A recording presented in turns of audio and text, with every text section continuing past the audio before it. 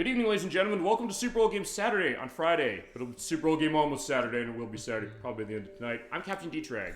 And I'm Gemini96. So good to see you again.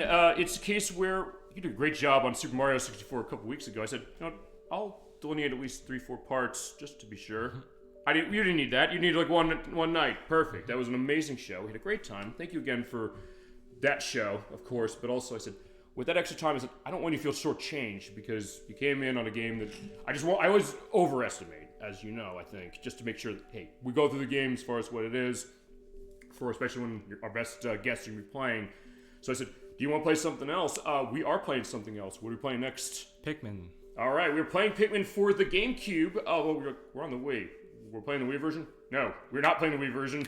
We're playing it on Gamecube. It came out on October 26th of 2001 in Japan, and for us it came out on December 3rd of 2001 in the US for Gamecube, and then Europe got the year after on June 14th.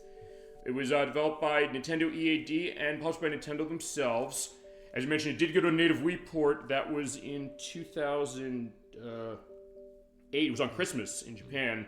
And then Europe got it in February of 2009, as did Australia, and then it was March 9th, 2009 for us.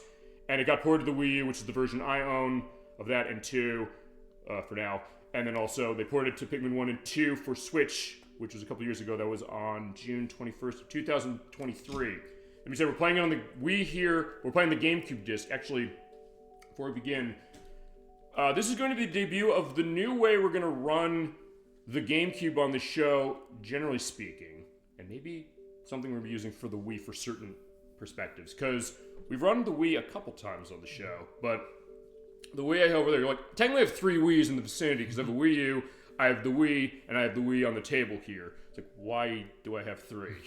Well, because the Wii I got it as a gift. Actually, it was a birthday gift in 2012, after I graduated from college. In which case, it was the Wii Sports and Wii Sports Resort bundle that I got, but that was at the time when Nintendo stopped having GameCube support onto the Wii, because the Wii when it came out was backwards compatible with everything for GameCube. Yeah. But later on it wasn't, and I said, well, we've done shows on GameCube, we run through S-Video as far as how it is. I don't have the component cables, and you don't either? No. By the way, the component cables go for over $200 now. They were very limited release. I don't know necessarily why. Hello everyone, hello Dolly Finn, so good to see you tonight for, I'm with Gemini96, we're playing Pikmin for the GameCube, but running on the Wii, a new Wii, which I bought for like $30, $40 online. I basically just bought the box, because I said, okay, I have component cables for Wii, and I have everything connects to it. All I really need is GameCube support, because there are a lot of games on this console that allow you to run it at progressive scan, if you have the cables right, and also because, as I told you before we started recording tonight, I bought this for the absolute wrong reason. Because I said, we're going to do Midway Arcade Treasures 3 for the GameCube in May for our compilation show.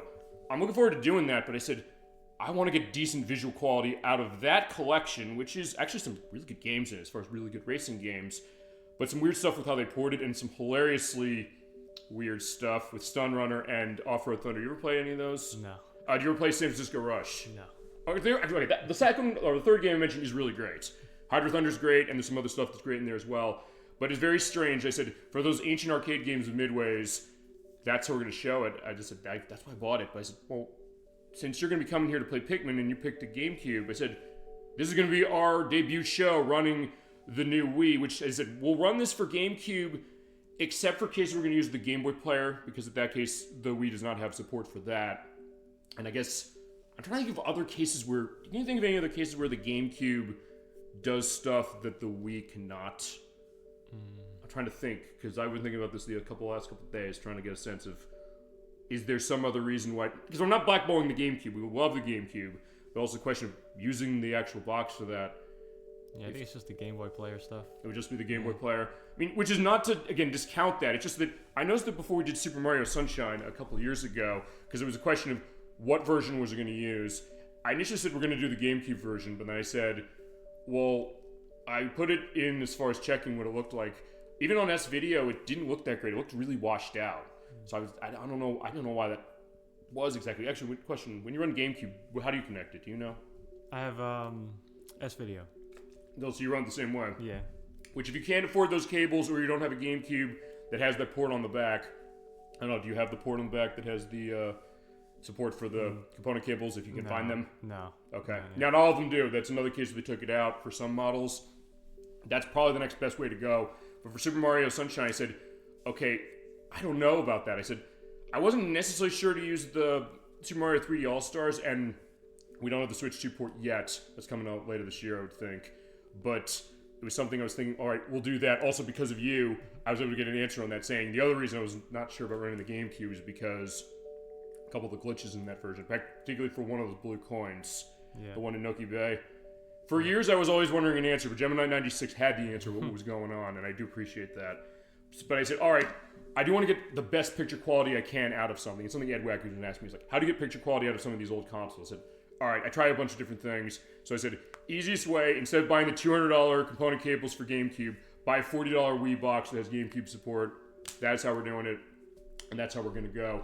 And after that spiel, we're going to have our one look at the Wii menu. This is what I got as far as what it came with. It came with all the old Me channels of Me channel, Check Me Out, the Wii Shop, Nintendo channel, Internet channel, News channel, Forecast channel, YouTube channel, Hulu Plus, rest in peace, Hulu. It is being bought or being folded into Disney Plus if it hasn't yet. Everybody votes, the Photo channel, and Amazon Instant Video and Netflix. But we're going to the GameCube channel. Also pointing out, since we're running this game in progressive scan because Pikmin does support it, it does not have support for widescreen. One thing to indicate is that we're running games on the GameCube that do have widescreen. I will be switching the output, I think switching the output to widescreen here, and then using the RetroTink 5X because I can force widescreen as far as that. That will play certain games for that, although it depends on the game because not everything supports it. In fact, one of the games I know you're going to do eventually, you and Ultra94T called this The Legend of Zelda Twilight Princess. You want to do it on the GameCube. For some reason, the GameCube version, it does have progressive scan support, but it's the only version of the game that does not have widescreen. Oh, okay. For some reason, the Wii has it. The Wii U version later has as well, but for some reason, the GameCube version did not. I don't know why that necessarily was, but even if it doesn't have widescreen support, that's fine, because a lot of games on this do have progressive scan support. Now, how it works, just to give you a little bit of an indication, if you have your GameCube, or in this case, a Wii with GameCube support, set up with component cables like we do, you get the game started, you hear the nice GameCube sound for that. And when I hit that start button over there, Gemini96, if you would please hold down the B button. Yep. Basically, you do this anytime you boot up something for GameCube, doing this on a game that supports it. Or if you don't know, basically just hold that button anytime you boot something up. And keep holding the button until it says, hey, is it going to have progressive scan support? As we're going to get into Pikmin, I'm looking forward to seeing how this goes, because he's an expert. Beep, beep. There you go. Would you like to display in progressive scan mode? Yes, we will. So we are set, going through the best picture quality we can for, actually, when you think about it, I guess one of the earliest cases on GameCube where Nintendo had kind of a bit of original property to themselves, sort of, because we had Luigi's Mansion, that was new, but it was with Luigi and characters we knew. There was Waverly Blue Storm, which launched with the console, that was based on the Game Boy and Nintendo 64 games. Super Smash Bros. Melee came out around the same time this did. There's Star Wars Rogue Squadron 2, but at the time it was also something where, what was the next big thing as far as something new? What could the GameCube do? Pikmin was the game that showed that. And it's a real-time strategy game, just to get into that to start. I think it's the first one we've played live on the show. We did demo, what was it? We demoed, What was the hope? we demoed that as far as off screen. I meant to say we demoed remake of Dactyrazer off screen as far as how it was. We're gonna get to Forest of Hope, I cannot wait to get to that one. But yeah, that was kind of what they were doing, saying real-time strategy game. But it's also kind of a puzzle game. It's also kind of, how else would you describe this? Yeah, it's, I just say real-time strategy, kind of, just a little bit of action. Yeah. And it is definitely something unique, and something that was kind of noticed as being unique, because when it came out, it did win the 2002 Innovation in Console Games Award from the Academy of Interactive Arts and Sciences, and also won that Interactivity Award from the BAFTAs in 2002. And it was kind of the brainchild of Shigeru Miyamoto, who published it. His attitude was, well, he noticed when he was doing gardening, because he took that up over years, and he said, hey, I saw like ants marching along carrying things. He kind of was fascinated by that. And oftentimes he said this. He said, I'll be inspired by certain things I'll see when it comes to some of the games that I'll be involved with or design or produce. Because he produced this game. He said, he kind of wondered, what can we do on that? So he's talking with the director of this game, that being Shigefume Hino. He directed Super Mario World 2 Yoshi's Island, which you're currently playing. He also designed Yoshi, as far as the character. And he also designed Super Mario Bros. Wonder, or did design on that, as well as Super Mario Maker 2. And also co-directing was Masamichi Abe, who directed Tekken 2 and 3 from Namco, the fighting games. As well as Tennis Snowboarding for Nintendo 64, Metro Prime Hunters on DS, and did writing support for Metro Prime Federation Force on 3DS. They're saying, what can we do as far as the setup? And the setup of this is, well, I'll let you get into it as far as the plot, as far as what do we do and what's going on our ship's log. Alright, so got some files here. We're going to start a brand new one here. Okay. And we'll take off. Okay. Right, yeah, feel free to go into what's going on here and also your experience, because this is his baby. He loves this game. I love this game too, as far as it, and I initially played it on the Gamecube myself. I'm borrowing it from a friend. I don't know, what's your story on this one? Yeah, so this game, yeah, I played this, I must have been maybe 10 years old or so. Mm-hmm. And, yeah, it's just I really like the atmosphere of this game. It's, I think out of the whole series, this is my favorite, just because of this isolated kind of atmosphere you're trying to survive. Right. And it's just a really cool premise. Yeah, and something unique. Maybe we didn't see a whole lot out of Nintendo, and I guess I'll leave it to Nintendo to say that we're going to take maybe one of the most, I guess, potentially, I don't know, threatening is the right word, I guess maybe daunting genres of real-time strategy games. Bring it to the masses in a way that satisfies people who've never played something like this before, but also, I guess, then gets there to people who played these games all their life. I don't know, what's your experience with real-time strategy games, period, outside of this? This is really the only one. It's this one? Yeah. In my case, it's mostly Age of Empires as far as the Microsoft franchise, which I love that. But in this case, we have our main character. We have Captain Alamar. Yeah, he crash-landed on this planet, or he got hit by the meteor and crash-landed on this planet. He is 1 foot in size, so the game says. But, yeah, there is his ship. Yeah. My name is Captain Alamar. While traveling through space, my ship was struck by a meteor. Must have blacked out, and I awoke on the surface of a weird planet. So many parts lost, the skeleton hold my beloved dolphin is a painful sight. The engine is gone, I'm stranded. Boy. Yeah, the dolphin, of course, being named after the codename of the Gamecube when it was first announced. Yeah. And so here on this planet, we have high levels of poisonous oxygen. Uh-oh. My support system can function for only 30 days. We have to repair our ship in that time. Yeah, otherwise we're gonna die. So I get what you're saying it's maybe a little darker. Even though it is still cute, you're seeing this little character walking around as far as what's going on.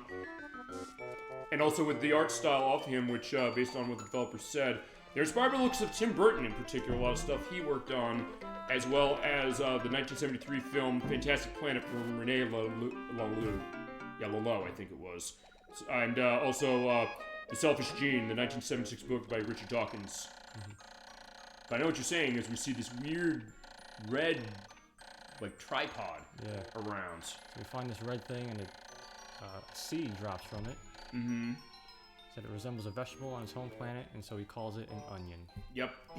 One thing about Alamar, he doesn't know what he's doing as far as this planet or what it's like, but he says okay, I guess like anybody would, you kind of retreat to what you know and say that, okay, I gotta come up with something for this, so, okay, it looks like an onion, and we're also seeing a little flower. Alright, so something sprouts. Mm-hmm. The seed of the onion dropped took root in the soil and is now produced an adorable little sprout. It emits a strange light and it sways back and forth without benefit of wind. I can't help but think it is calling to me. I'm compelled. I must approach it and press A. Mm-hmm. And they do give you the look of the nice GameCube controller as far as this. And they also changed that for the other versions if you're playing on that. But there we go. We have... yeah, this little red guy. There we go. So we pluck the sprout. Turns out to be a living creature, not a plant. Has done no visible damage, it just stands there staring at me. Mm-hmm. Shape is similar to the Pikmin brand carrots, and so he calls it a Pikmin. There you go. So that is where the name came from as far as that, although actually I guess when it came to how they named the game, I think it took down as far as what they're saying, what it came from, somewhere. I'll find it. But yeah, with the way this planet is set, it's like, hey, maybe he can help. And there's our other controls. If you were to explain how the controls work, because since I've been practicing with the Wii version, I don't remember how it works on the GameCube, and it's been a while since I played it on this. Yeah, so we got our Pikmin here. You can throw him with A, call him back to you with B with the whistle. X disbands all the Pikmin in your group. Mm-hmm. your map there. And then the C-stick is basically, because I was playing around with this on the Wii, the case is that you basically use that to kind of get them towards, because we're going to go over by that flower over there, basically you're able to kind of get them running over by that area when you point it, is that right? Yeah. And you'll see that more clearly when you have a bigger swarm of them following us. Right, maybe it's me, but we'll get to this as we go. First off, I think this game looks aliased as anything for some reason on the Wii. It seems like it's zoomed in on the Wii. They do 16:9 native for it, but I don't know if maybe they got the vertical aspect of that wrong. I mean, there is the one thing that the Wii has there where the text box is sort of cut off at the bottom, sort of, a little bit, as far as it being, like, you can say the I guess the yellow or the green at the bottom, slightly, but even then, it doesn't, it looks better than it does as far as the Wii. I don't know why that is, and I'll ask you, yeah, you're picking more of these Pikmin. Yeah, so right now we're harvesting some pellets to grow some more Pikmin. That's what the little things with the numbers are called. I didn't know what they were called. Okay. Also trying to get a sense as far as this, because I know I took down, or I thought I took down. Yeah, I know that's as far as what they had as the name for him, but I'm trying to remember what the dev said. And also going to the other idea, like, where did this game from? Right, okay. The name comes from the Japanese word of ipiki. And their perspective is saying the idea of, like, carrying and the way that gameplay was going. Because that's kind of what they're saying with this thing, saying that they, honestly, when they're developing this, said, we don't know what this game is going to look like. They kind of playing around with some ideas, but when they were doing, like, tech demos and things for it, they said, when they saw them carrying things like the little pellets there, they said, we got it. And actually, when this was, what this actually came from, and Shigeru Miyamoto did indicate this. Did you ever see the tech demo of Super Mario 128? Oh, yeah. Yeah, it was one of the tech demos they showed at Space World 2000 when they unveiled the GameCube, called it GameCube, after it was known as the Nintendo Dolphin for a while. It was one game that did come to fruition from that. There were other ones that didn't. Like, I know they had, I don't remember Meowth's party. The idea, like, Meowth is in front of a group of Pokemon playing music and singing. That didn't really come of much. This one did, because they said, we want to show the horsepower of the GameCube running under the Gecko IBM chip, as far as how its power is going. And they said, well, let's have 128 Marios on screen doing stuff. And then Shigeru Miyamoto said years later, what came of that? Did Super Mario Sunshine get realizing that? Like, you technically played this game already, and it was called this. It was Pikmin. They said, this is the idea of, like, what we're going to do as far as have the horsepower to have as many creatures on screen as it does, and also hold frame rate well. It's a lock 30 FPS. I don't think there's any drops that I notice in any version, but especially for early on the GameCube. Definitely impressive. And also looks really nice as you're getting 10 of those to push the... Yes. What kind of box is that? Cardboard box. For some reason it looks like a Crayola crayon box, but that's the sequel. The sequel gets to that because the product placement like crazy on that one, and we're going to play a version that has it, which is everything with the Switch, so we're on a GameCube on that one.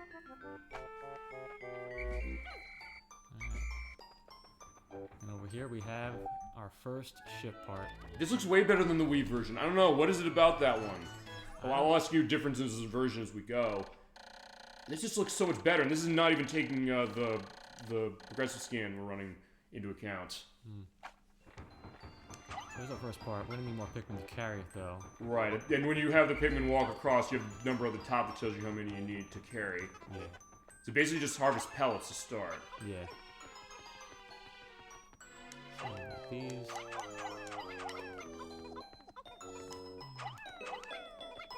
Also, in a sense, I guess the choice is yours about how you want to harvest. How do you tend to harvest stuff in this game as far as running the Pikmin you run, as far as how many you've got? Especially considering that each of them take a number of Pikmin different to carry. Yeah, usually in the early days, I'll just try to like sprout as many as I can, and then so that I have like a good reserve for the rest of the game. Okay. So in a way, not dissimilar to other RTSs in the sense of it's kind of about managing your resources, but a different way of managing your resources. Usually in other games like I mentioned Age of Empires, do stuff like Warcraft or Starcraft, or the first RTS I ever played, which was Deadlocked on the PC, which is by Accolade, which has a Steam port. I don't know it did. But the idea is that you have villagers who are doing stuff around to get, I don't know, wood or gold or food or something like that, depending on the game, or energy, depending on what you're playing. But in this case, I guess you're getting Pikmin ready, and basically getting those pellets to bring it back, so then you kind of are able to have more to do other tasks quicker. Yeah. Alright, so now we have 25, and that is the most you can have on day 1. Okay. So the only other thing we can do now is collect the engine. Okay. You can also like check the part to get some more dialogue. So Right, this is the main engine. Pure luck that I found this piece first. With this I can at least lift off. So Mm. luckily this was here in this area so that we can Yep. at least lift off somewhat to get to the other areas. Mm-hmm.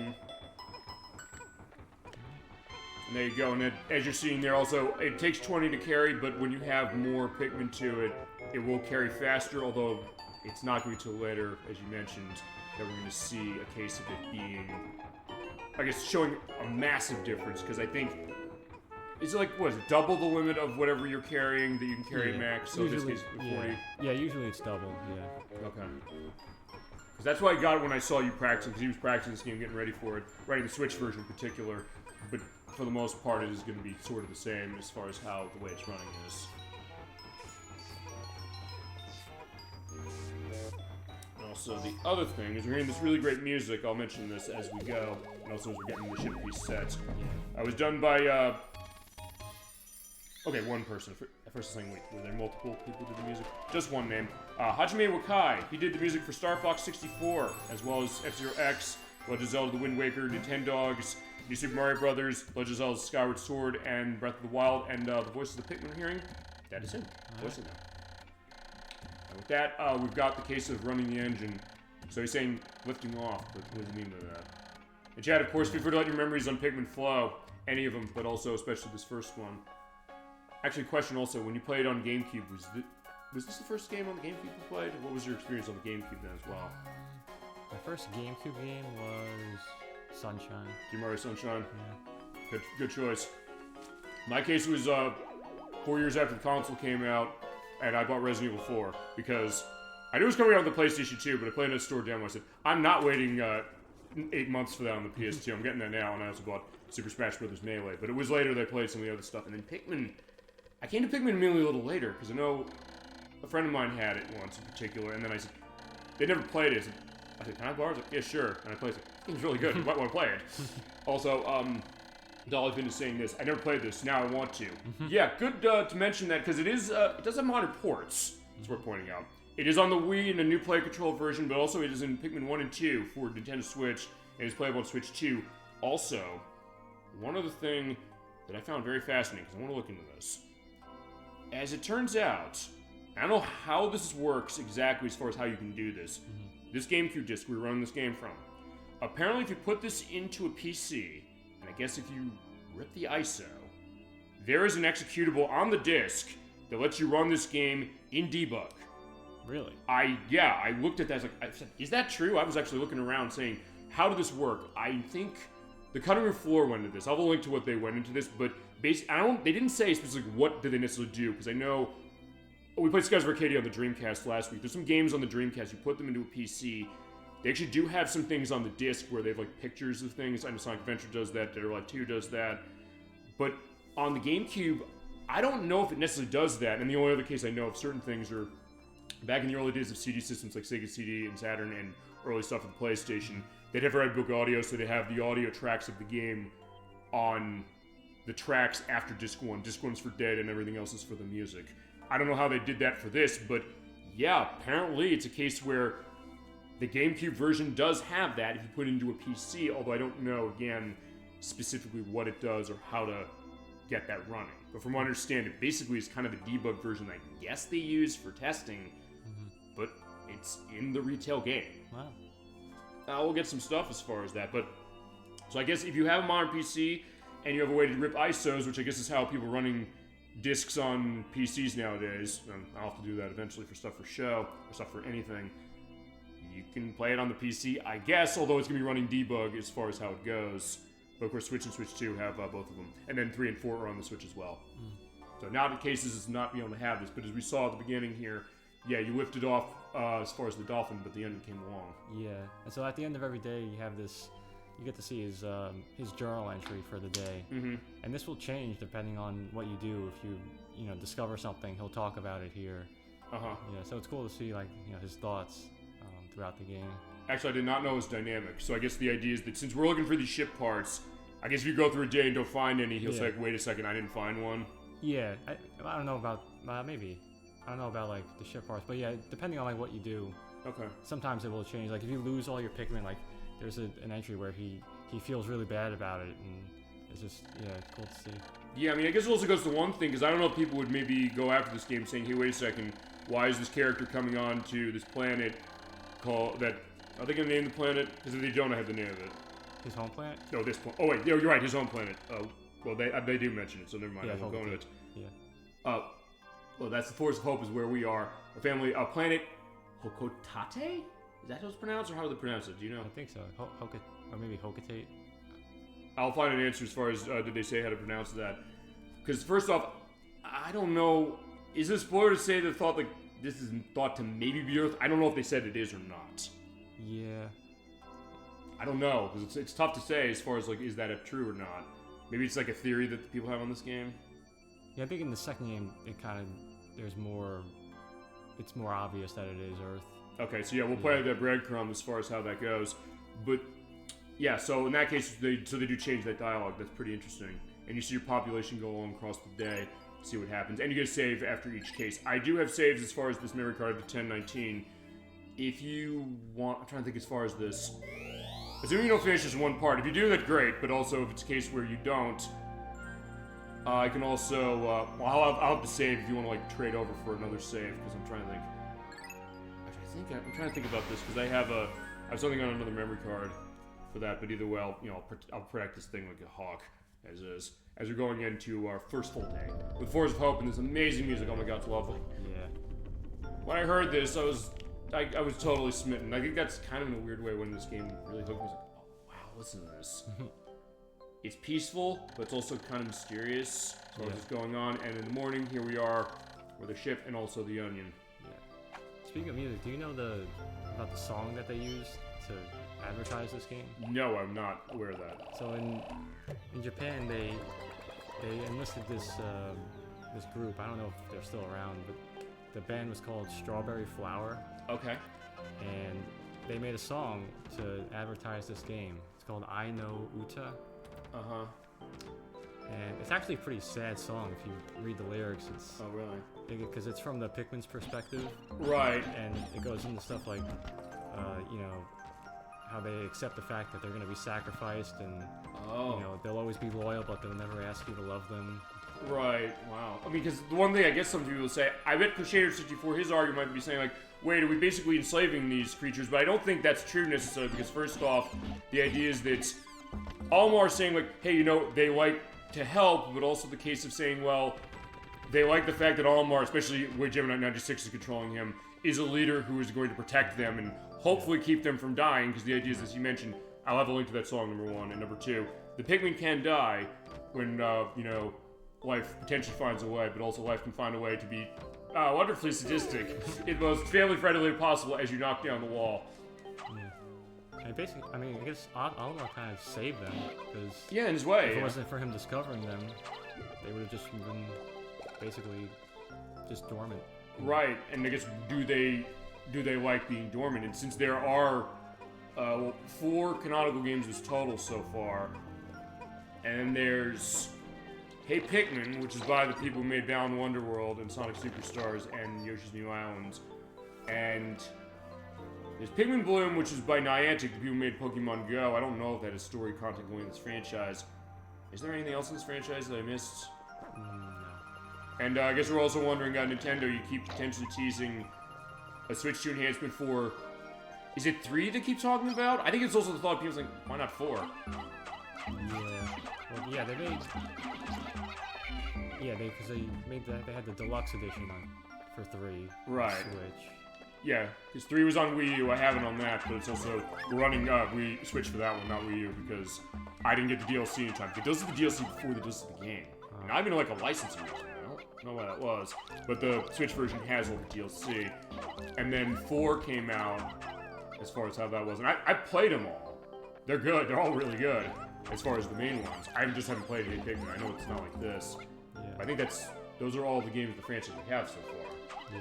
But something where people I know really love this, although again, it's almost like you with Earthbound. It's one of those things where I've said this before, in fact, when we did one of the Switch 2 Chronicles shows, the off-screen stuff, I demoed Final Fantasy VIII briefly, and one of the things I said, Gemini 96, he's going to own that one as well as Final Fantasy 6 and 10 in particular on his list, but also the question of saying, well, when he knows a game, he knows a game. That's really anybody. The idea that love shows through as far as, especially something like this, where I guess when you have a game like this, speaks to you. And I completely get that as far as this, even just of what I've played of this, and all the other ones. And it is something, when you think about it, very unique. You might not think that when Nintendo was going out and attacking the... These are the Dwarf Bulborbs. Dwarf Bulborbs, they're little angry creatures. Yeah, they can eat the Pikmin. Oh, no, we killed them. Right, I forgot. And by the way, we're harvesting the corpses. Yeah, these guys, they can eat Pikmin. They're very slow, though. So if you kill them before they swallow, you can save the Pikmin. So I guess the Pikmin are pretty resilient there. Yeah. They can get chewed on, but as long as they don't get swallowed, they'll be fine. That's true. And you know how to do that. I was doing the audio check earlier today. Trying to get the numbers on, again, the Wii version, because I don't have the GameCube with the Switch one yet. It was me just constantly getting eaten in the front, saying, okay, I know he does it better, number one, and number two, the question of the controls on the Wii, as far as it... I'm not against the idea that the motion controls, but I don't know, maybe it's just me. It seems like... Fine, speak your piece whenever you want to on the Wii game and also on the Switch game as far as what you think on all of them. Yeah, they're all good versions. I just prefer this one for a few mechanical reasons. The first one, when you have a large group of Pikmin, so now if you just stand here and you repeatedly press A, you see how the Pikmin may have to kind of line up behind you, and then he picks them up and throws them. So now, if you use the C-stick to kind of swarm them around Olimar, you can throw much faster. I was just saying, it felt like I was throwing in slow motion on the Wii. I don't know if the Wii version has an option for that. You see how fast I threw them there? So basically, if you use the C-stick to just, like, immediately move the next Pikmin to Olimar, he throws them immediately instead of having to wait for them to line up like this. Okay. So that's one reason. You can do that somewhat in the Switch version. It's a bit more difficult though because you have to like hold the L button to activate the swarming mechanic. Otherwise the right stick just controls the camera. Right, because that was the other thing I also asked, because last month when you did Super Mario 64 and you said, okay, this is going to be your next game, you said, which version are you going to do? I said it was between GameCube and Switch. And one thing I was curious about, I asked you this, I said, do you want to check this? It was, as you're harvesting... some nectar. Nectar. And so this nectar here will convert the Pikmin sprouts to flowers. So they start off as leaves, and this promotes them to flowers. Okay. So now the benefit of them having flowers is they are faster. So now if I call them here, now they are pretty much just keeping up with me instead of falling behind. See that one little leaf there is falling behind? Good show as far as that. And there is a bud stage. If you leave them in the ground long enough, they will come out as flowers. Eventually bloom into buds and then flowers. Okay. And you can actually get, that's how you can get flowers on the first day. If you just leave them in the ground. Do you tend to play that way? No, I usually just pluck them in, because it's so easy to get, nectar, from day 2 onward. There's a lot of different ways you can get it. Because I saw it was in the grass, but I think it's sometimes just lying around, or how do you get it usually? Yeah, there's the tall grass there. There's some rocks you can break to get nectar. Sometimes there's this little ghost-looking thing called a honey wisp that will appear, and if you throw a Pikmin at it, it'll drop some honey. And you have to be kind of careful when you use it, because here's he's talking about noon, so we're halfway through the day here. Yeah, and you can see the sun at the top of the screen. Camera. Okay, well, L is rotating the camera. Yeah, L rotates, R zooms in and out, and Z gives you a top-down perspective. It seems like it's more dynamic as far as being able to adjust it than, again, the Wii game. Not to totally shit on the Wii game, but it's also something where... First off, I see as you destroyed that Bulborb. Yeah, the Bulborbs, if you have a good group of Pikmin, like at least 70, and you just kind of swarm them from behind, you can pretty much just take them out before they even have a chance to wake up. And again, we're harvesting their corpses from our Pikmin. It's so innocent and but not really. Yeah. And I love it. But the thing also, because we were asking like, what version as far as what we're doing, because one thing you're saying as far as the way this controls on the GameCube and why you prefer it is, I had a question which was, as far as other games from GameCube that are on the system that are not through like Switch Online, one of the other games that is, aside from Super Mario Sunshine with that 3D All-Stars collection, is Metroid Prime Remastered. And my question was, is it like those other two where you could put the GameCube controller in and it maps it button for button? But the answer for this one is no, because you mentioned they put the camera on the right analog stick, so it does change how some of the control methods go if you put the GameCube controller into Switch. Yeah. It's basically the default to whatever the game is, but as far as Metroid Prime, I know Metroid Prime gave you the option to basically play the GameCube controls button for button, and they also sort of did that as a, Jesus Christ. Yeah, they're not living long, but that's good because you do want to be careful. You don't want to do what I usually do, which is run right in front of them. Alright, so over here we have another onion. This is a yellow one. Right. So just like with the red one, we wake it up, and it gives us one sprout, one seedling. Okay. Because we are going to see new color Pikmin as far as this one. In the later games, it'll also have different ones on top of this. And we'll see soon enough what the yellow ones do, because I know... Of what I do know is that, yeah, when you pick the yellow ones, they're different color, but they also have different properties for different things. Yeah. So these ones have ears. Mm-hmm. Color is different, but it seems to be a Pikmin nonetheless. Looks like it may weigh less than the others. One other ways might it be different from the red Pikmin. No matter, they are obviously quite similar. So I shall call this one a Pikmin as well. Mm-hmm. Alright, so now the yellow Pikmin, being lighter, they can be thrown higher. Yeah, there you go. And in addition to that, the yellow Pikmin also carry these bomb rocks. Right, and I think you said this is also part of the reason we made you decide to pick a GameCube for this one over Switch. Am I right about that? Yeah, so the way the bomb rocks work in this game, so if you throw a yellow Pikmin with a bomb rock at something that like requires a bomb rock, like this wall here, they'll automatically lay it down.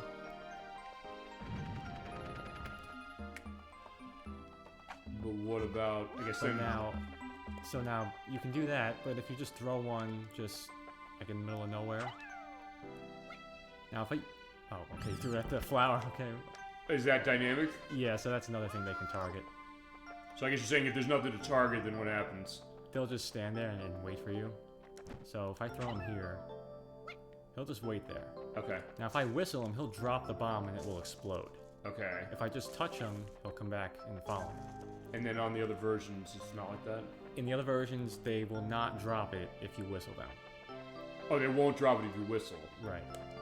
And that makes the final boss a much different fight in the other versions. It's much more difficult in the Switch and the Wii versions. Okay. I guess I'll get into that when we get to that fight. Yeah, whenever you want, no question. But yeah, that's one of the reasons. It's not that much more difficult, but I just prefer the way that they work in this game, because you can kind of have more control over them. Like for instance, you can just throw a whole bunch at once, and then whistle them to just have them all explode at the same time. Right. Like I could just throw these two here, and then they just drop them automatically. Okay. I mean, there's something to be said, I guess, about that idea of saying, hey, what's the preference of version, but also, we played, as I mentioned last week, we did a preview program, or a scoping session. I mean, it's a preview program, but that's the terminology for it, for Skies of Arcadia. I have it on the Dreamcast, but it's also something that, it's on the GameCube, unfortunately costs a lot of money. I'm still begging for a re-release of that one, but also the case that it looks and sounds better on the GameCube, or no, on the Wii. No, it's not on the Wii, unless you play it through this. I meant the Dreamcast. It looks better because of the fact that, well, it has a lot of flashing light warnings as we showed, but also the case that when they put it to the GameCube, they then toned down the graphics to accommodate that, but it made it look a little worse, and they compressed the music compared to what on the Dreamcast was on 2 discs as opposed to the GameCube was 1. But then there's more content in the GameCube version as far as extra missions and things you do. So it's not necessarily an easy discussion. So you're saying, hey, changing dynamics of version. So that is something to take into consideration, but I guess it's also something to think about saying, this is the first one we got. This is how many, many people played this to start, and it is, as far as I can tell, I guess still the best-selling version, although you believe it or not, I couldn't find sales data on Pikmin 1 and 2. I don't know why, even though it came out only a couple of years ago, and sales data is a lot easier to ascertain nowadays. But the GameCube version sold 1.6 million units. It is the player's choice on this console. The Wii game sold 640,000 units. And it wasn't necessarily that late in the system's life compared to when Pikmin 2 came out, because on the Wii, Pikmin 2, it was in Japan only initially. And it wasn't actually until I think they did the Nintendo Selects line. It only has a like a budget line release in this country. But in Japan, it did not. And also in Japan, they also got a version of Chibi Robo for Wii and Wii guys. But with Pikmin 2, they did eventually bring it over, but it was way after. I think it was like 2000. Well, I think it was after the Wii U came out. I was looking for Pikmin 3 came out. In that case, you're killing These are the shear grubs. sheer grubs. The males are the purple ones. They can eat Pikmin, and the females here, they will not bother you. Okay, but they still need to die. Yeah. It's survival of the fittest, It's I guess. survival. We need them to harvest more Pikmin. Yeah, this is one of those games we were showing Christian 64 this, because I think he'd sort of kind of played this, but also saying, when you control a game and show that, you show it to the degree that you know, because of course it's a game you love, as does anybody. Whether he's showing something like Shadow Hearts, or whatever it might be when Act gets to Splatoon, like when he's showing Splatoon to us.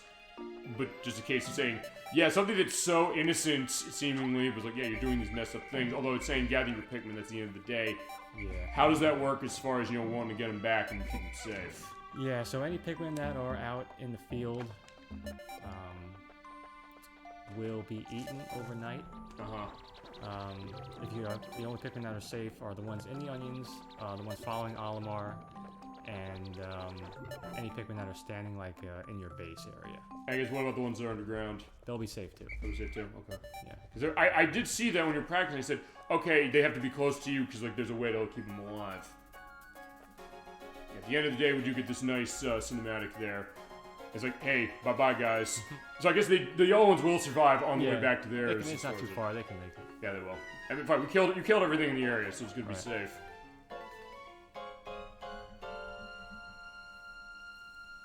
There you go. A very productive day. So actually, it is one of those cases where it's running on a day-night cycle. And something. Oh yeah, because there they come again. I guess they're alive again. Yeah. And if you do leave any behind, you'll see it in that cutscene there. You'll see the poor Pikmin running for their lives. Alright. Radar, that's on Y button. That helps locate pieces. Yeah. In order to activate that, we need to collect that that part that I started to bring back at the end of the day.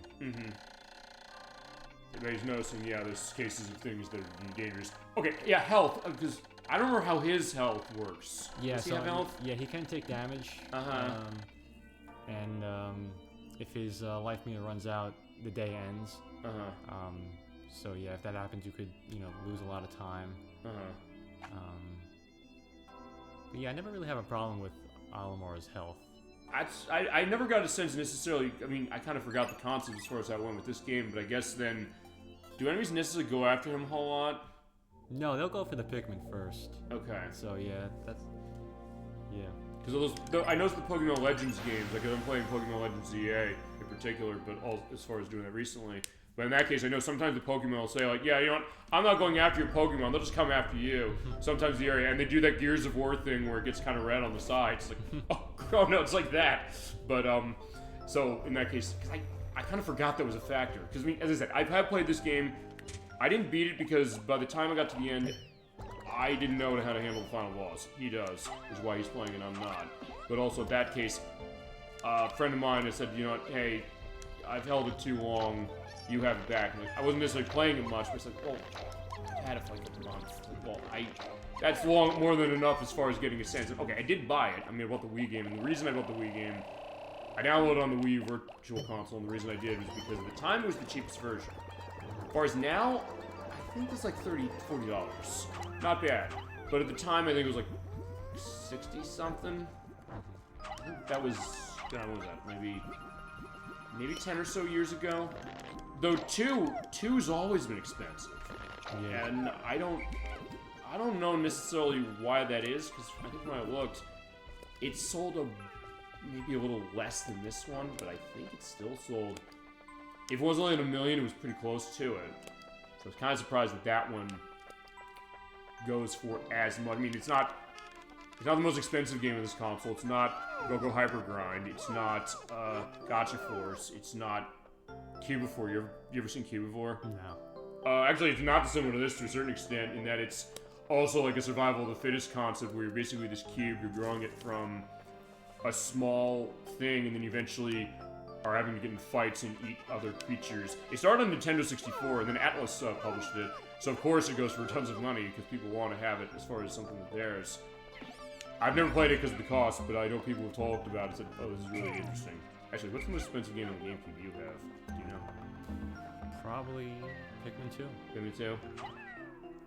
Yeah, for me, I have the Pokemon games, Pokemon XD and Coliseum. I'm shocked Coliseum costs as much as it does, because I know that sold over 1 million. XD, I know that was a late one. And then Eternal Darkness. Eternal Darkness went up massively. I bought that for $20, like 20 years ago. And I think a couple years ago I saw it was like $200. I couldn't believe that went up that massively, as far as that.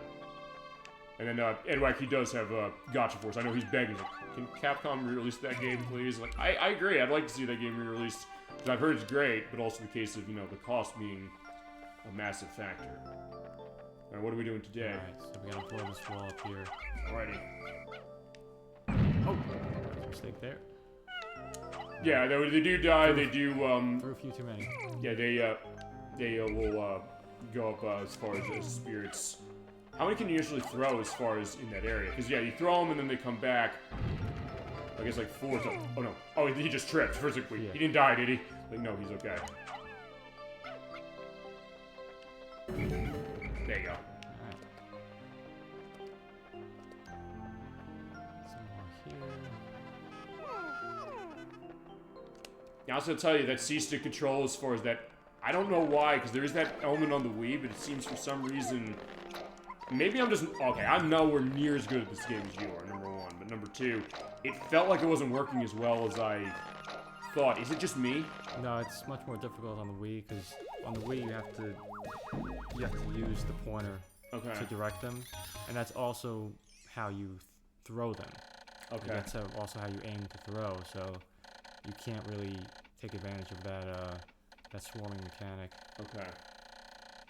Yeah, because I was kind of questioning that. Actually, what's your experience also then thinking about this as you go along with any of the new play control ports on Wii? Is it just Pikmin for you, or are there other ones you played? Yeah, just Pikmin. Okay. Actually, the only ones that are the Pikmin games. The only other one I've played is... They had this store demo where they had Mario Power Tennis.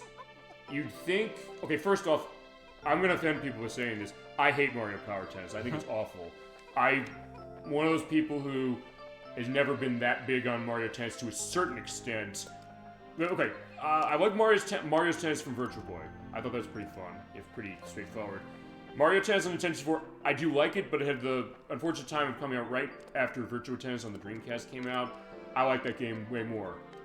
That being said, I did play the Game Boy Color Mario Tennis. I think that's actually way better. And I remember also you, as Crocheter 64 said, salting the earth at the beginning of the game, which is amazing.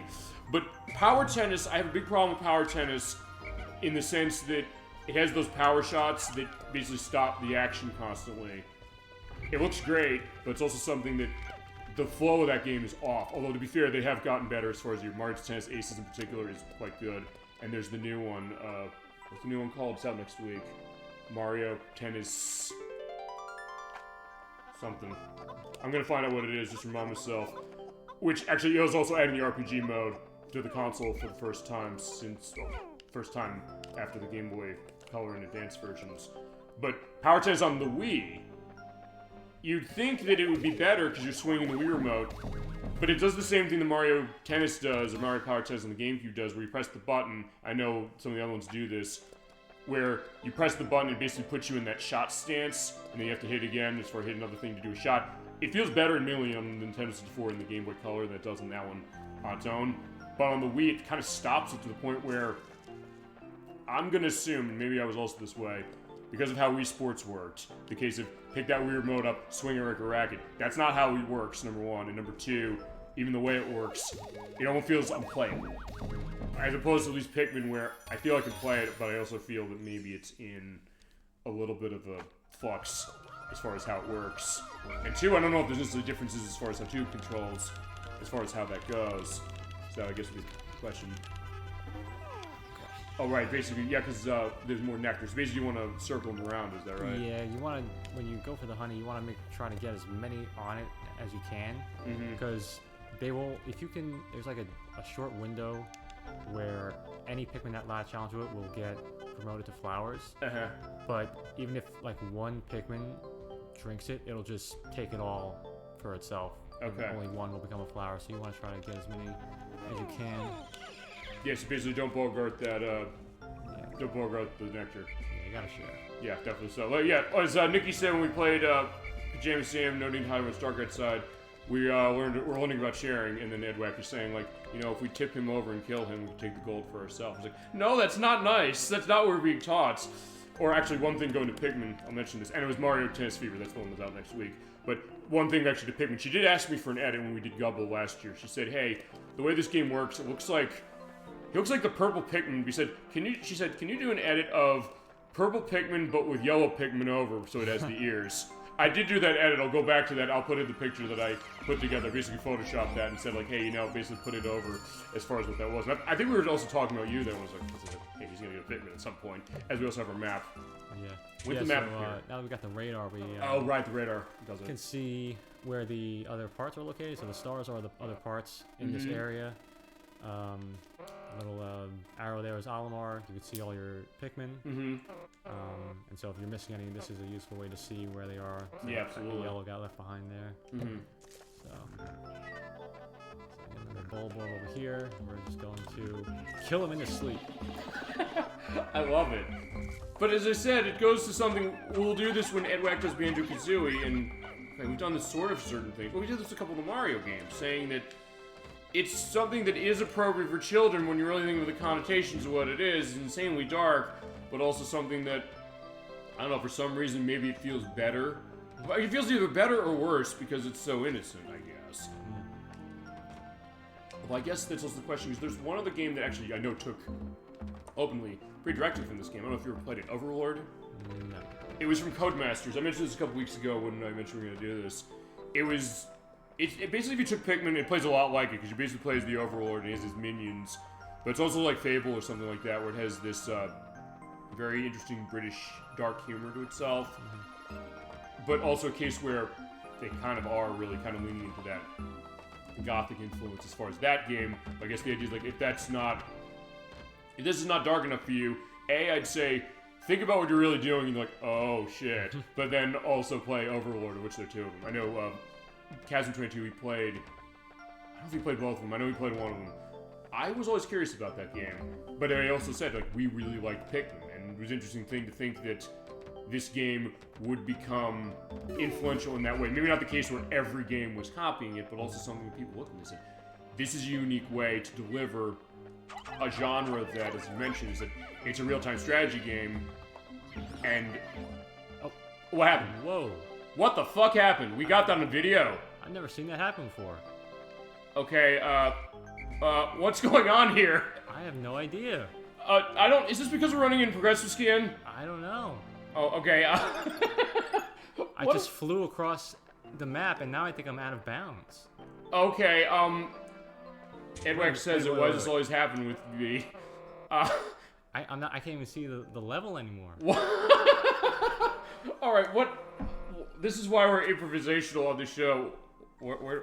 I guess we have to sit here and wait. I mean, this game does have some glitches where, like, Pikmin can get pushed out of bounds, where, like, if you swarm a large enemy, sometimes they get pushed through the ground and you can lose them. Okay. But in all my years, I've never seen anything like this. This is why we do the show, ladies and gentlemen, but also the case that either I'm like the lucky charm or the unlucky charm. Well, there you are. Wait a minute. Yeah, how are you gonna get out? Okay, you glitched Earthbound intentionally. You know how to do that one, so you can do this. I believe in him. Wait a minute, can I? Okay, what do we... Okay, we gotta see what's going on here. This is fascinating. I think that red arrow points to your ship. Okay, so maybe you can get back to the dolphin from here. This is amazing. This alone has been, worth the show, I guess? But I'll say, if it does get a case where he says, like, hey... Okay, I think he'll still beat this... Okay, there's a whistle. He's whistling something. Okay, there he is. Okay, so alright, so do not adjust your set, ladies and gentlemen. This is something that is happening. In all the years you've been playing this, you've never seen this. If you ever played it on the Wii or the Switch, does it do this? Can you do this? I'm gonna look back on the footage. I'm gonna say, how the hell did this happen? This is also gonna have to be... Actually, Edwack... Okay, you got Pikmin. My numbers, they must be harvesting the bulbs I killed. Okay. So, because Edwack did say... He thinks we should do a glitch compilation. What was that? Okay, that noise. That's the zoom. Oh, that's the zoom, okay. Yeah, wait. Like, I'm zooming all the way out. I can't even see the level. Okay. Like, zoom in, then you see Olimar's thing there. Okay, Dolphin, you've never played this game. Have you ever heard of this? You know what? I don't know. Should I see if this has been ever... I just, like, walked, like, near the wall, and you just... Clipped through? Yeah. I know we did that with Earthbound, but that's also a different kind of game. And there, well, we do have Olimar. Let's see, hang on. Is there anybody who knows about this? Is this also one of those cases where I say this all the time? First off, we plan the show, I swear to God. And second off, when we have something like this go on, maybe we run into... Okay, we can do that. We can also say, hey, we'll go do that. Let's see. Okay, hang on. Okay, so I found something online. Glitch, it's from Pikipedia. I'm gonna link to this. Let's see. Counter glitch. Okay, tell me if any of these sound familiar. Yeah, the counter glitch, that's when Pikmin can get pushed through the ground, I think. Okay. Yeah. Crushing glitch. Yeah, or in the Wii version, sometimes the counter will be off by a few. Like Okay. if you have like 50 following you, it might say like 51 or something. No way to do this on purpose. Crushing glitch. Yeah, that's when Pikmin can get crushed by large enemies and get like pushed out of bounds. Okay. What about the drowning reset? Oh, my number's going down now. Oh, they're dying somehow. This is fascinating. Okay, so drowning reset. Does that sound familiar? Drowning reset. It says it causes non-blue Pikmin to remain drowning indefinitely without them dying. Okay, never heard that one before. High ledge trick. Beer glitch. Or Libra glitch. Object nudging. Flame move objects can only move with Pikmin. Okay, here we go. Riding on enemies and going out of bounds. Let's see. Ride on top of a large enemy and go out of bounds this way.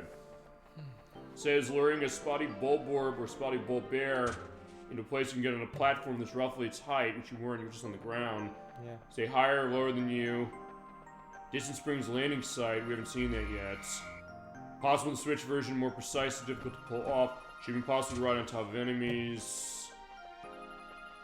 Okay. I guess that's as close as we're seeing. Everything else seems... Okay, Pikmin out of bounds, you mentioned that. I don't even know if, like... What in particular? What? Yeah, I don't even know if I'm, like, getting any closer or if I'm just, like, walking in place. Okay, places... Okay, we got out of bounds. Let's see here. Were we gonna get the shock absorber? We were somewhat close to that. Okay. Well, we were close to the Nova Blaster. Nova and Blaster. The shock absorber is like not too far from that. Okay. Wake up the Bulbear, have it shove Olimar down below the stage where we spawn out of bounds. Is that it? That might be it. Okay. Alright, there you go. If that's it. So what did it say was the cause? Let's see. It says here... Okay, we'll go through this. I'll definitely link to all this, no question. It's also from Pikipedia. First off is on the ramp at the distant spring near the UV lamp, possible Olimar to go out of bounds and get pushed by a spotty bulbear. You have to waken it, go halfway up the ramp, and while it tries to go to the side of it, it bites Olimar, and assuming that they're facing the same direction, he's pushed out of bounds. Usually loses to speedrun elements as far as a fast way to get the Cronus reactor, but in Force of Hope, where we are, it says in challenge mode doing this. We haven't looked at the challenge mode yet. Where the shock absorber is, you can wake up the ball bear, have it shove him down below the stage, which I think is what happens. He'll respawn out of bounds, going to the wall, lying down, having the ball bear lunge. Sometime we'll push him underground to where it will respawn on a normally inaccessible ledge, but we're just in front of nothing. You can walk all the way around, moving almost collision detectors on some objects. You also enter areas where you normally can't, until a gate has been destroyed and it's almost sundown, but with no Pikmin in your party, you become trapped in these walls, behind these walls. Oh, yeah, he's also just walking on his own. I'm not even moving him. Oh, what? I didn't know that. Yeah. Shit. All right. Well, so there you go. I guess that's it. I will have that linked. I think I'm just gonna continue from last save. Go ahead. No problem. Absolutely. Okay. So there we go. When we do the glitch compilation, I guess that'll be the end of our end of year compilation for this year. I guess now it has to. We're gonna have that feature. Wow. Great job for finding that. As far as it's like, never know what's gonna happen in the show. Somehow I track the glitches. Oh, there we go. Okay, so back in the Force of Hope, let's do that again. So that's what could have happened, but here's what really happened. That was fascinating. Okay, what were we talking about again? I don't remember. I don't know. We were talking. I don't know. We were talking about. Oh no, today I was talking about Cool Borders. I was like, no, we're playing Pikmin. We know we're playing that. Okay, so, all right. When we get there again, I'm gonna keep an eye when we get there. Okay, so let's take 2 on this. Okay, I didn't know that it had that option as far as saying, hey, you can start the day over. Yeah. And there's no, or because you're basically just reloading the save. Yes. Yeah. Okay. Okay. As far as whether you can do that in the other versions, don't know, but all right. You can, yeah. Do what? Yeah, continue from your last save. Oh, that's true. Also, I guess the glitch. I'll look more. I'll see what we can find as far as that. But all right, you saw how to do it inadvertently, but that's how it happened. And I'll look back on that video. Trust me, I'll look back on that video. Also, I've been I'll not lie to you. I've been some people are suggesting. Actually, last week they were kind of suggesting this on the show, saying when it comes to our show, how do you deliver it? To just say, okay, we do the Twitch save for the recordings every week, but also we'll do the YouTube save for the edits for next week. But they also saying, what about other cases like short, bite-sized cases? I don't know if the YouTube Shorts format supports even as long as we're in there. But that being said, that would be, if nothing else, there'll at least be a Twitch site cutout because I've been doing those, showing when it happens. So, this is also why I love doing the show as far as doing it live. Why do we do a live show as far as this? Because there's cases I've been playing games all my life, you have as well, and you said, all the years I've been playing this game, never seen this happen before. I've never seen it happen before. I'm trying to think. Didn't something... I'm trying to remember, when we played Yoshi's Island a few weeks ago, was there... I'm trying to remember, was there some weird thing that happened that never happened to me in that? I don't know, I don't think so. It's got the whimsical radar. Yeah. Again, right, I guess, I kind of glossed over, like, yeah, that was the whimsical radar. That gives us the map. Actually, I guess then also doing this means that, this was the day... Okay, yeah, you tried to blow this up, and there were, cases you lost Pikmin. You can not lose the Pikmin now. Right. So I guess it turned out to be a benefit. It's like, yeah, it might be one of those cases of saying, hey, we want to make sure all of our Pikmin are safe. Like, go... I don't know if you've ever done this. No Pikmin death runs on this game. Oh, yeah. I'd assume that's nuts, but I don't know. You're the expert on this one, so you'd probably be a better arbiter on that. Yeah, I've never done it myself, but yeah, that's pretty cool to see. I don't know if I guess it's because going back to the speedrun case, I know you've mentioned that a couple times for certain things. Have you ever speedrun this game? No. Yeah. Yeah, this speedrun is pretty cool because they do it in 6 days. Okay. Yeah. It's been 1 day in each area except the impact site. You have to spend 2 days there. Okay. So yeah. All right, there's extraordinary bolts. All right. So it's off they go. Okay, so that's where it happened. I just want to get a sense. That was the scene of the... I was going to say the scene... yeah, behind that wall there. As I said, I'll look back at that. We'll look back at that and we'll see what happened. But I'm so glad we got that on tape. I really am. Some of these item descriptions are pretty funny. The dialogue Alomar has for them. Yeah, go on. Like, so we got the extraordinary bolt. This bolt. holds the kind of value that only a true connoisseur can understand. That's true. There you go. I can understand that. I mean, even at work, I have a case where one of my coworkers, before he left, he said, "Hey, I want you to have a bunch of my stuff as far as, and I have this massive or this box of bolts." And there's cases where if I need to like do a repair on something, it's like, "Oh, I'll always have these screws and bolts I can do something with." So in that case, I know the idea, I guess, of saying, looking for that. I guess, I don't know, we'll understand this later as we see the Eternal Fuel Dynamo. Unlimited energy supply. I won't have to worry about saving electricity anymore. To make my fight for survival a bit easier. Okay. Let's see.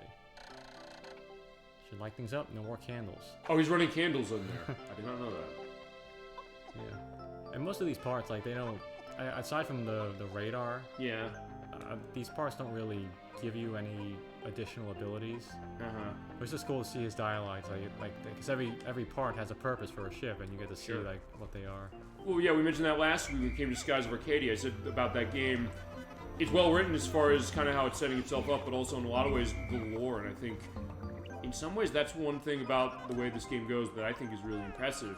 You think, well, like Almar, we're on this planet we've never been to, and we're saying, okay, we're finding all pieces, we're learning more about the ship, we're also learning about what's this island going, or what's this area like, what's going on with the Pikmin, where are the creatures coming from, why they come with us when we go to the end of the night, saying they're going to fly their onions up, as far as it. So I really like the way it kind of sets that up. It really gives you a sense of, I think it really made the idea of this game getting sequels a good reason for doing it, but also something people would want it because they like this. It's very well received, as mentioned. But also a case of saying that because you're getting all these hints of maybe some other stuff, saying, "Ooh, I want to see more of this world." That was kind of my idea when I immediately came to this game late, but also a case where later saying, "Oh wow, there's so many other things. There's just massive breadth to this game that, in its way, has made it kind of indelible." And especially with cases where Nintendo has a lot of big franchises that are like that, sometimes the question would something like this have that kind of hold to itself, even against stuff like Mario and Zelda and Metroid, but in a way I think it really does. Yeah, that the song that they used to promote this game, the song actually outsold this game. Ironically, because in Wikipedia had some links to the sales numbers. The song sold like 600,000 copies, and the game sold about like 500,000. Oh, as far as in Japan? In Japan, yeah. Okay, gotcha. So, because the first, well, I mean, how much of that I guess goes to the idea that, I guess I'll also have the link list for that information, but also I guess the thought of how did they distribute that? Do you know if they distributed that song as a single? Was it on an album? It was a single. It was a single. Okay. Because I don't know necessarily how much. I don't know how much. It's weird. How much albums, or not albums, how much singles of music went for when they came out. Chad, I don't know if you know, as far as I'm used to that, especially as far as out of the 80s when we first got a case, well, not just the 80s. Okay, you probably got pushing the wall there somehow, but how, I don't know. I think it was over there. Over on the right over there? Yeah, in that area, behind this wall. It is that I'm gonna love looking back on the edit just for that very reason.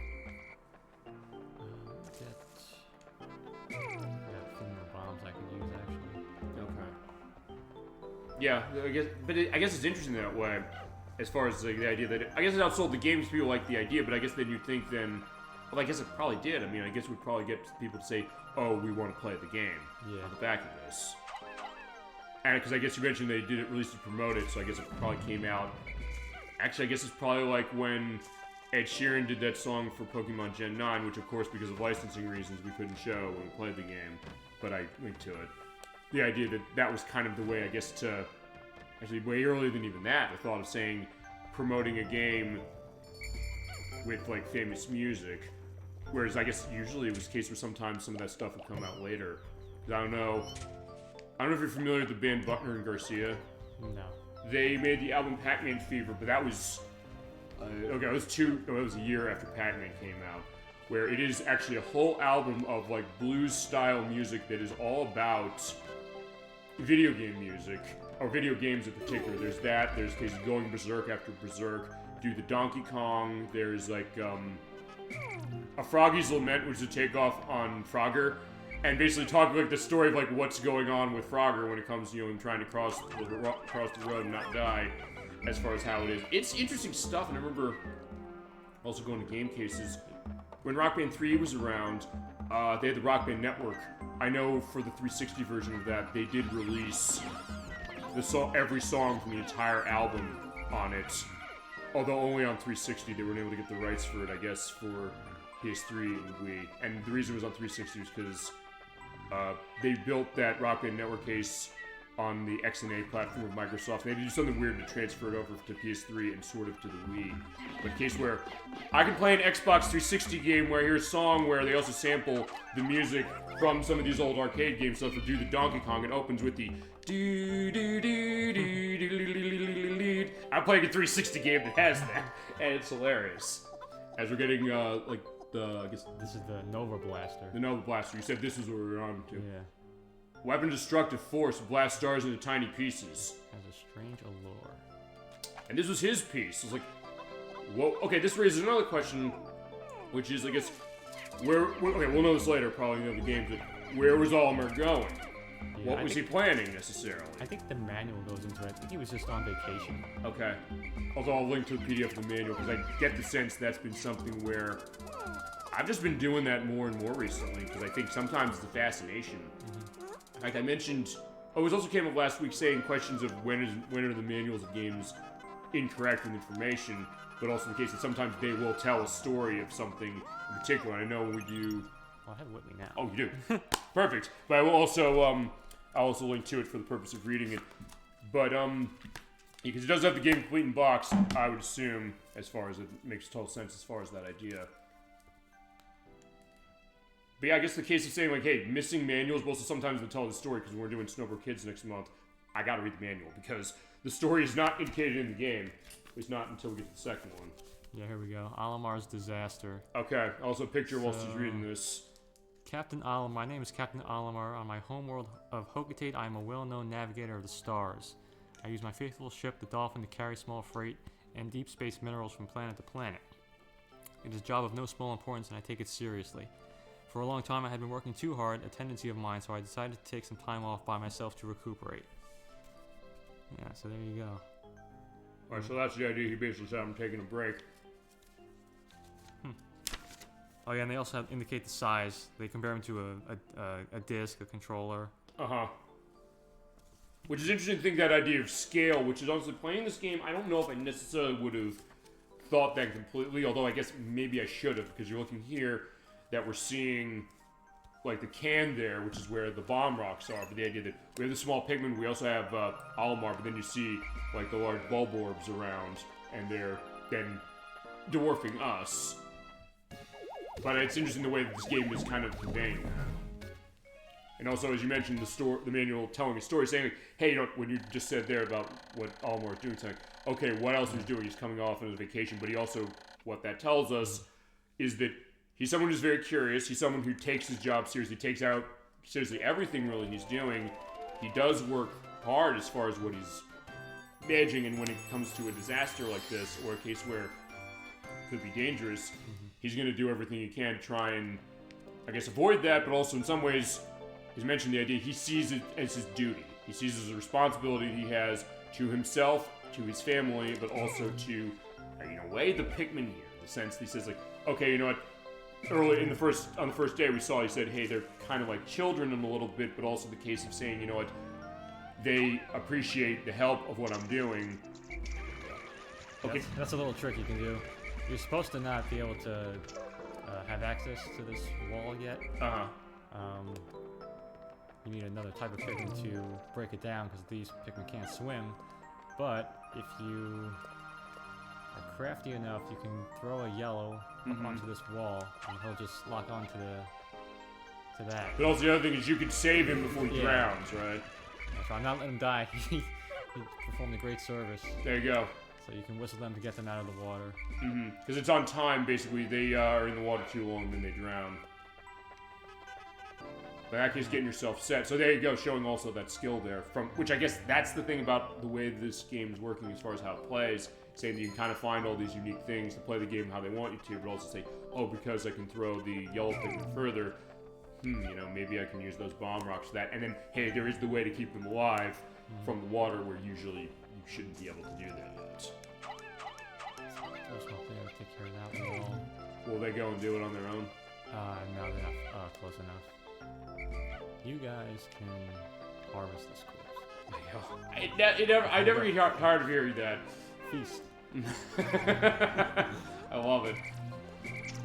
But that's also something that is... Oh, right, because you can come through. Oh, right, because you can come through. Yeah, Alomar has no problem with water.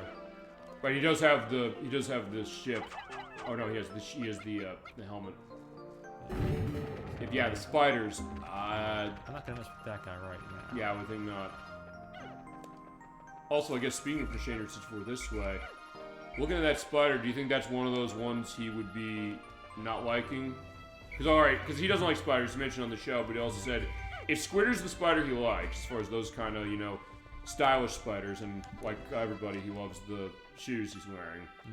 I don't know about that one. I mean, it doesn't look realistic, but also questionable voice. I mean, maybe it looks a little weird, you know.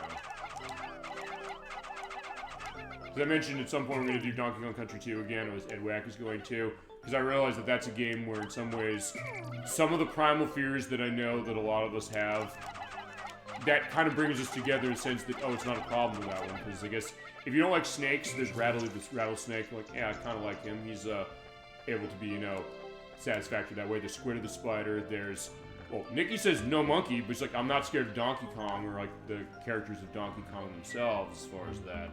And then, I guess the zingers still were kind of freaky to me when I was growing up playing Donkey Kong Country 2, when you go the, oh no! Okay, oh, he just went through the wall as far as like, Just gotta juke him out. yeah.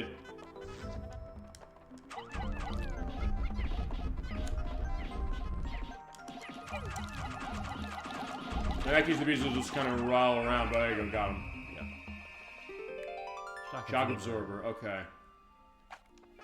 Usually smooth sailing as far as this. See if we can get this back in time. Okay. I think we will. We do have enough parts already to get to the next area, though. Because that's how running the next area works, is based on how many parts you collect. Is that right? Yeah. And they say, and on speedrun, you're saying they're able to do basically every day, or every area except for one hit a day. Yes. How the hell do they do that? It's quite a marvel. I'll look for one and it'll go on the link list. Yeah, I'm curious for it as well. And it's something I know that I've also been asked a couple times. I know by AJ42, he sometimes asks, saying, hey, when we do speedruns, I know you have. I've sort of done it too, as far as how it goes as well. But also sometimes the idea of what that can look like, particularly the game you know really well. Whether it's you or really anyone. Alright, we got everybody, so we're just kind of staying around.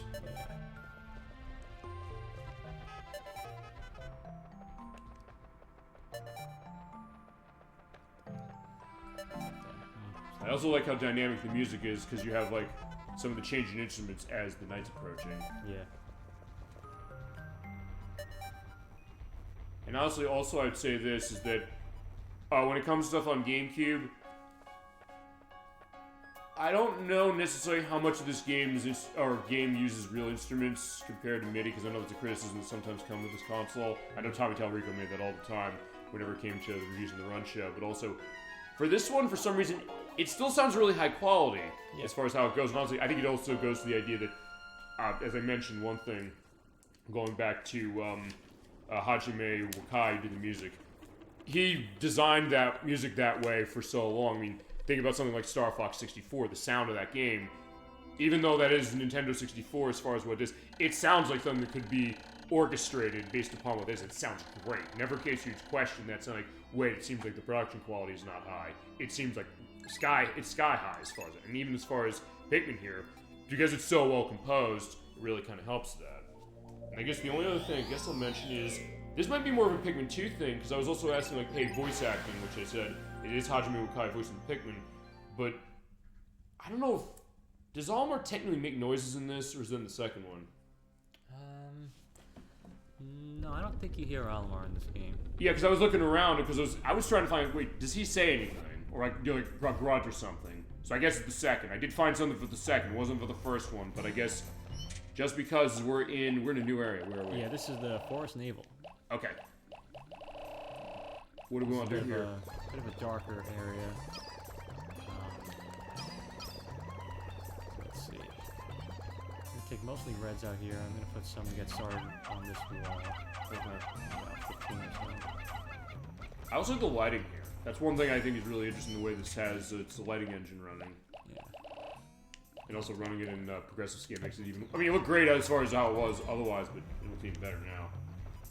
But I guess then I'll mention, Olimar in the next game, maybe somewhere in this one, probably in the next one, let's say it here, because it was hard even to find this, is voiced by Kazumi Totaka, who is the voice of Yoshi nowadays, and has been since Yoshi's Story for Nintendo 64, as well as the voice of Egad from Luigi's Mansion, and also the voice of Birdo since Mario Golf Toadstool Tour. And he also was the... I didn't know this. He was the voice of Charmander in... Did you play Pokemon Dash for DS? No. Okay, that was, from my understanding, there was an early Pokemon game that they positioned... It was shown as a tech demo. Basically what you do is you kind of... You're running with the Pokemon. The idea is you're running the DS stylus. Basically just flicking it like this. Constantly. That's the game. I don't know if critics liked it that much, but apparently he voiced Charmander. But also, because Kazumi Totaka's credits go to his music, we've heard it a lot on the show. Of which he did music for Waver 64, Luigi's Mansion. We did preview Yoshi's Story, sort of, as far as how it is. I looked at for a Switch 2 Chronicles show to see if they fixed the Switch version. They didn't, and they're not gonna. So we'll play it another way. But he did music for that, as well as X for Game Boy, which I wish we'd get a US release of that. As well as Mario Paint, Wii Sports, and... What's up? A pellet just flew across the water there. Huh? A blue pellet. Oh, it's that guy. What? How did he get over here? We're finding a lot of... And why is he running into the wall? You just punch him to death. Go ahead. He's got some pretty good defense, though, so Olimar isn't that great. Fighting. Oh, wait, he's taking your pellet away. Wait, he can't... Is he taking the pellet away? Yeah. Can he do that? Is that intended? Yeah, he has a nest that he'll bring things to. Oh, but yeah, he's running into your Pikmin. He's like, yeah. It's like, he's not watching where he's going, and he's like, yeah, just kill him. So now... Oh, right, I forgot. You can have a tug of war. Yeah, so if you have enough Pikmin, they'll be able to pull it back to the onion. And he actually has a ship part inside of him. Oh, is he going to be okay as far as just that one going on with him? Yeah, so when they get back, I guess we could, well... okay, well, this is going to be interesting. But, alright, do what you want to do. Yeah, as far as what this is, we got the blue one. So here's the blue Pikmin, the third and final type. Mm-hmm. So if you get another color, and this one has what appears to be a mouth. Mm-hmm. And so that is basically like a gill system that allows them to breathe underwater. Love when they give you that because of that very... Oh, one of them he dropped just... it. Wait, did he... Oh, I see, he dropped. So yeah, where do you think you're going? Like,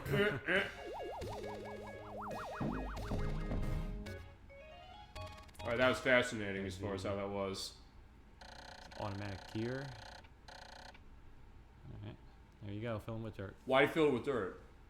I guess to keep it from falling apart.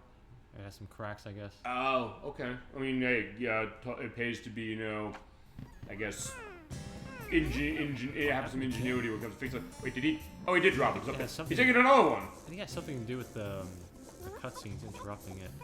Interrupting what? This like pellet animation. Oh, so he basically went back. Yeah. So let's see if they get back this time. Alright, so you can come over here.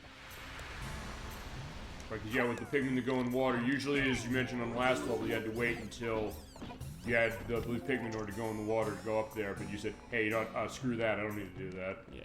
Well, also, you know the game, so in that case, you know all of its little tricks, or a lot of its tricks in particular, to say, I can kind of run the game that way, and it's amazing to see that. Let's see. So they should be bringing him back to the base. Oh, I see, so the idea is you're... dragging him. Oh, I see what you're doing. You're basically going to, and they're gonna, on their own, they're gonna try and kill him? Well, you'll see. Okay, I will see this. So here we go. So they're dragging him back. Pellet goes in. He hits his head on the onion and dies. Oh, that's amazing. And there's the part that comes out of him. That's amazing. Have you ever done that before? Yeah. Okay, that's great. That's cool. So that's a little trick to kill him. Because otherwise you have to throw Pikmin directly on top of him, and it takes a while to get his health down. But in that way, you just smash his head on the onion and he dies. Wow, that's amazing. That's terrific. Alright, so there you go. Also, let's go. Yeah, right, you get the water guys. Yeah, that was easy to get. Yeah, where'd that come from? Space float. Next to some of me, there's no need for this, as you mentioned. Always be prepared. True. Alright. Next, one of the credit of Kazumi Tatakas I probably should mention, which it also goes with mention as far as the music in this game. It's one that kind of made me feel bad a little bit, because it's the one game he directed. That is Wii Music. You ever play that? Yeah. Oh, what do you think of it? I like it. I mean, I don't think it's... Okay, here's the thing. Wii Music... I'll say this. I don't think it's that bad a game either, but I think it's also a case where Nintendo is kind of positioning that, saying this is going to be the game for the Wii that year, compared to Wario Land Chicken, which you play that one? No. Ooh, that's good. That's such a good game. I want to show that for the show so bad. But, the case of them also saying, hey, wait a sec, Guitar Hero and Rock Band were not, the real music experience. We can do better. Which I say, okay, I like the concept. I really like the idea of saying, hey, you know what? We have all the Wii accessories that we can kind of do to replicate the idea of instruments. Including the fact that if you have the balance board, you can use it as a kick drum. I don't have it. In fact, I kind of want to get it. And I do have Super Monkey Ball Step and Roll, which the only reason I have that game is because I bought it for Nikki, because she was playing Super Monkey Ball Banana Mania. I played it, because I bought it used, as usually is the case now for all this stuff. I played it. I said, I'm not liking this game. I said, this game is too shitty for me to give her, so I'm going to give her something else. Then she went to too many games last year and bought it herself. So I was like, okay, I'm innocent. But I also didn't take into account the fact that I don't think she has the balance board, and I don't have it either. But I said, well, hey, balance board option to be able to do that. So with Wii Music, I like the idea, but also the case of saying, like, okay, fine. That was a time when Rock Band 2 came out, saying, hey, I could play, I don't know, I could play Living on a Prayer by Bon Jovi. I could play Alex Chilton by The Replacements. I could play some really great music as far as some of the stuff they had. And I guess with Wii Music, it was mostly a lot of public domain stuff. And then also the only licensed song they really had was Daydream Believer by the Monkees. And I love the Monkees. Let me tell you, I love the Monkees. But still a case of saying it seemed kind of weird. And then also, I don't know, again, also the production quality, saying like, I want a full orchestra as far as that, although it does have some unique stuff about what it does with how the controls are. So, as I said, I do have some sympathy for it, even though it's a case like, it's sometimes seen as something that's not that great. Like, even when I learned that, I felt bad because I know, like, people have thumped on that game and maybe up to a certain extent as far as, like, them taking the shot at that and not being better, but also then the thought of saying, I do kind of like the idea of what it was trying to do. Yeah. Maybe one of those cases where I've said the idea when it comes to music games on the show, sometimes they're hard to show because they're licensed music, but we find a way. I mean, one of the most watched shows we've done on this program has been Mad Maestro on PS2, which is a game I adore. We got the Ionium Jets? Yeah. The Ionium Jet. If damage, I'm in dire straits. Speaking of a great band, I'll run a system check soon. But as I said, Mad Maestro on PS2, it's all classical music. It's like, oh, we can play that game, and I love it. So I said, if we can kind of figure some stuff out, we can figure that. I mean, I am the person who did find out how we can play Rock Band Blitz on the show, which is the download-only Rock Band game you can't get anymore. I said, well, I bought tons of DLC for that Rock Band Network, stuff that was like from video games, stuff like Explosion Man and actually Still Alive from Portal, which I thought I'd get a question on, but I didn't. And then also the music out of Super Meat Boy, and actually like internet meme songs. They had like Brody Quest, that song about the day in the life of Adrian Brody. They have that in the game. I bought that and said, I could use that to show. I was like, I found a way to show this game on the show without getting a copyright violation. I said, I'm finding the way, damn it. But also with music, I mean, it does make it a little easier saying, hey, we can show some of this stuff. I mean, even as far as theater rhythm, at some point, we can show some of that as far as how that goes. So I said, I want to show everything we can show as much as we can show, and we have to go a weird way, we'll go a weird way. But with Wii Music, it seems like at least it'll be an easier way. And I guess also looking at the idea of like the Wii taking over the world to a certain extent as well. And I guess if nothing else, also I guess to say this, when that happened, the fact that Nintendo did say, okay, we can get some GameCube games out to people, like Pikmin, even if it's a case where I'd better play it on the Gamecube, I guess, if we have a choice. But then also, you could run it on the Gamecube on this console if you have the right subversion system. Yeah. These bridges. They take a long time to knock down, I know that. Yeah, and you also have to be careful when walking under them. Yeah. If you bring Pikmin under them, there's actually a pretty decent chance that they might just disappear and die. Oh. It's just one of the glitches. Yeah, and after what we had happen earlier, I guess we probably want to avoid as many of those as we can. Although we'll see what happens as far as how it goes. So far, I've just been loving what we've been seeing. Whether you've been planning it, or whether you haven't been planning it as well. And actually, I can think of at least 2 Twitch cutouts as far as this. The glitch, and then also when it hit its head and died, which is amazing.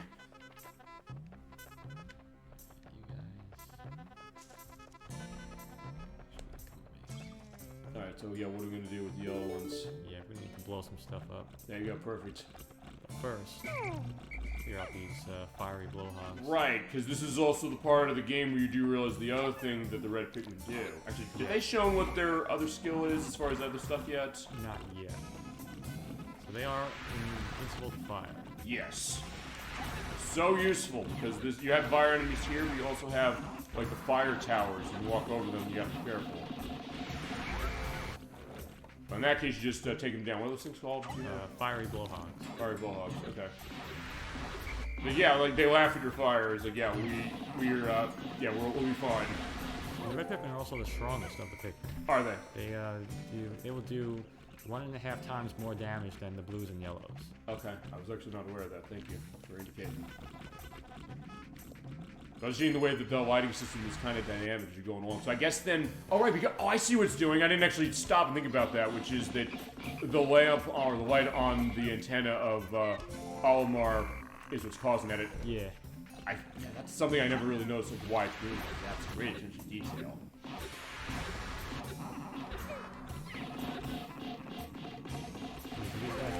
Just like throw one on them, and then they'll try to shake them off, and then just kind of swarm them. Because when he shakes them off, they'll lose their flowers. So you want to try to prevent that. Okay. Right, because basically, I guess the idea is that when they have flowers, that also counts as health for them, sort of. Is that right? To an extent, I guess. Yeah. Like if they get knocked around too much, they might turn into bugs or leaves. And they also show in the indicator when you're having them close to your tossing, they'll show the bud or the leaf or the flower. Yeah. As I just noticed actually when I was looking at that.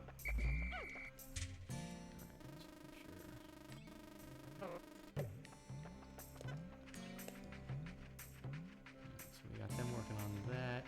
Now behind that spring there's a lot of boxes. Okay.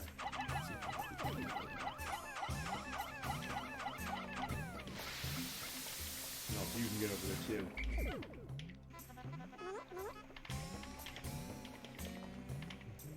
Oh yeah, there you go. Oh, as well as the gravity jumper. Gravity jumper.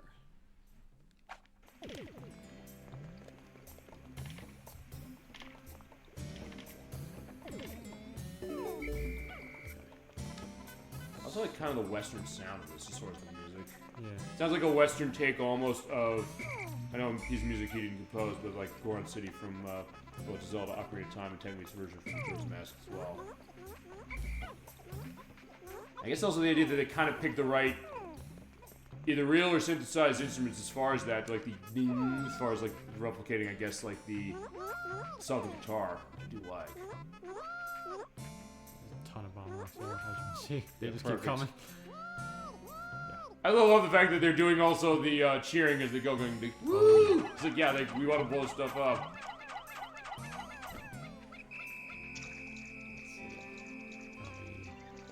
Knock down a wall or two before the day's up.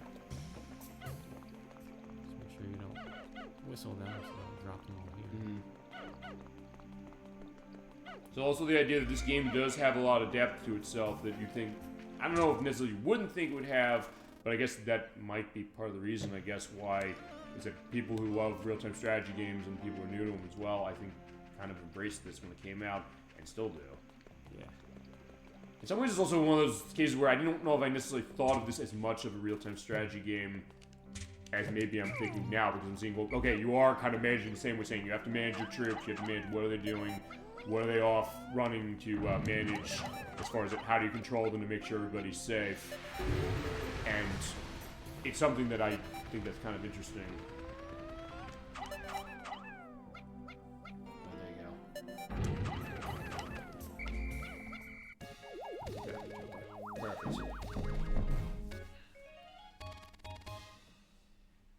And also, if they are in the vicinity of the ship of the dolphin there, they'll also be safe? Yeah. Alright, so that should be everyone. Fantastic. Everyone's accounted for, and we're good. Alright. And also, I love the lighting as far as over there, as far as seeing, like, it's almost like the... Yeah, I don't know, and that's... Well, we'll see it as far as going another day on this, but also it just looks so nice. As far as how it's reflecting the change in day. Especially in here, where it's basically almost like a cave.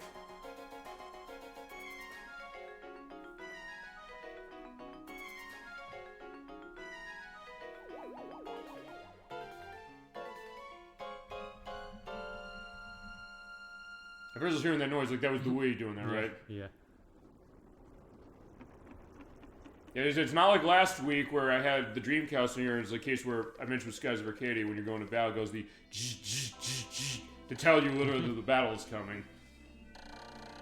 Okay, so 4 days in, Captain's Log, we discovered blue Pikmin who have, as mentioned, gills on their cheeks, so that means they can go in water without drowning.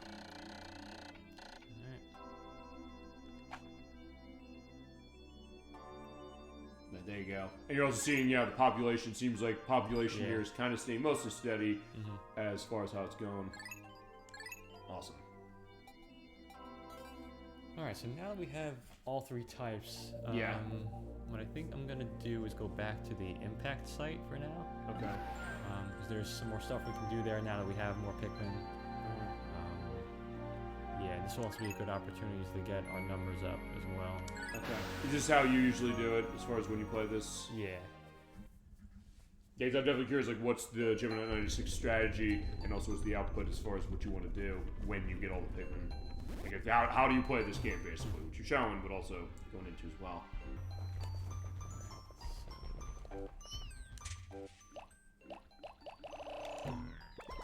Yeah, so right from that, we got some 10 pellets there for each group. Right. And there's some stuff over there. This area is very small, so...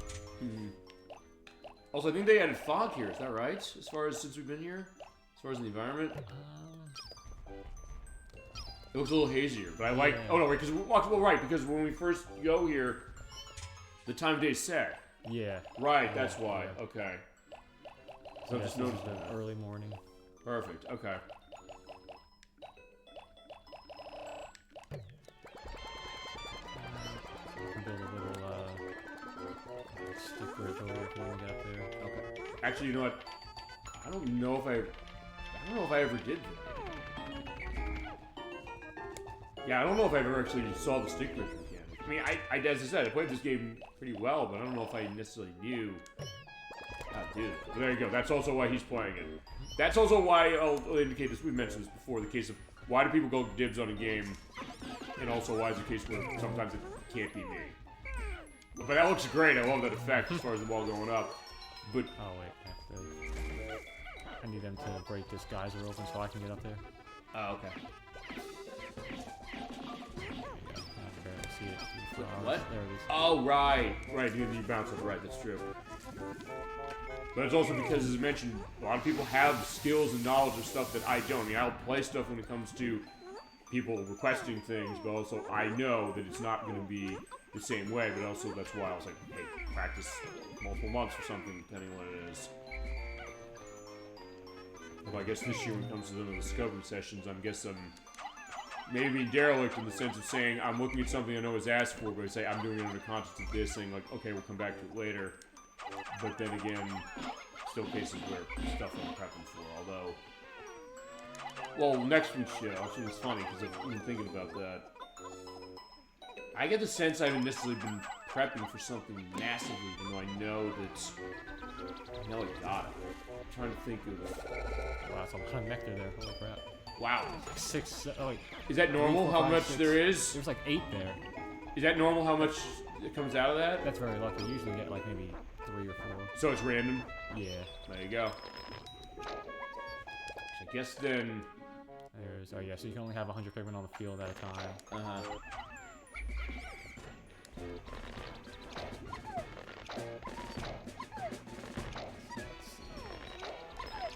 And that being said, you are getting tons to be able to toss in.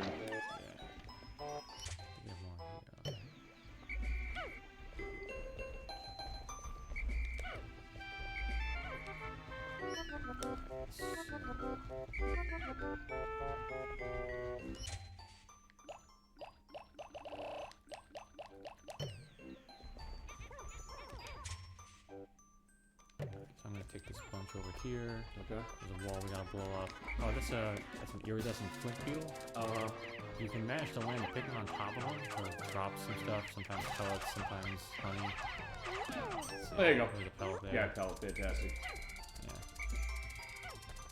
He won't do any harm to you. The Pikmin will just are very attracted to him though. So when he gets near you, they'll try like attacking you. Okay, there's bomb rocks. Yeah, you're right. You mentioned there's a wall you can blow up there. Actually, you know what? I might not have blown up this wall when I played, so I'm gonna be very curious to see this.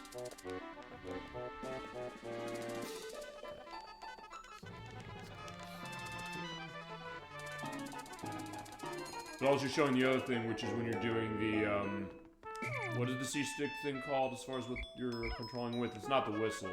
Yeah, the swarming. The swarming thing. What, they have like a name for that? It's like you're playing like the march or something as far as it. Yeah.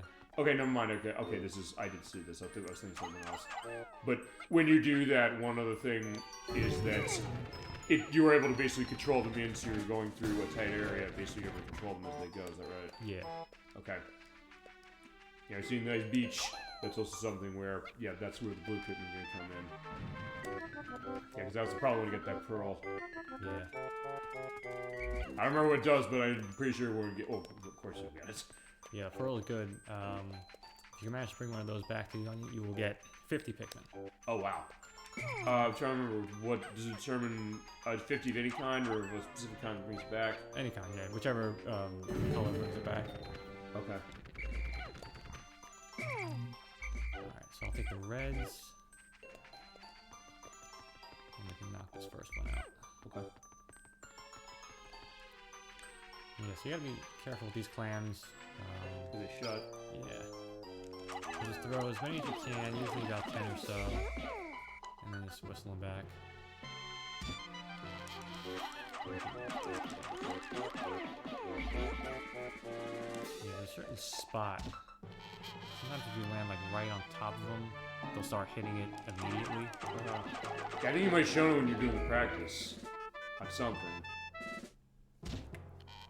Right, because you have to crack it. Right, you showed that part. Yeah, you cracked it. So, there you go, you got it.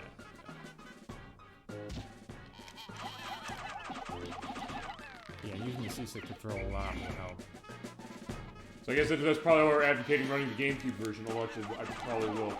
There's also going to be something for when we get to either end of the game for night or for whenever it is. Since you always, how much does this game run for? Thank God there's not a game that goes like $1,000, although given how it did pretty decently. You know, I'm trying to think also, is there a case of a game where it goes for an exorbitant price when it sold that well? Or fine, that exorbitant of a price when it sold well. I mean, I know there's games that do go for a lot even when they did. I mentioned Pokemon Coliseum. We just did $1 million because I have the Player's Choice version. But, yeah, even Pikmin 2 did pretty decent as far as how it goes. As I said, that's sometimes the fascinating thing when it comes to game collecting, the idea of what that is, and sometimes where some games that go for, or went for a fortune at one point, either don't go for a fortune anymore because they did a new version, or maybe they...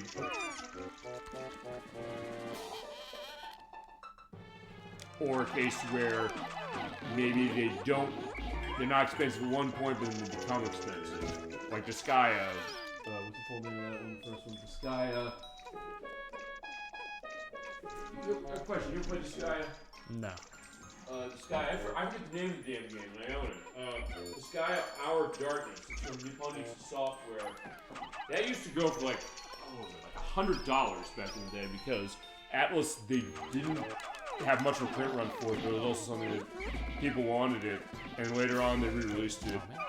And then nowadays they've re-released it all over the place, so you can get it really cheap. In fact, it was one of those cases, I think I saw it at Toys R Us, I said, oh, they re-released it, it's $20. I said, we should get this because we get expensive again. It didn't, but it was also something that eventually they were making enough copies.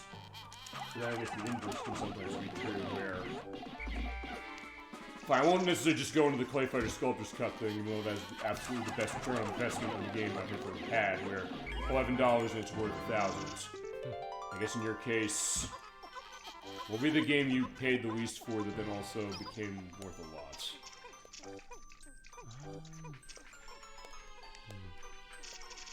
Maybe like Tulip. I was gonna say, how much you get Tulip for? I got it for like $20.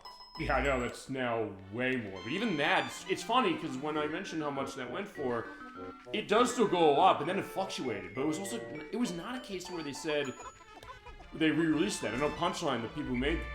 Punchline, that's the team who made that? They just made Real Bros. There was the rumor that the Lover team was going to remake it. They came out and said, no, we're not. But that also goes for a lot of money. But also the case that, for some reason, it sometimes fluctuated a lot. Like, I don't know why that happens. Because it's not like they did another version outside of the PS3 port. But even then, when the PS3 port was around, it was still like $300 when I looked. But yeah, the Tulip would be a case as far as that. That is also a fascinating game. And that's the other thing I've kind of realized. It's a crazy game. It's a crazy game, but also something where... Maybe that's been the joy when it's come to some of this stuff with classic gaming, as far as even when they do all these re-releases, I just find all this weird stuff that if nothing else, even if it's not a good game, sometimes it makes for a good show. Of course, there's Plumbers and Overties, we know that, but also other things. I mean, I just bought Cool Borders, I mentioned that to you, because Hamster Corporation, they're still doing the Arcade Archives. They have another Namco System 22 port, so that does mean I'm going to have to buy that for Rave Racer, which is out in a couple of weeks. We're one step closer to Prop Cycle. They're gonna get to Prop Cycle. I guarantee you they're gonna get to that one. And when they do, I'm gonna go nuts, and I'm gonna be showing all of you that. But they're doing console archives now, so they're basically having stuff from Nintendo, Famicom, something for Sega Saturn. There was that Sonic Wing special they had. The Doraemon that's coming out, and then Ninja Gaiden 2, but also Cool Borders from PlayStation. I got this. You ever play Cool Borders of any kind? No. It's a snowboarding game that was on PlayStation. It was Sony, but it was something where we've sort of showed it before. There's a version on the Dreamcast called Rip and Riders Snowboarding. But as far as this, I swear, it's like $12. It's cheaper than getting on the PlayStation as far as the original. But it's something where you get this hilarious, like, 90s, like, bro dude voice going on when you're doing jumps, as far as saying, you know, like, you're so uncool when you crash. You asked when we played Shenmue, you said, why is everybody so mean to you? This is the era of gaming, by the way, where announcers in racing and sports games always were basically berating the hell out of you if you didn't play right. It's like, good, not bad, but you can better than that. No, he said, good, not bad, but you can do better than that. You know? I swear, I was laughing my ass off looking at this last night. I said, I gotta get this, I gotta get the Super Bomberman collection, which is another one. It's like, oh my god, thank god they made that or re-released those. And also, me and my time also to beg for Konami to, because they're putting out that Gambari Goemon collection, but it's for Japan only starting. Please localize your Konami, I'm begging you. If you don't, I will still import it, but still. I love those Gambari Goemon games, and there's so many though that we never got in this country. So not the Nintendo 64 one. You'd like the one on N64, one of them particularly. The Mystical Ninja Starring Goemon. I'm gonna have to show you that game. If you love Zelda, you absolutely love that. It's weird as anything, but it's brilliant. But point is that sometimes I just find this weird stuff. So even when it comes to like old classic game stuff, like I sometimes don't care how bizarre it is. It's like I'm just gonna buy it. I even said yesterday when they had the Nintendo Direct, I was saying, you know what? It's a classic game competition. You know me. I have to buy every single one of these. Also because it's one of those things where some of this stuff goes for a lot of money. Or stuff where maybe a license thing means that how's it going to go? I mean, we talked on the show a couple years ago. We showed for those Xbox Live Arcade stuff. We showed Poker Night 2. We said we want to re-release this. They're re-releasing the first one of those, Poker Night of the Inventory from Telltale. That's out next month. I'm absolutely going to buy that, because that means that we can get Poker Night 2 re-established and re-licensed. You bet I want to get that. You ever play that? No. It's an interesting one. The first one is a case where it's poker with actually a bunch of characters you wouldn't expect to. It has Strong Bad from Homestar Runner. It has Tycho from Penny Arcade, who looked at On the Race of Precipice of Darkness last year. It has the Heavy from Team Fortress 2, and it has Sam and Max. But it's kind of this comedic take on poker, but it's also something that it plays a lot like it. And the sequel, they then went deeper. They were able to license with Cartoon Network for the Venture Brothers, so they have, I'm trying to remember who it was, the guy, Patrick Warburton plays on that. And then also Ash from Evil Dead, and then Gladys from Portal, and like, what's the name of that thing from Borderlands? The wheel robot, why am I forgetting his name? Claptrap. And it's hilarious, number one, as far as like how well written it is, and also the idea like Sam and Max as far as how they go, but also the thought of saying it's a really interesting game of poker where you actually have to read everybody's face as far as how it goes. Like, even my chat, they came in, they said, he's full of shit, go all in, he doesn't have anything, and it turned out they were right. So the fact that they're re-releasing that first one, it's like, I'm going nuts as far as what we say, as far as, I think there is going to be sometimes an audience for some stuff like this. I think they realized it with Pikmin, because they released 1 and 2. And I guess then, what are your thoughts, generally speaking, on the 1 and 2 as far as the Switch versions of those? Yeah, they're good versions. They look good. Yeah, they look good. They did fix a lot of glitches. Yeah, they're solid remasters. Also, maybe it's me, but for some reason, I get the sense that them 1690 in the game as far as the output. I don't know. Do you get the sense on the Wii version that maybe it zooms in too close for some reason on the camera? On the Switch, it doesn't seem like it's doing that, though, what I've seen of it. Yeah, I don't quite remember. It's been a while since I played the Wii version. Uh-huh. I don't know, because I looked at that at first. Maybe it's one of those things, maybe I've become so attuned to that concept, and maybe it's also because maybe this is a consequence of saying, hey, when we're playing something for the show, I'll say, like for tonight, saying, how are we playing this? I say, okay, it's guest choice, which one they want to do.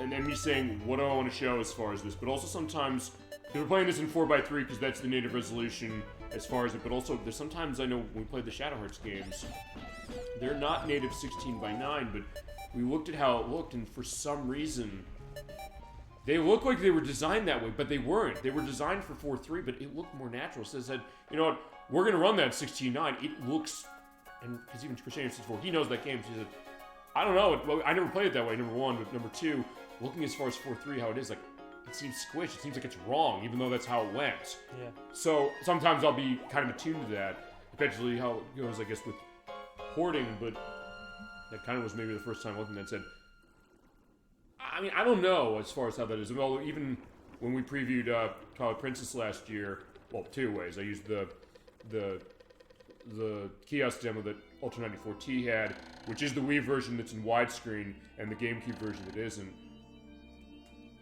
I didn't get the sense that that was something where on Wii it seemed like it was weirder as far as how they... I didn't get the sense necessarily that, okay, it came out first on the Wii, but they're making it on the GameCube. I didn't get the sense them 16.9 in the game on the Wii that it seemed as if it was off with how it went. But looking with this one, it did, so I don't know if... I might just want to look at some of those other new Play Control games just to see, is it just me?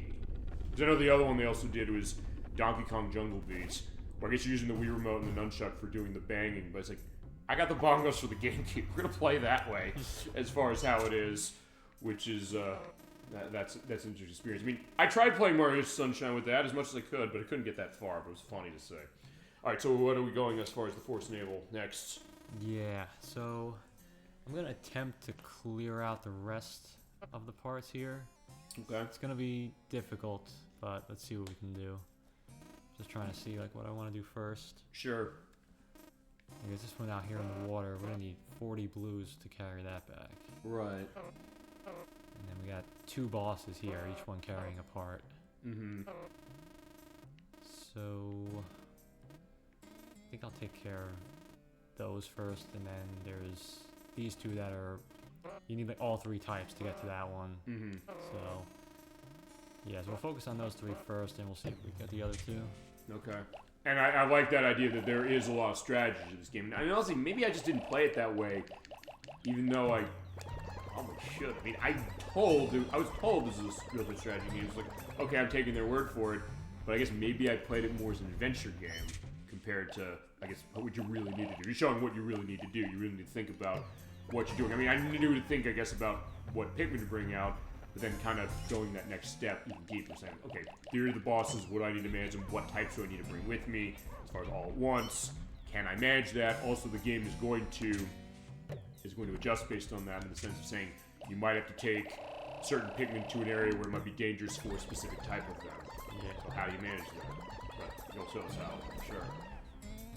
And also see how the 100 creatures on screen, 101, and it still looks great. Look at it. There's our army. There you go, perfect. That's the other way of looking at it. Like, yeah, we got the Pikmin army, and they're all ready to go. Wait, It's the geyser. Oh, first it's like, wait, they're not fighting each other. No. Like, that's not that kind of game. Actually, the boss that we're fighting has an interesting attack that can turn the Pikmin against each other. Okay, then never mind. Okay, I just had to say it. Perfect. So it's like for Shader64, he says, like, you know, he wills things to resistance. We're all doing that, as far as how it goes. A couple of Wollywogs here. Mm-hmm. Let's see. So these guys here. Kind of risky to just get all them on and hold them down. Yeah, hold them down. You gotta hold them down and drown them. Oh. Let's see. There we go. Oh, good. That was good. Alright. Oh, we did lose one. Okay. Oh, did we? Yeah, he must have crushed one. I look back where that happened. I didn't see it happen. I don't think I saw it happen until later.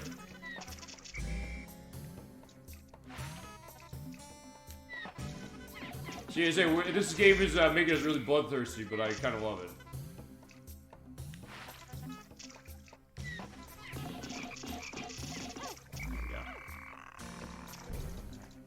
I mean, yeah, you're right. The sound they go as far as the way the croak goes. Oh, there you go.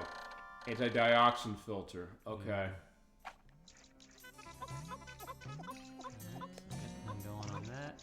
Oh, it's almost like a face mask or something like when you're welding, or actually, so I guess when you're doing some elements of surgery or something. Yeah. Actually, I never really noticed that. That's cool. So even like the way the visual design is, it really thought basically every aspect of this game through to kind of give it that feel. Like, yeah, you just punch her in the back and then runs. Like, yeah, what was that? Yeah, they're probably gonna walk through that path, so I may want to just take them out first. But yeah, they'll be fine going for a swim.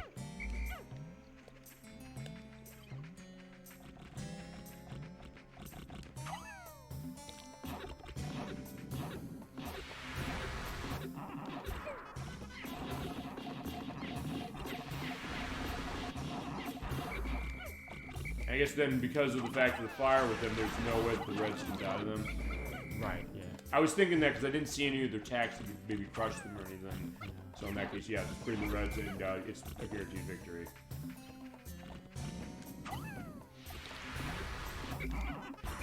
Oh!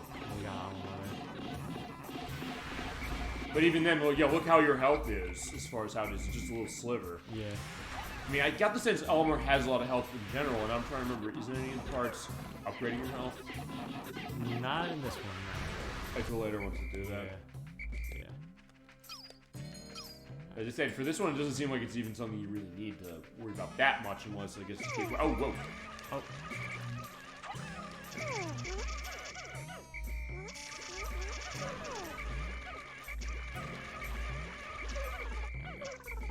There you go.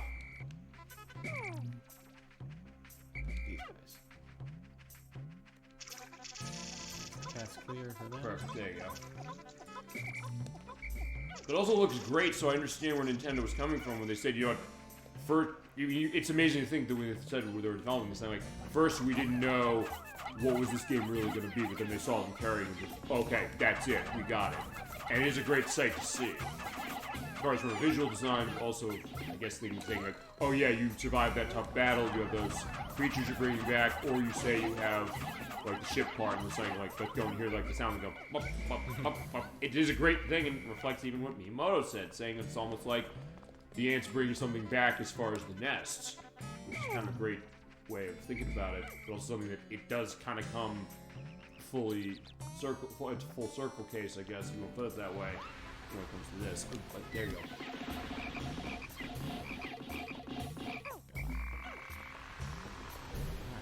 Over over here we have the puff stool. Okay. So this guy, he's not too dangerous. What you want to do is trip him up. And he flips over, you throw the Pikmin at him. Okay. Other side there. Perfect. Yeah, you got him real quick.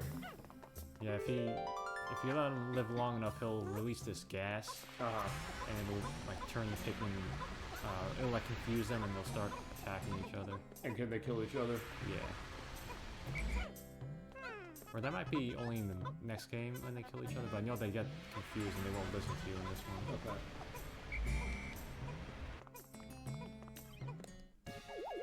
There you go with that.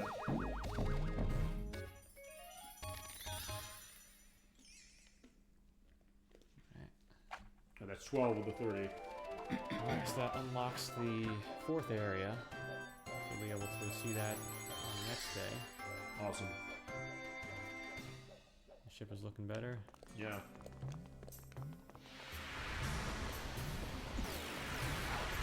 Actually, it looks like he's getting electrocuted. Fire. I was saying, it looks like he was getting electrocuted more than he was getting burned, although I guess then just damage to his suit.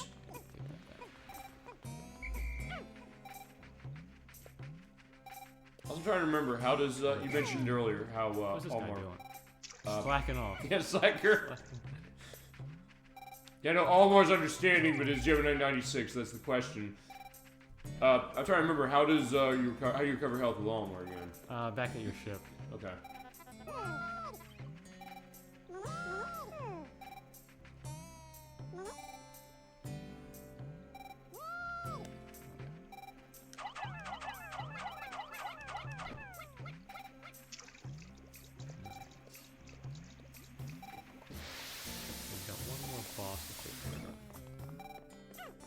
These guys.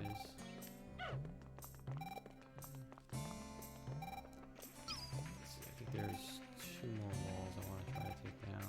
Okay.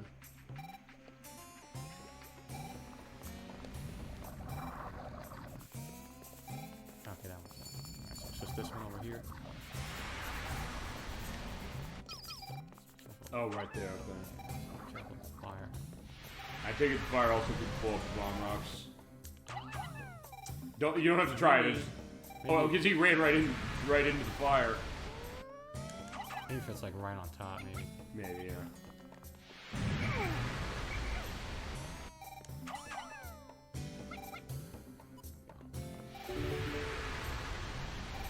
Now I do actually want to.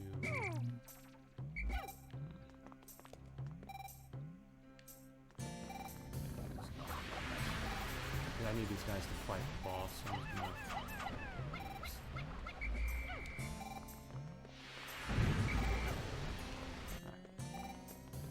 now in here, you walk into this area, change in music, and we have the beady long legs. Oh boy, what is it called? Beady long legs. Okay. Yeah, that is not a cute spider. Well, it's, I guess like the Strider was like looking at that. I was like, especially because there's a little bit of a question like, oh, there's nothing here. It's like, whoa, it comes down. Like, oh no. Okay, are 10 gonna be enough for this? Yeah. So you want to have. It's better to have fewer Pikmin. Oh, okay. So they don't get crushed. And the yellows are good so that they can reach the body. Yeah, he shakes them off so fast, there's really no point to having a large group. Yeah. And so, just keep a few, try to stay in the middle, away from the feet. If you don't have yellows, do you just go for the feet? Is that the way to go if you're not using that, or do you only hit them there? Yeah, the only way to damage him is the body. Eventually he will like take a break and lower his body. Okay. So if you don't have yellows, you can throw them onto his body when he does that. Yeah, but we don't have time for that.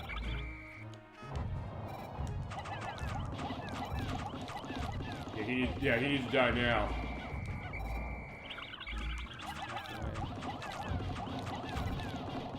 Yeah, I see what you mean, saying you have to focus on putting the Pikmin up there to get him, but also saying that because of how the legs are, you could easily get crushed. So yeah, too many, you know. I think that's probably how I fought this boss, in all honesty.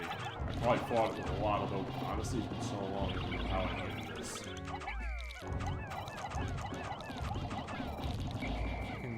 Like you whistle them right before he shakes them off and then back on fast.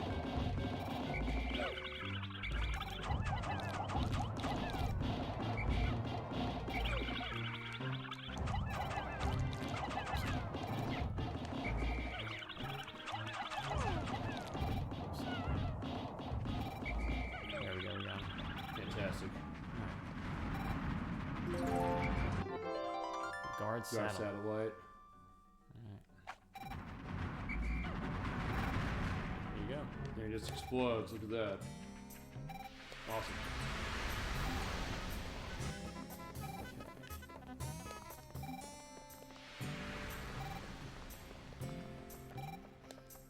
I guess the rest of our group is back at base. Yeah.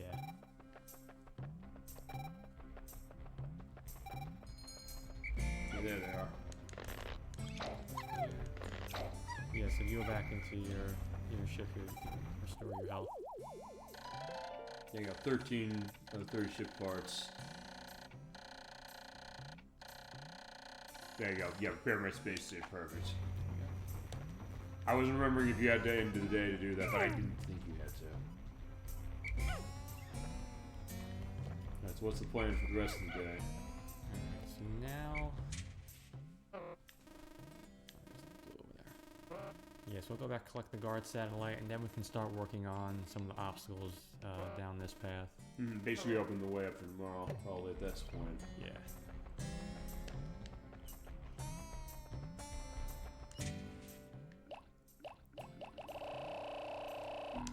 Take all the reds.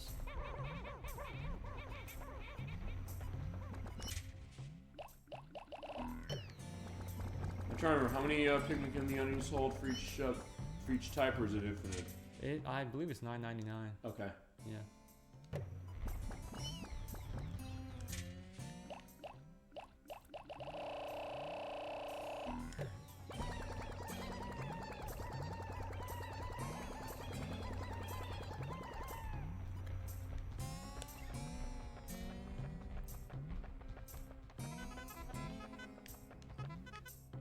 Wait, there's one missing. Yeah, it's that blue that was over by the water. Oh, right, the slacker, right. Yeah. I'll deal with him later. You're gonna leave him out, aren't you? Okay, I'm not gonna make that assumption. I was thinking of that for some reason. No, I won't leave him behind. Yeah, but fine. Given that 96 isn't cruel, period. I was gonna say isn't that cruel. No, it's not cruel, period. I don't think we played it. I'm trying to remember. Well, okay, we did stuff to the Wiggler last time. I was just saying, I'm trying to think of that. Well, honestly, I guess so far, I'm trying to think. What's the cruelest that we've been in games? Chat, also your answer. What is the case where you've been the cruelest in game as far as, I guess, with the characters in game for whatever reason? I guess. Think about that.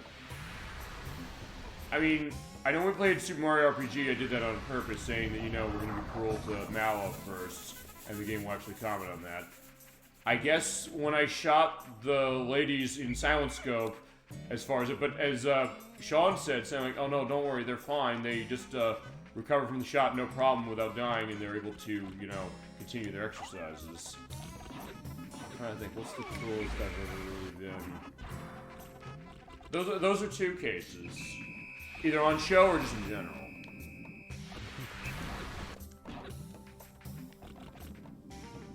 Yeah, I'll think of something as far as that as we got the item.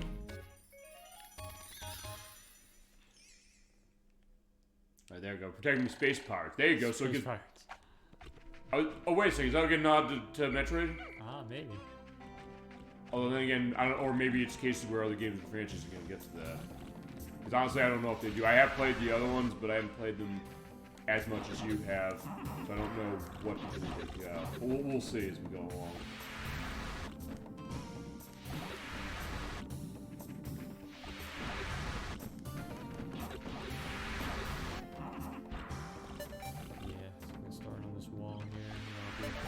And it holds, I think, the damage on the walls in the morning, right?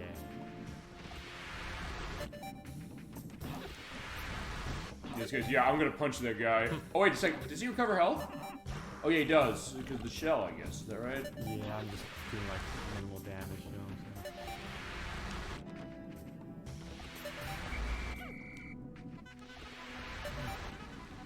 There you go. Okay, so there you go. That is the end of day 6. Yeah. Okay. And the 7th day, God did not rest because we have more we gotta do, but we'll be fine.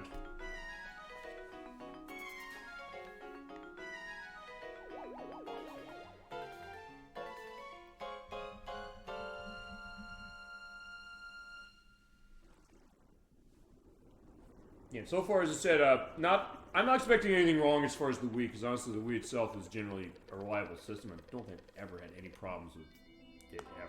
Yeah. So, in that case, well, when you're treating it right, which of course, that's the idea. But, there's no issue running into anything with this, so it seems like it is running fine at this. I did also make sure to test that, so, okay, how's it playing certain things, what's going on with that. But I just bought this as another GameCube. That's really above anything else, kind of the reason I got it. And for that reason, that's definitely kind of the way to go. Well, way to go for this just to get that output, because it does look great. Although even, honestly, with this game, I think maybe Mario Sunshine was kind of the outlier as far as it, and I don't know necessarily maybe why that is. But I get the sense that this game didn't necessarily look that way on the GameCube running S video, but I don't know what it is as far as Mario Sunshine. Maybe something with, I mean, we went deep in that game when we played it, but I don't think there was anything in the story of designing when it came to, I don't know, something like the graphics, or even the summer milieu. I don't think it's that either. I don't know, for some reason it just looked weird, although, and running on this it does look better. I've noticed some people say like, hey, it still looks a little washed out. It may be, but maybe it's also the case that now we have the Switch version, and I guess then, well, okay, it's gonna be interesting when the one on Switch Online comes out, because I think it's probably gonna still look really nice as far as how it goes, because everything they put on that so far seems, of what I've played on the system, seems like it's pretty comparable to how it was on the system, or maybe better, because it does in that case. That one, every game that comes to the Switch Online for Switch 2, it does implement the ability to play for progressive scan or cases that have widescreen. So, in that case, you won't be losing as far as that when it comes to it. Although, actually, so far,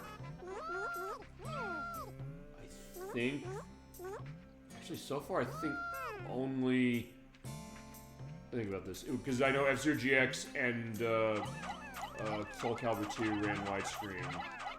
Oh, Mario Strikers ran widescreen as well. That was another one that did that. Yes, it did, because I showed it that way.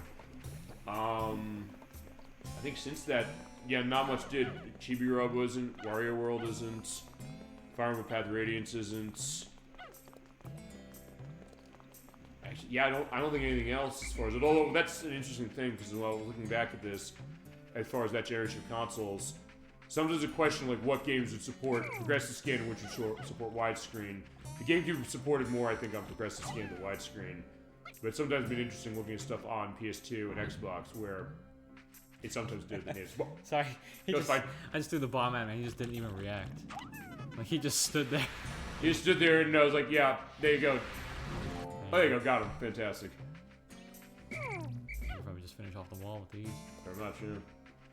Oh, wait, it held the damage you gave to it yesterday, didn't it? Yeah. I thought so, but I was like, wait, why? Why? It didn't look like it did initially. Yeah, I was saying, definitely it's interesting looking back and saying that, oh yeah, I can find that the way of outputting older games like that, sometimes they did have that support to it, but also sometimes I mentioned certain games look like they have it even though they don't. I mentioned Shadow Hearts, but also Wheel of Katamari. Some reason that looks fine on widescreen. Don't know why that is. I guess maybe some stuff on this as well. I mean, I'll be interested to just try and take a little bit more stuff off widescreen, particularly when we get to Eternal Darkness, because we'll definitely play it that way. Now, Fighting Around 2, that's another one. You want to show more of those fighting things. In that case, I gotta beat the music. And EA, please, you mentioned years ago you're releasing another one of those, but we haven't seen anything. Maybe for Game Awards, please.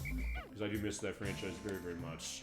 Actually, it's really good on the GameCube, not least of which because, to make up the fact that it didn't have online, they gave you Super Punch-Out in the box. Like, oh, that's great. Okay, so yeah, behind the gate is another piece. Oh, right, this part. I remember this. Yeah. But yeah, you have to, as you mentioned... Okay, I do remember I did actually take every type of Pikmin in here, but you do have to watch out for the fire geysers, but as you're doing it, as long as you get that case of using the C-stick, you'll be fine. Yeah. Well, as far as the bridge, I guess, what are they doing? They're, like, pulling it or hitting at it? I guess it's almost like, it's like beavers, like... Yeah, I guess, like, there's just, like, a bunch of like, sticks piled up here, and you're just kind of... clearing it out. Building it, I guess, yeah. Yeah, okay.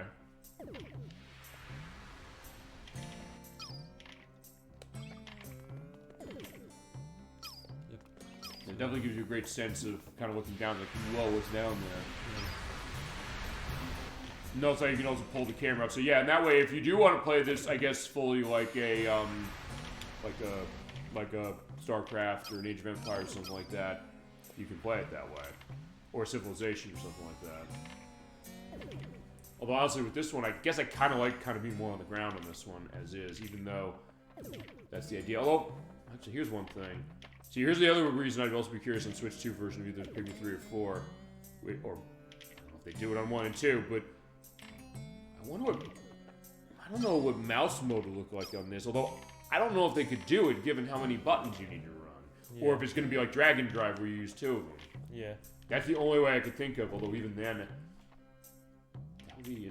And even Drag and Drive, I know it runs... You play that? No. That's the one where...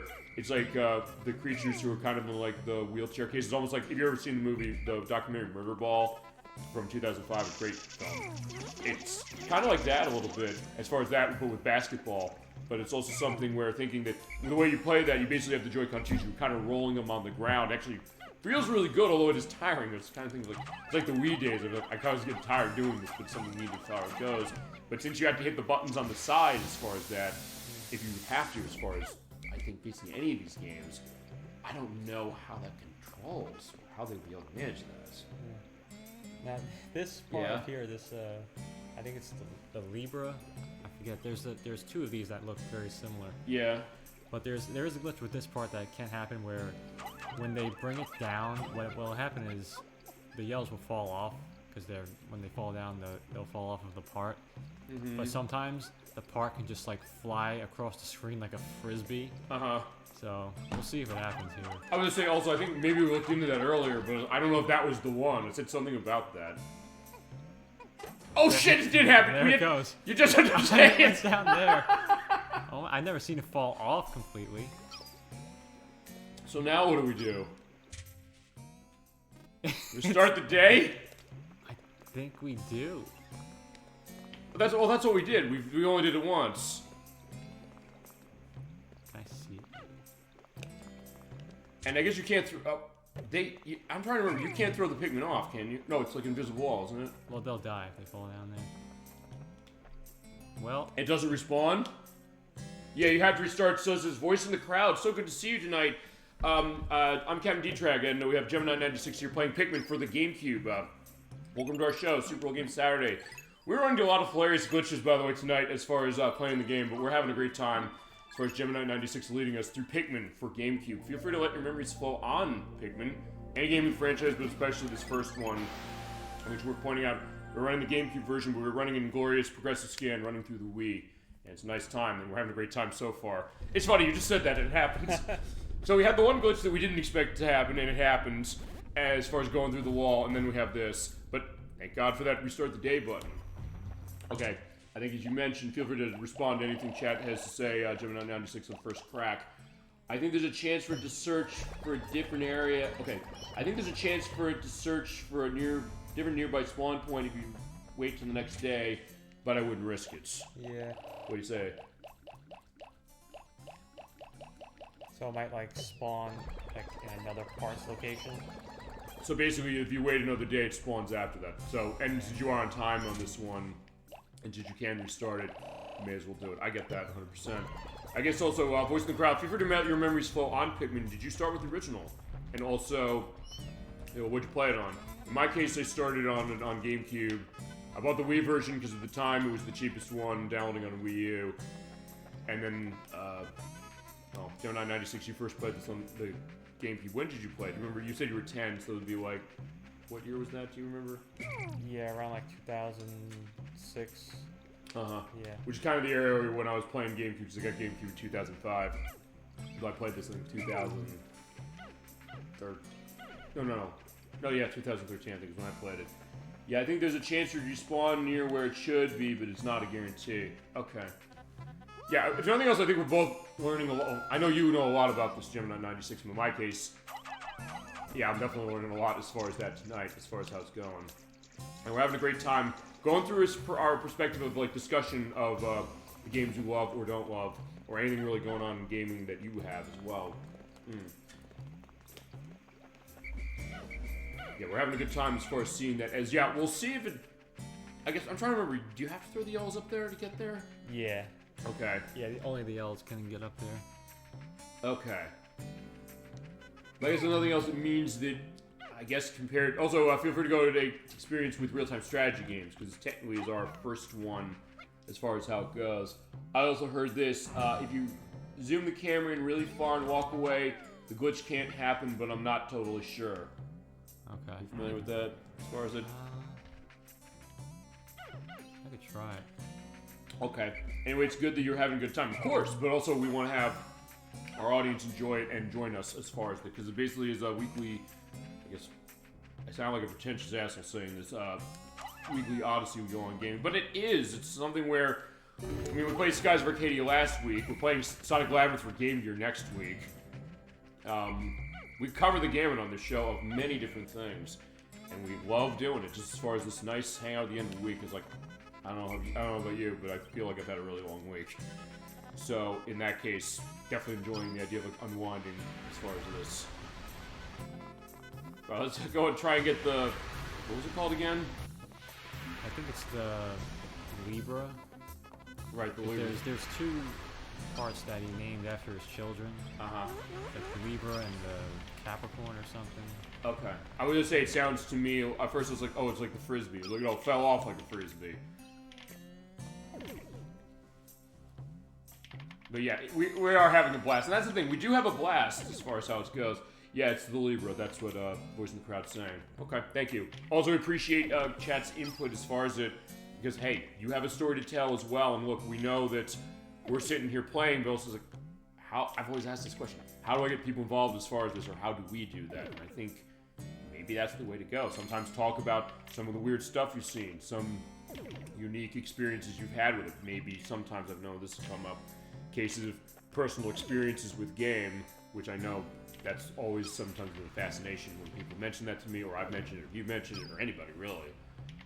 And that's kind of, that's what we do. We want to put, I guess, the human face to this, but also saying that in a lot of ways, like movies, books, really anything, it's something where I think it's something where what we play says a lot about ourselves, really, in a certain way, but also the case of saying that we have a fun time playing as far as it, but also sometimes maybe it can be a little more. And that's also why we'll go into, if you're new here, A, welcome to you, we're so glad to have you, and B, in case sometimes, I'll go into the notes, we'll go into the notes saying, let's look at the history, what were the people making this, what was on their minds as far as what their thought process was, and it can be something that's absolutely fascinating. Okay, so yeah, now back with the Libra again, let's see as far as this...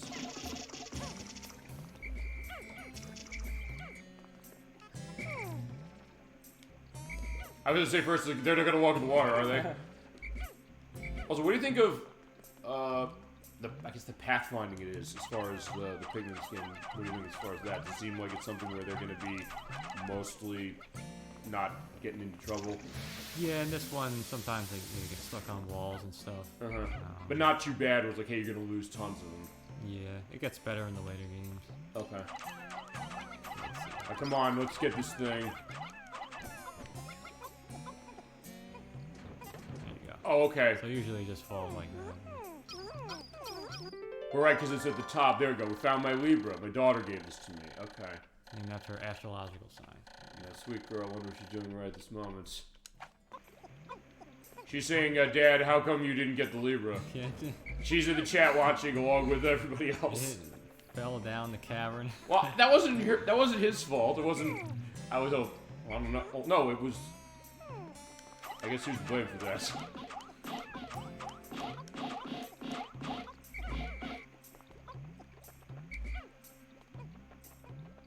But there we go. And in this case, also taking the reds there, so in that case they don't have to worry about getting burned. Yeah. I'm trying to remember if the other ones get set on fire, it's something where they are guaranteed to die, or can you put the fire out? You can whistle them to put it out. Right, I knew there was a way. As we get the analog computer, gotta miss these. Oh, I don't know, I don't know, I kind of miss them. As far as the idea, like, this is what a PC used to look like. Come back to this one. Oh, there's a sonar on it. I don't think I ever noticed that. Well, as I said, it's been a while since we played this. Just like living on the edge here. There you go.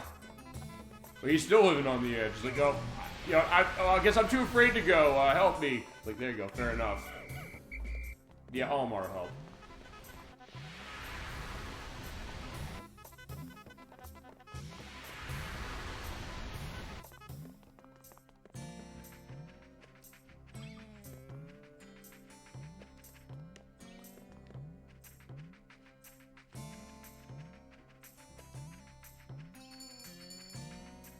There we go.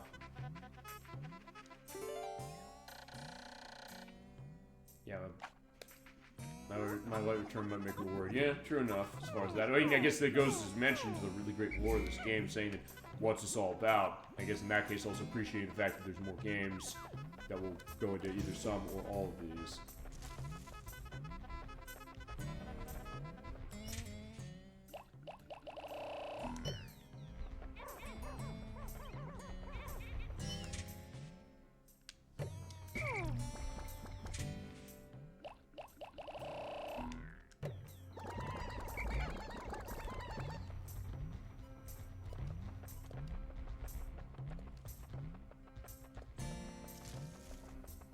What else do we have to do today? I know we got to do that, but...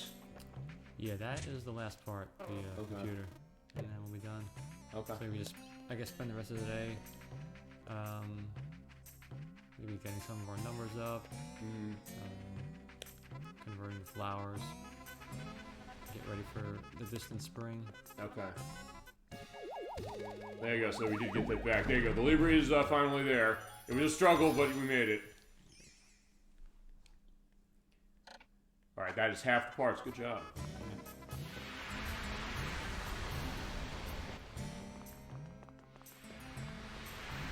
Alright, no, alright, I forgot. In this case, right, we got the animal to grab.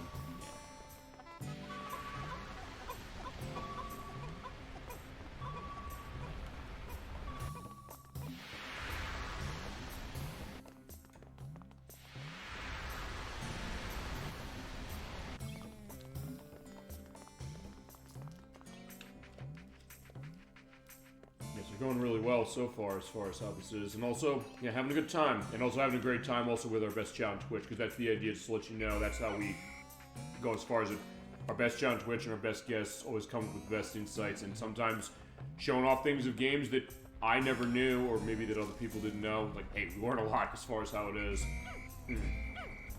It's very enriching, but also very relaxing, too. It even gets maybe tense saying, like, hey, you know, the Libra went away. Oh, it was earlier was even better, I guess, when it came to get that. Yeah, going through the wall. That was amazing. I guess this game is going to be, I think, an interesting case of just saying, hey, we're going to have a lot of glitch compilation cases. I guess that's going to have to be what the next end of year thing is, because we have our YouTube site as well, so where all the shows are uploaded the next week, as far as and also edited for clarity at the beginning and the end.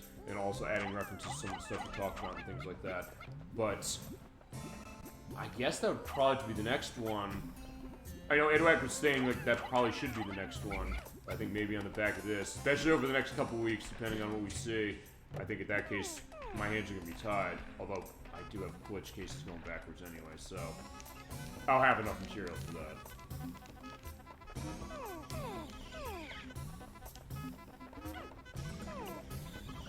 Is I also have Twitch cutouts as far as some of these things as well.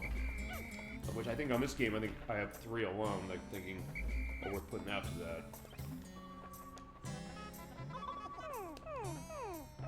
Also, I'll tell you, from the visual design, I really like the idea when you have a lot of Pikmin on there, the fact that also the flowers surrounding, but also the idea that you mentioned is to kind of stumbling along as it goes. It just looks really nice and really satisfying. It's like, oh yeah, they're moving, they're darting it, and they're going to be able to get that back to the ship.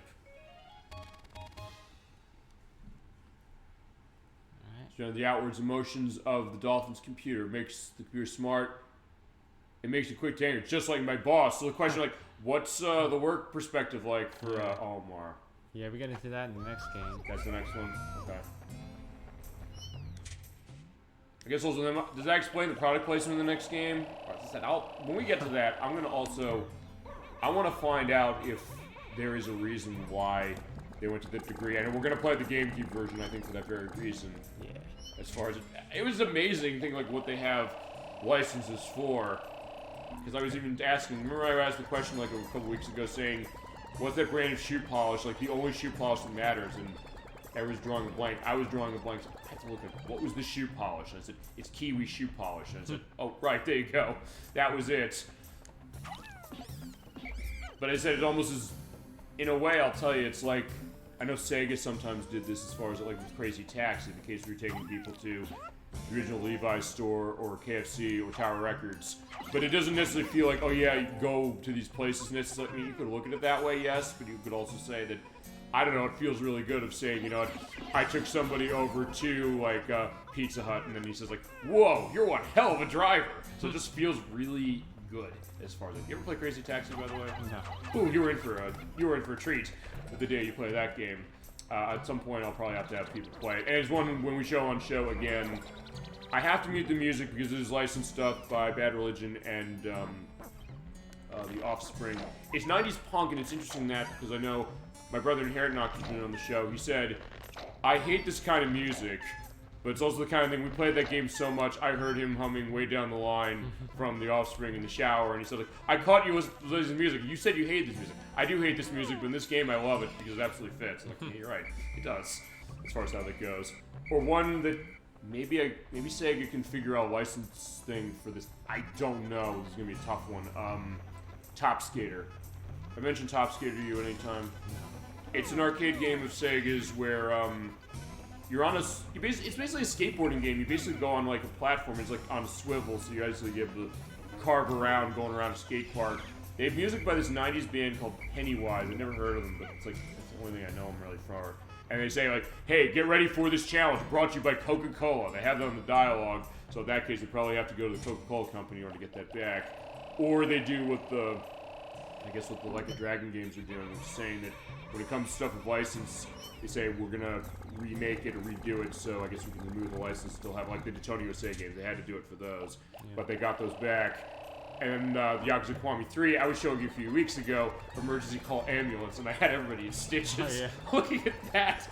As I said, also wrong reason to want to buy that game, not because I dislike the Yakuza games or the Like a Dragon games as far as how they're known, but the fact that it's becoming a Trojan horse for Model 2, Model 3 emulation, and Game Gear emulation, actually, there's Game Gear games in that too, is kind of making me go like, there are these weird games that never came around. There was a Magical Truck Adventure, that's the one where, I'd never heard of this one. You basically go in the arcade, you basically push down like the truck when you're going on to like on like the railroad tracks.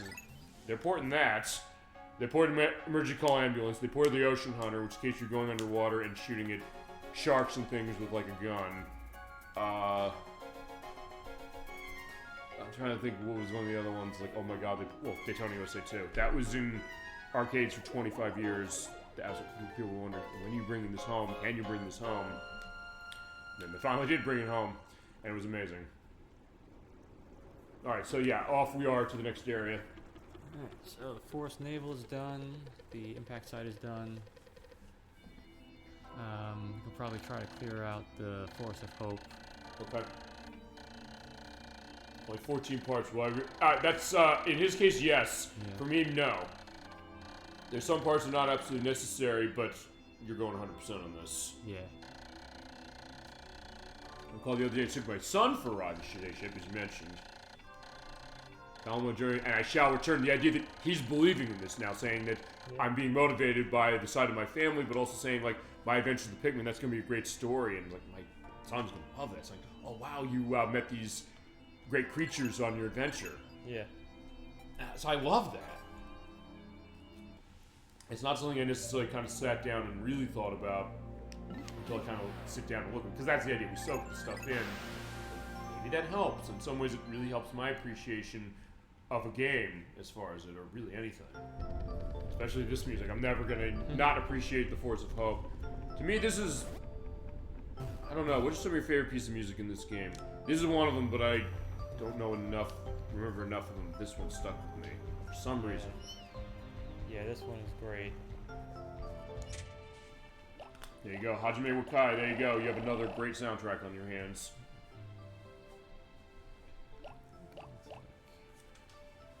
Also see if there's anything else on the notes. It's because weirdly enough, I didn't take as many notes on this or need as many notes as I thought.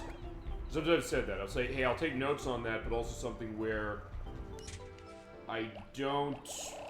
I mean, I sometimes think like, oh, I might need tons of notes for something, but honestly, so far I don't. As far as this one, although I guess then. Next week I don't need a whole lot of notes, but now I'm realizing after 2 days ago, I think I need to buttress that with something else. And then the week after that, I'm going to have tons of notes because of the scoping session show we're doing, where it's a lot of voice acting cases, and it's a lot of famous voice acting cases as far as plays with Calamity Trade. We'll get into that in a couple of weeks. Also, we do schedule, we'll talk about the end of the show, but that's one where there's some very famous voice acting talents in that game. I know from when we looked at the sequel to it years ago, I said, I gotta figure what we're doing on that one. And I have to check some stuff on content on the opening. I don't know if that's licensed for the opening of the music on that. I'll check. In that case, also, you can not get the bridge built. And also now, because we have the Blue Pikmin, the idea of, I guess, inspiring return visits, saying that, oh yeah, you can go into these areas now, as far as it is set. Yeah. Get them working on that. So I'll take these reds. And start killing.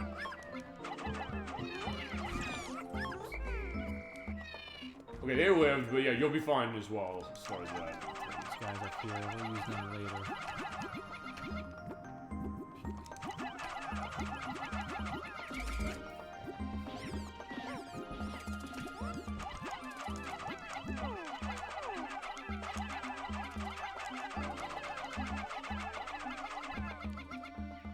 There you go. Yeah, where are you going? No, you're not getting out of this.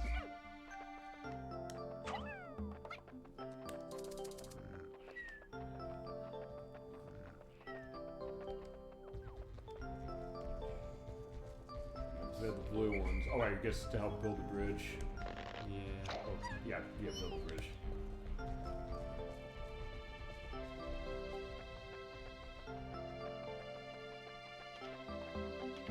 Steal some of these.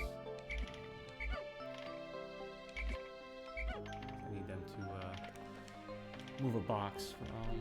Okay.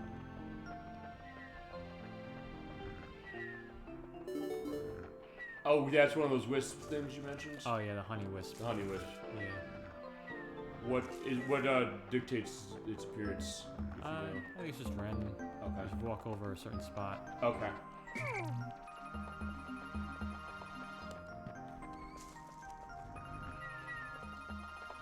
And I guess to get down, the idea is we usually toss Pikmin up on top of them to knock them down. Yeah.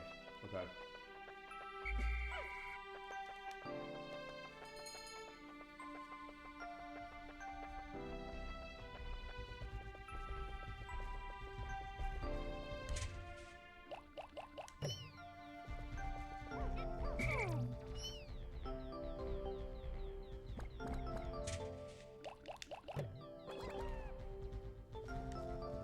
These guys to finish off that wall.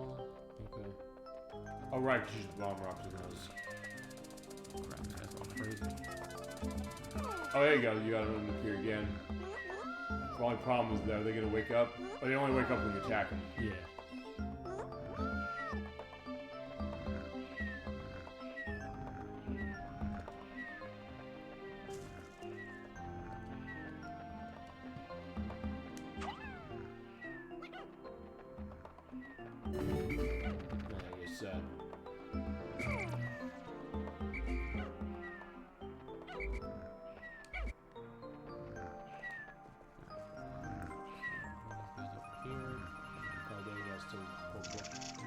Over. Yeah.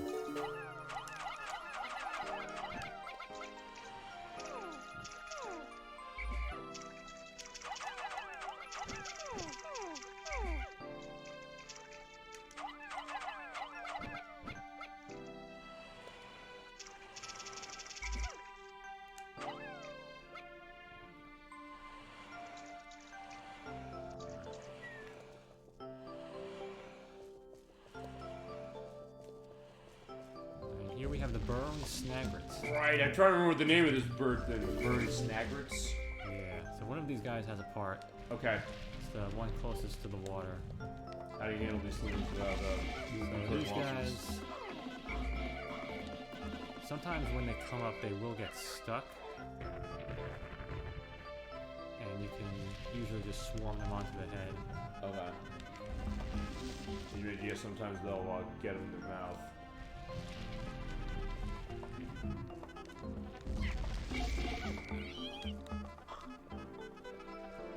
You said the head's the weak point? Yeah.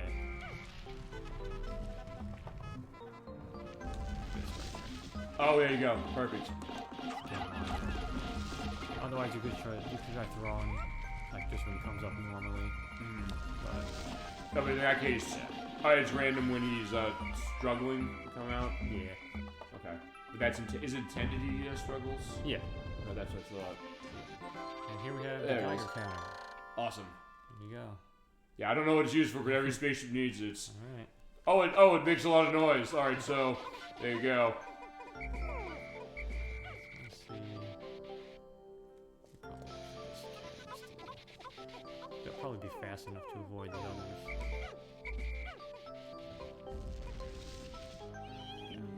Yeah, you're right.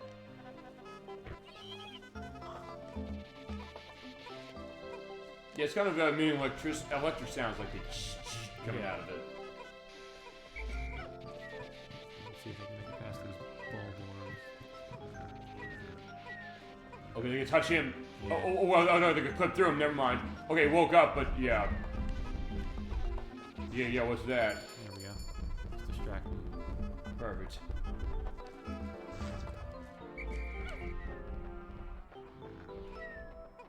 Now that one. Okay, he stopped. Okay, so that. Okay, what he did right there. What's that? He yelled. And Oh, right, and he woke the big one up.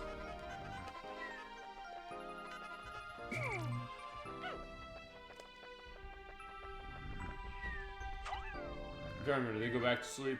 Yeah.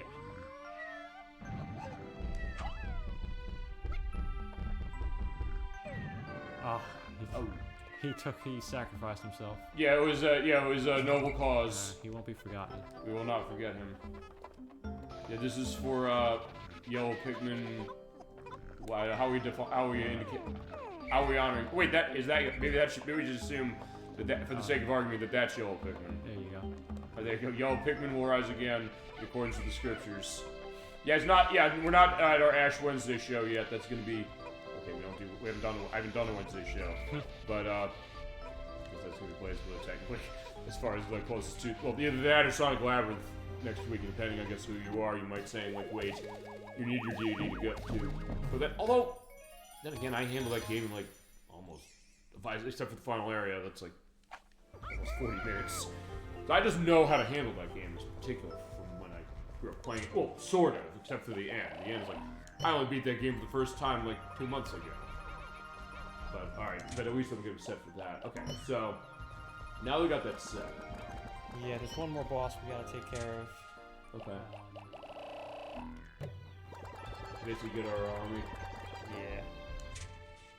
Actually, now it is also the case of like, in a way, like with a lot of real-time strategy games, you have to focus on your economic element as far as everybody, as far as like, I guess your villagers or something like that in other games, as far as saying gathering resources, but then saying when you get your army and your troops ready to go, as far as your military building line, saying like, okay, know how to handle enemies, know what their weaknesses are, because you know Age of Empires does that, saying that, oh yeah, certain enemies have an attack bonus and then something else, like the cavalry are weak to like the lancers, basically a long spear is gonna cut right through, but also saying, hey, you know, how do you counter something like that? So yeah, definitely a lot of stuff that kind of goes that well. Like I said, also kind of subtle the way this does it, but now that I'm sitting here thinking about it, I'm saying, oh, now I see where it's doing it, but also how it's doing it immediately. Okay, sir, for the spider, this spider guy. The armored cannon beetle. The armored cannon beetle. So he's gonna shoot rocks at us. What you want to do is throw a Pikmin into his little thing there. Right. Clog him up, and then the shell opens. Perfect. And just...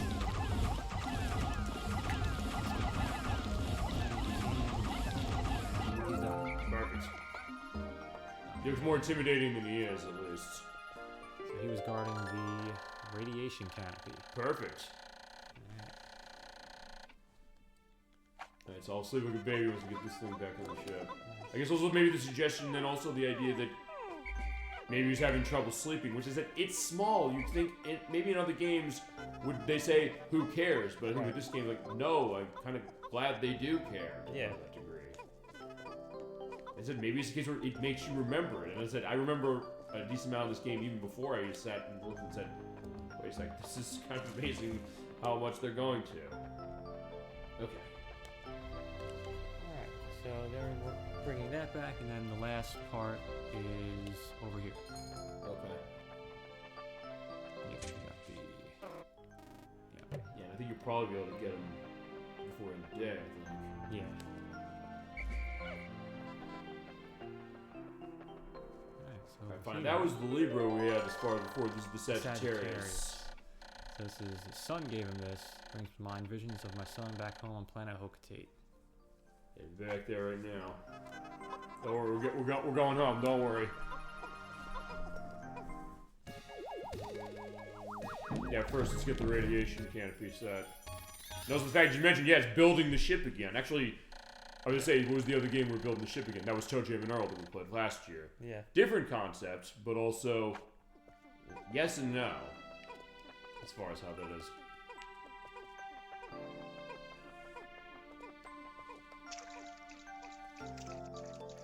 Also, these little tadpoles here, these are baby wollywogs. Okay. Those things we fought in the forest naval. Right. Are they something to be worried about when you're fighting? No. As in that form, they can't do anything to you. Okay.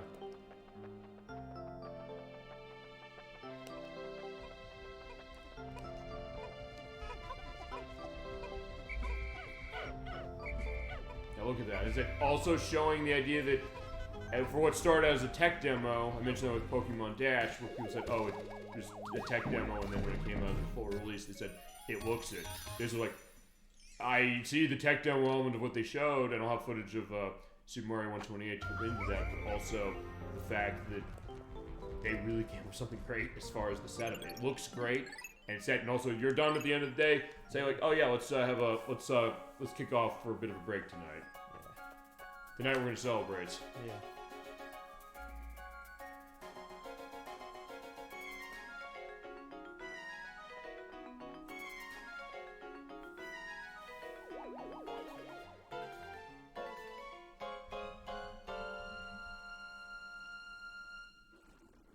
So yeah, there's our ship looking really good so far.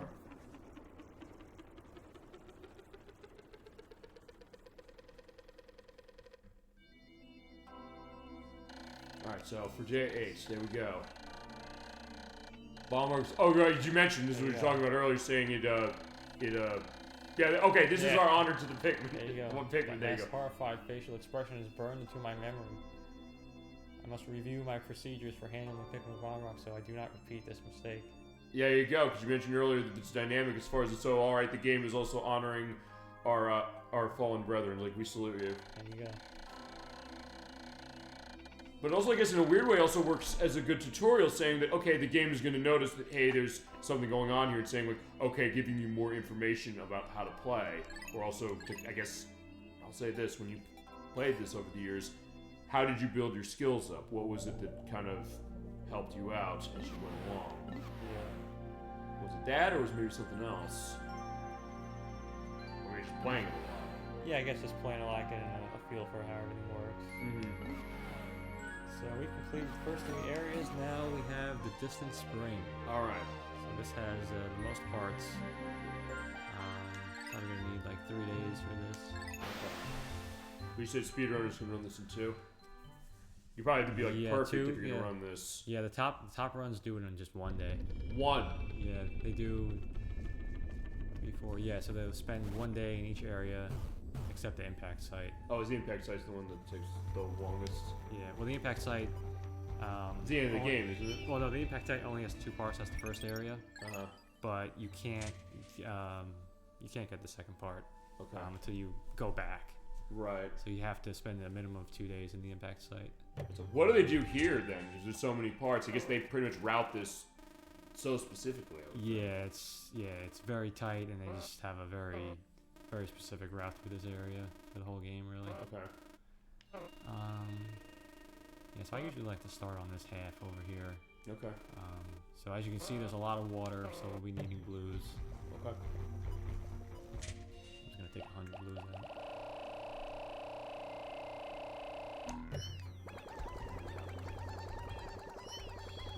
But also like how quickly they come out, so it's a case where, yeah, well, you're getting your units out, something where it doesn't seem like, A, you're wasting time, but also the case those look so nice as far as just the visual flourish of them coming out. Okay, so yeah, what you want to do is put them up on the top, is that the idea? Yeah, so I'm gonna throw some up on this ledge. There's a part over there. Okay. And in order to get them onto it, you have to kind of guide them along. Right, and also because there's a wall there, so they won't walk off. At first, I think they're gonna walk off. Like, no. Yeah, I'm not at all doubting anything that Gemini 96 is saying about this game, but then we see like, oh yeah, that's great. You can just disband them up there, and they'll latch onto it. Perfect. There we go. Be careful because there are some wollywogs.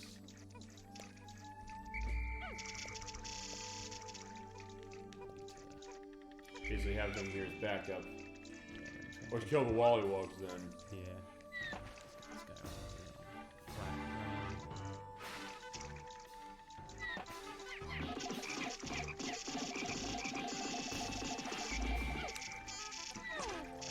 here. Go that glorious repair type bolts.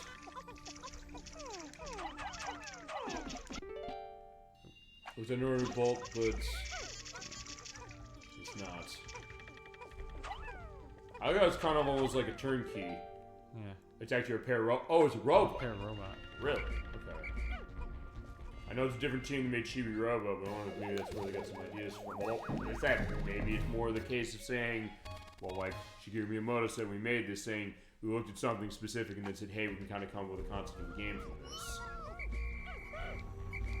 Actually, I don't know, have you played Chibi Robo? No. Okay. Because I played it through the Switch Online case, and that's a game that goes for a lot of money. It's like $250, $300, and it's a late one on the Gamecube, so that's another reason about it.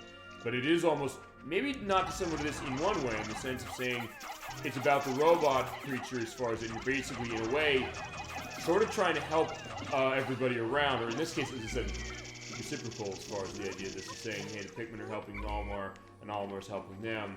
But the idea is like he's bought by the family, and he's saying, oh, that's cool for this, but also the thought of saying that, you know what, I want to be helping out as far as, you know, giving them a good life, as far as what my services are.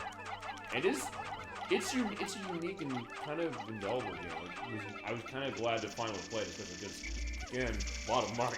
Yeah. So a case of being able to get a sense of what this is looking like. And for that one, I don't know how the Wii version of that would necessarily work. I guess, I don't know, because the idea is you do cleaning as far as during the day. I guess you could run the Wiimote for that, I guess. But I don't know. And it's the one new Play Control version that never came out here. Because even Pikmin 2 eventually did, but that one, no.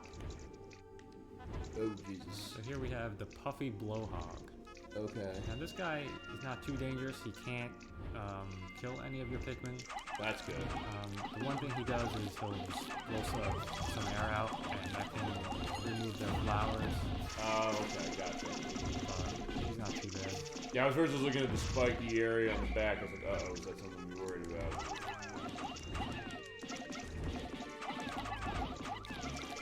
These guys here, water jumpers. Oh no. Magic.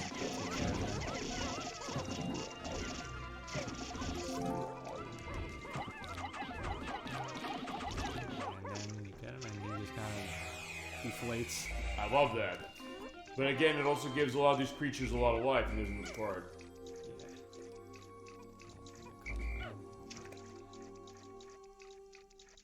Alright, so over here we have the Interstellar Radio. It's a constant SOS signal. Broadcast voices from space that will brighten up my moments of boredom. Alright.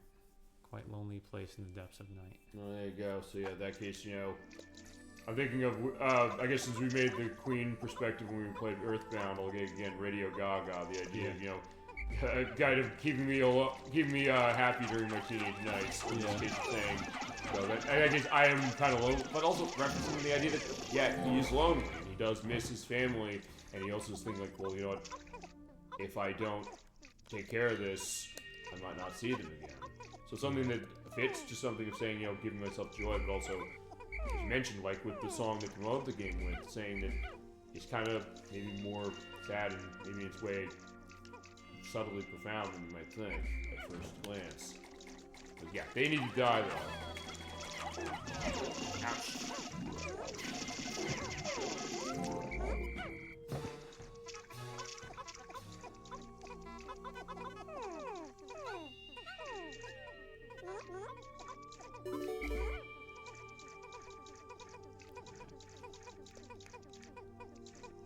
The rest of the way should be pretty clear for them. It's got that other blowout there.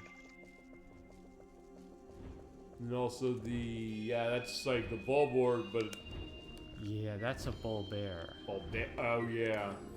The thing with those guys is they are very light sleepers. They will wake up more easily than the Bulborbs. Okay. Well, that's a snitch bug. That's a very annoying enemy. He will just grab your Pikmin and throw them into the ground, and you have to pluck them again. Okay. Yeah, because I don't remember this part. As I said, I almost beat this game, but I did get to the last area, but it's also something that this is totally blue to me. It's almost like I am seeing it afresh, just looking at it now. There we go. 21. It says 8 more, so wait, there's only one. Oh, wait, there's only one. There is only one option. Yeah, if you throw him out of the sky, he'll be down on the ground. So that actually.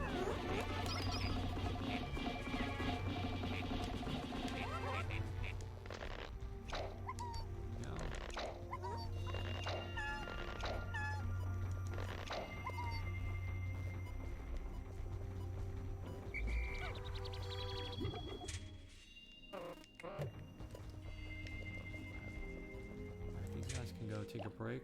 Okay.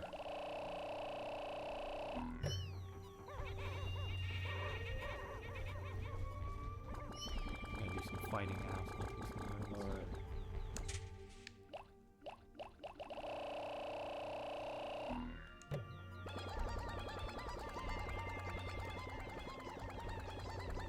$64 is gonna do it. Yeah. 65. I'll take this guy out first. So he's not blowing them around.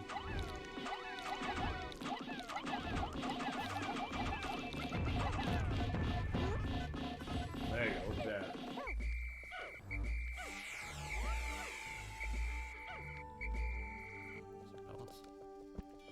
Alright, so I don't usually like to rush these guys because they have more health than the Bulldog, and you probably won't kill them by the time they wake up.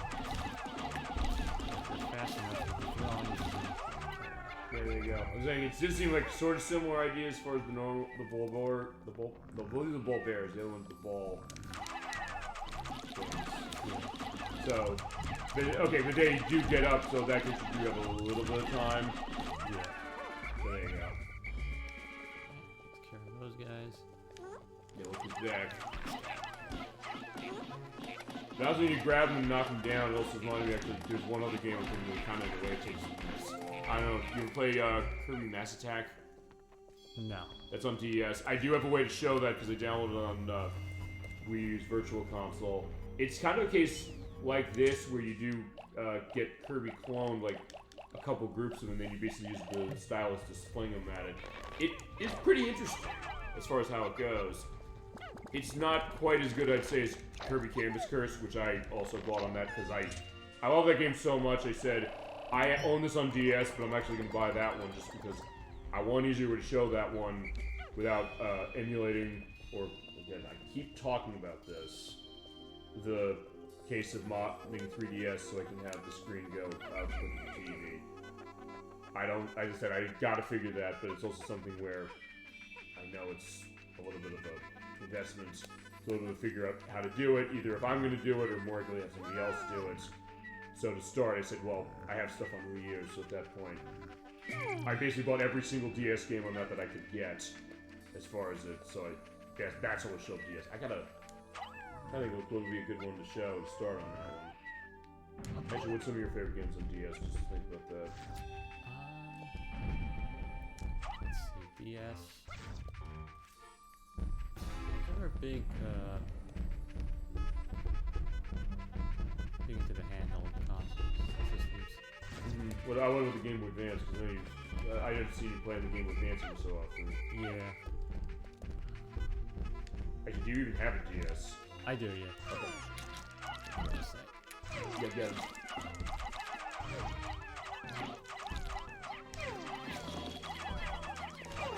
Yeah, we're seeing how deadly they are.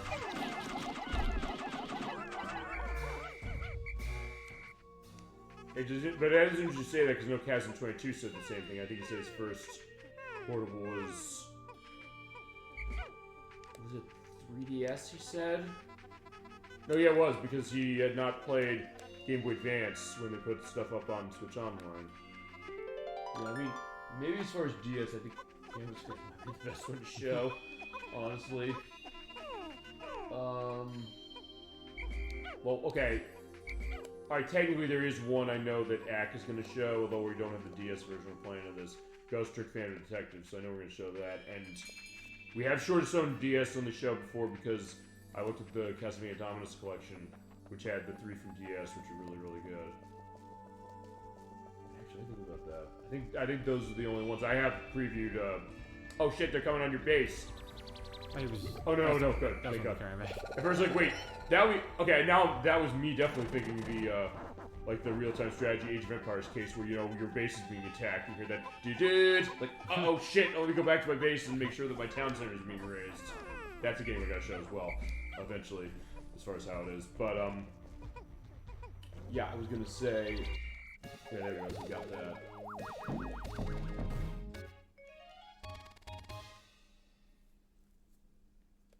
Massage machine, perfect. There you go. There you go.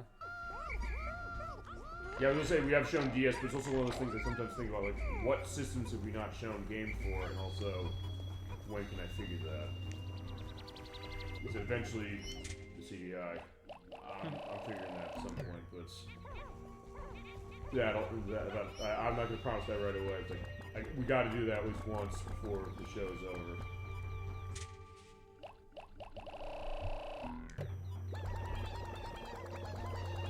Okay, I want to find rephrase that. We have to do CDI as far as the actual system, because, I mean, I have the spoon for the Switch. The spoon.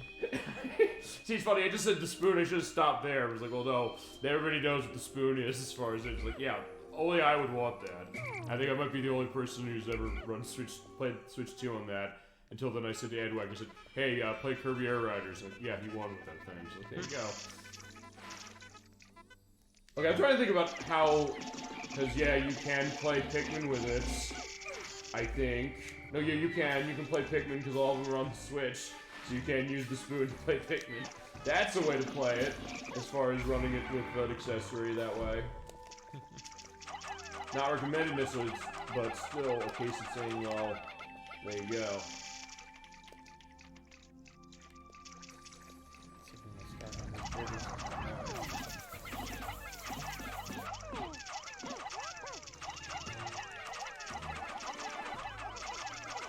Actually, that one's also kind of just standing on the bridge while the others are all working. I love that. Like, yeah, he's ordering now. He's like, yeah, I see. Yes, out there. It's going 20 knots. There you go.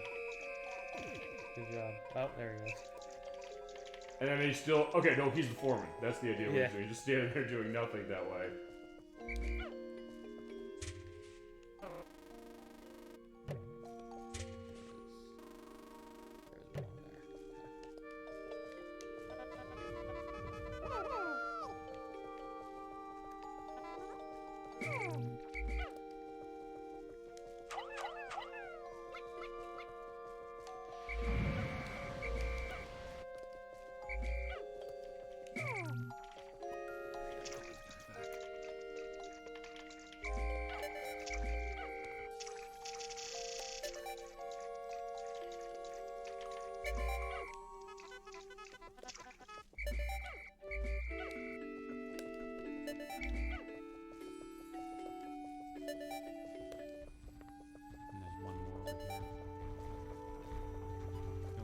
Forget you. Yeah, Gemini's coming for you. I got you. Okay, good. Yeah, you did get him, right? Okay, good. Fantastic, perfect. Yeah, my children. I love that. But you do get into that mentality, so I understand it completely. You don't want anything to happen to them. It feels really bad when they get that set, you know? I'm trying to remember when it was. When Nintendo Power, they do their annual awards, or did their annual awards. When this came out, I know they had... I don't know if this won it. I'll look into it, or I'll try and see if I can figure it. They said, like, one of the most helpless feelings of games that year, they said, when you have your Pikmin being eaten, and you can't do anything about it. Yeah. So in the case where you do, in a weird way, feel that connection with the Pikmin, and it's like, yeah, I am Captain Olimar, so when you think about immersion in a game, there's something unique to be thinking about that. But alright, we've got a lot of cases going on. Yeah. Calculations are correct. We'll get all the mission ship parts, but not quite yet. We're almost there. 7 more. Alright. Okay, so you got day 9, fantastic.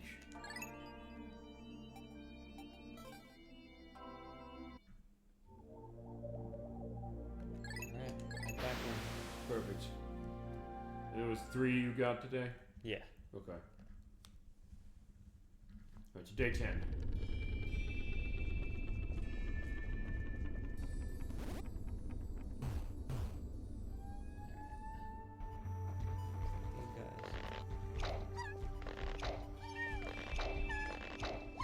Alright, so where are we going first? Yeah, so now we'll start going in. Take a look at the other side of this level. There's another armored cannon beetle in there. Okay. There's a little bit of a maze, well, not really a maze, just a little path we have to guide some yellow Pikmin to get to a part there. And some more water. Yeah. So let's start with... Let's continue with that bridge. Okay.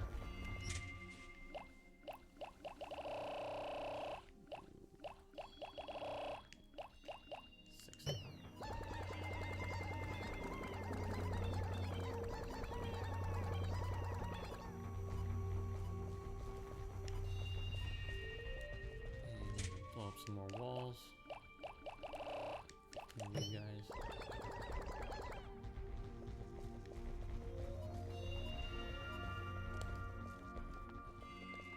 Yeah, so luckily the ball bears are gone. After a certain amount of days, they will come back. But for now, since we just defeated them yesterday, we don't have to worry about them. Oh, okay, so they come back as after you kill them on day intervals? Yeah. Okay. I don't remember, are there the other enemies like that? Yeah. Okay. Yeah, so that was already basically done there.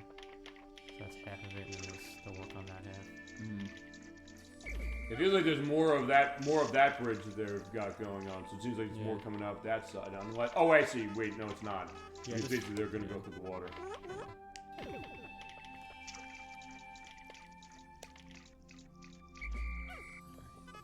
guys got some rocks here. Let's go blow up some walls.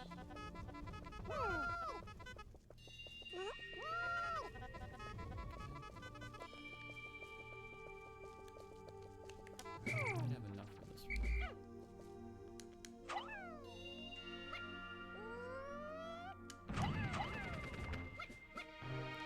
And also when you hold the A button, they do that, what does that do? Increase the distance you toss? Or what does it do necessarily? It's just a charge it. Yeah, I don't think it changes.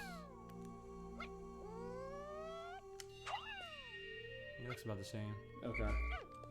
'Cause I always saw that first, like, wait, what's the difference? I guess maybe just giving that idea that, hey, you're preparing to launch. Yeah.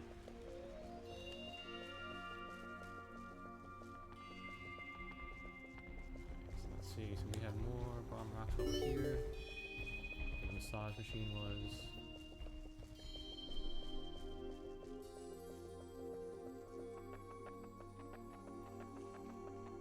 Oh, and that over there, the blue flower is a candy pop bud.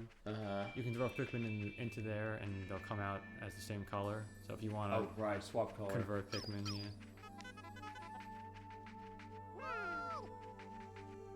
I was like the new age music as far as in here. Very Yeah. kind of intoxicating, relaxing, but also the case of saying that something's around here. That'll be a case when we get to eventually. I gotta go through the other ones first. Echo the Dolphin, Defender to the Future. Or I gotta still do the first. Actually, no, won't. No, we'll sort of hear it because Dolly fan chat. She wanted to see the first one. I remember the Sega CD version, which I have in the Sega Genesis Mini 2, and it has a lot of music like this, which is amazing. But it's also a case of saying that is a game I gotta practice. And with the Defender of the Future, I don't know if you ever played it because it's also on the PS2. It's something where that game can be so cryptic. Basically, you have to have a walkthrough with you the entire time. It's that confusing on where to go. Even as far as that franchise, that's all pretty elliptical in itself. That one in particular. Yeah. Is that that's such a complicated one for me because I love how it looks, I love how it sounds. I'll even understand it for the gameplay, but it's also something that you sometimes don't know where to go in that game. It's just like I want to love this thing, is we have a gluon drive. Quark binding metaphysical properties of gluons. Very scientific, but I don't fully understand it myself, but it was very expensive. So in that case, it probably was of good value. No, it's probably worth the money as far as it's. I guess I think of the case of like Mr. Dink on Doug, who always said like it's very expensive. It's like, yeah, there you go. It's like, but I don't know necessarily. It's like the one time he also says like, no, I got a great deal on this. Was the lying machine? It's like, no, that's not right. I paid a fortune for this.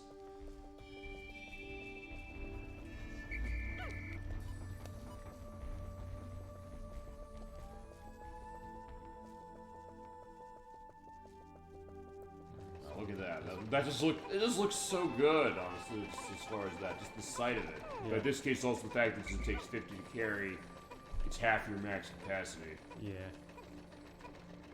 It is like a nice whirligig device. Alright, so we'll get this back, then we'll go through there. Got some more ball bears to take care of. Good boy. Fantastic. So, yeah, I don't remember where that goes on the ship. Oh, it goes on It's the like outside. half the ship right there. Perfect. I don't know how it works, but... Oh, okay, so basically it's almost like a... It says it'll launch off with a roar, so I guess it's almost like... I'm trying to think of like the equivalent of the car on that one. Not really the engine. Maybe I guess it gives it more torque, I guess. Yeah.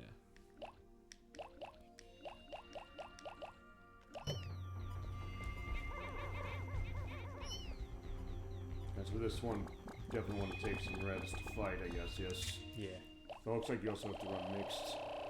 Yeah, we got some water, and then we need the yellows to get up to a high ledge. Okay.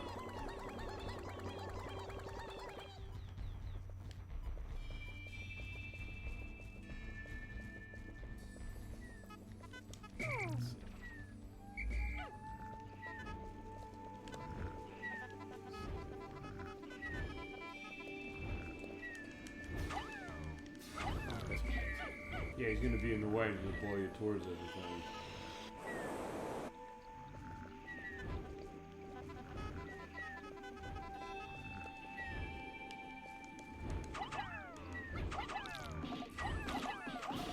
Yeah, see what you're doing though, basically get him as far away from you as possible to take him out.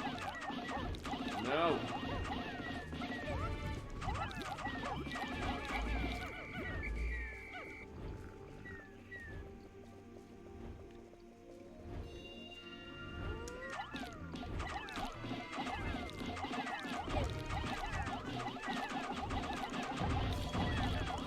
Yeah, feeling the tension was like, yeah, and I like the fact that this game is able to put you in that. Yeah. But then in that case, yeah, you're all set. It's all right. Alright, so this guy.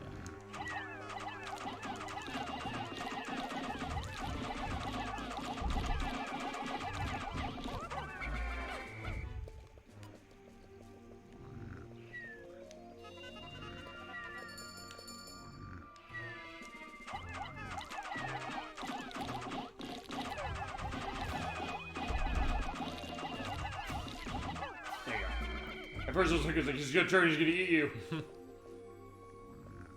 One more to deal with.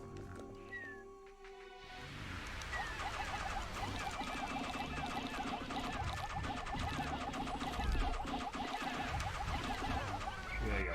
Balls. Alright. Yeah, you guys deserve a nice meal. I know. You take this one too. Okay.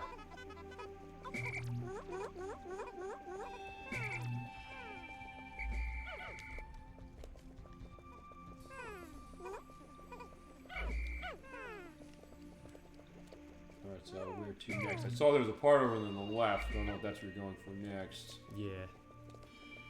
So. Oh right, you have to guide him across the oh you go, you can walk up as say. Like there's parts you might have to. Oh right, it's a maze. Here. There you go.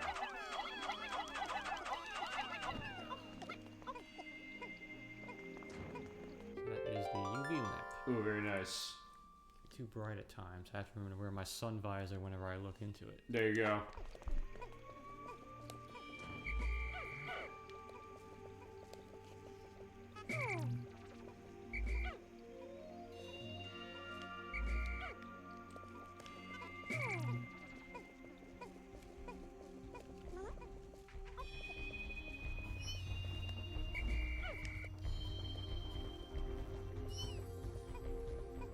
Open up the way to the armored cannon beetle.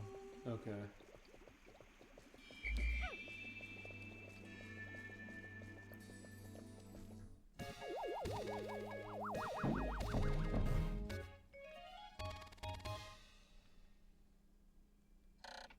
Handy light is great for tanning, but doesn't seem to have any relation to the dolphin's flight capabilities. I doubt that it will affect my escape from the planet. Okay. Yeah, so there's your clue that not every part is necessary. But yeah. But still, it's also something where I think I'll tell you this: when I played this, I did want to get. I believe I did get every part. Didn't get every part. There might have been one other one I didn't get because I wanted to find every one. Yeah. I think because for some reason, I guess you just like the idea of like building the ship and saying that I want to have this performance.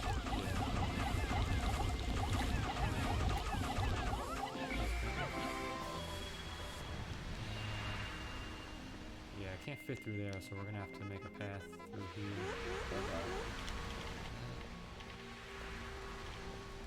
See if I can find some more bomb rocks. Here's the bowsprit. Ship should regain some of its sleek shape. Okay.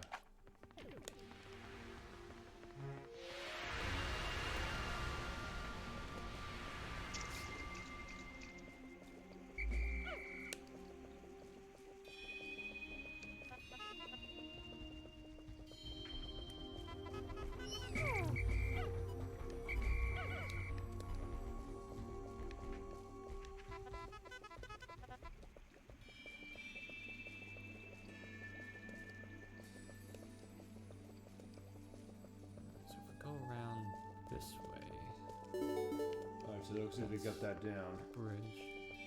Oh, yeah, look at that. The bomb rock's here to bust that wall. Yeah. And we're not gonna get that back before the end of the day. Yeah, I think you'll be able to do it.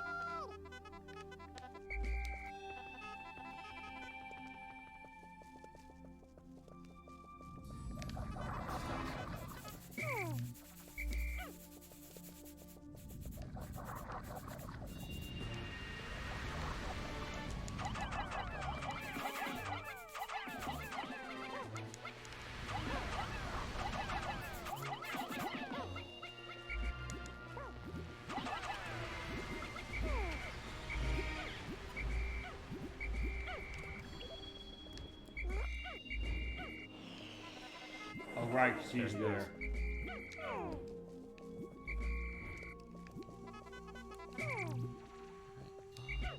I was say he's probably not going to come by over here. Okay, no, he's not. He's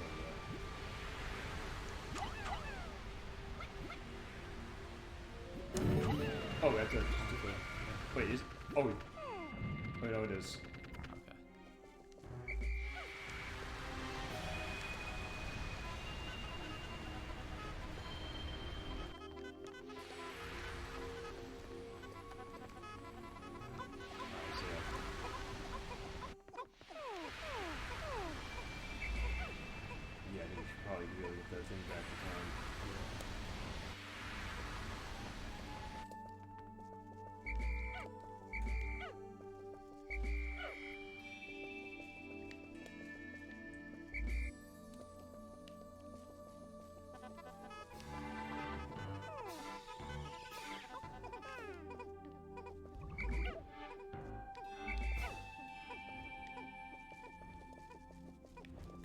I'm trying to remember when they're carrying something, you can guide them, you know, I guess the direction they're going, or they just go on their own as far as what path they're going to take. Yeah, they go onto a set path. Okay.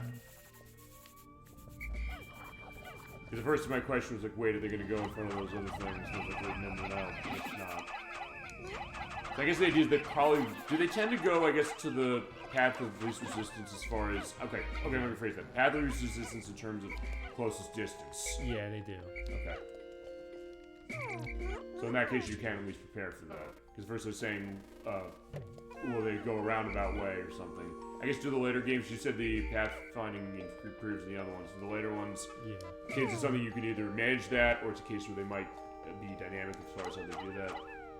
Yeah, it works similar in all of them. They'll pick the easiest path, basically. Okay. Yeah.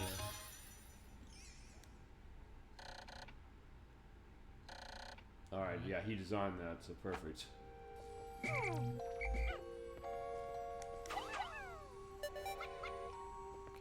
Bust that. Yeah, perfect. Yeah, I think so.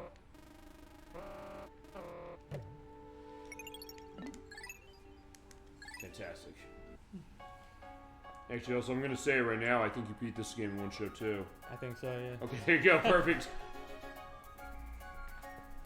I mean, you never know, really, as far as how it goes. Yeah. Then again, I mean, I don't know necessarily how long this game is necessarily indicated as far as how it routes. And so also remember, that's also with glitches where it's a case where you're running into that as far as the Forest of Hope. So I'm trying to remember, like, what's the case of how long this game goes, or how long this game is indicated to go. I mean, it also, like I said, sometimes it goes to like how well do you know a game. Because there was a case where I looked up and they said, oh, it's like 10 hours for Wario Land for Game Boy. I was like, I beat that in 4 because I know it so well. Same with you with Pikmin, and also Super Mario 64. Yeah, I think the speedruns, they do it in under an hour. Under an hour, Jesus. Yeah. But they're saying 8 hours for all 3 categories. Main story, main extra, and completionist was like, yeah, I can do that in at least 5, or most 5. I guess. Well, we'll see. But it is pretty close. So I think at that point it's probably not going to be a factor.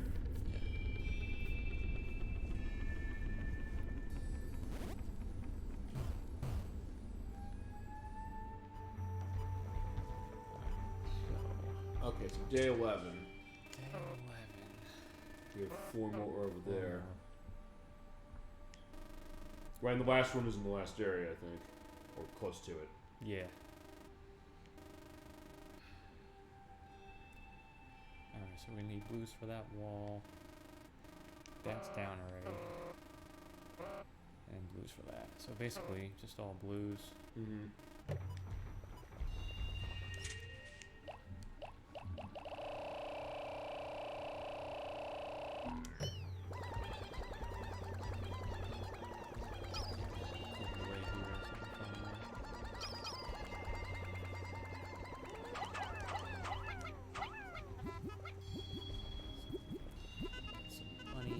I say, yeah, it feels like it's been a while since we've seen some of that. But I guess at this point you have most every Pikmin built up completely, for the most part. Yeah. I guess until you get new ones. Although even then, actually, do you tend to keep them in the ground? Okay, well, I guess you do in certain cases when you have Pikmin around, and then saying that, oh yeah, they'll grow over time. Yeah. Also, do they grow? Sorry, you said something? Yeah, sometimes I'll leave them, but for the most part, the best way is to just find honey. Okay. Actually, question, since it is about leaving in, as far as the night cycle, that doesn't affect them growing the flowers, does it? No, it doesn't. Okay, I didn't think so. I just wasn't sure about that. Like, hey, if you leave them in the ground, they're probably not by the morning. Fine, they're sleeping, so that's probably the reason why. Yeah.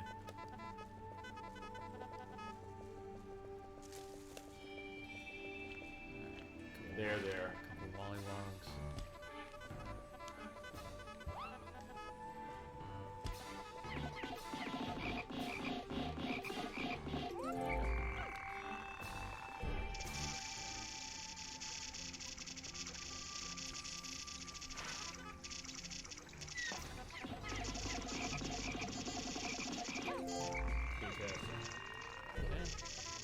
So where's next? Yeah, I thought I heard like a snoring case of the bull bear. I heard something. I heard like the whistle, but I don't know where that came from somewhere. Yeah, I think we took care of all the ball bears. Then maybe something else.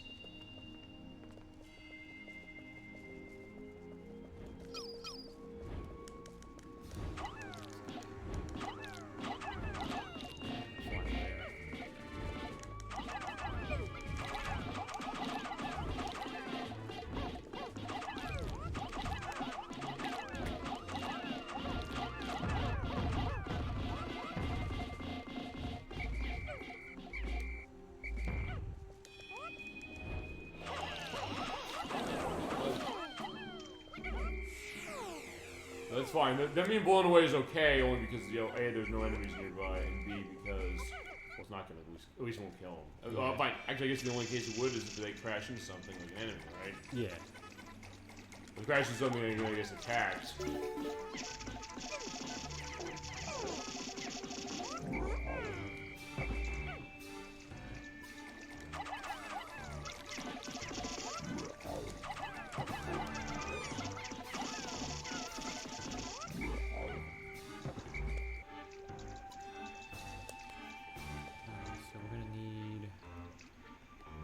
Send 20 blues up there. And then transport them into, or transform them into yellow. Yeah.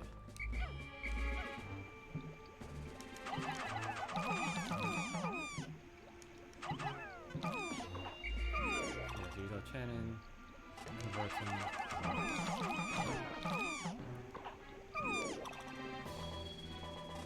I think the most you can do is 30, and the flower wilts.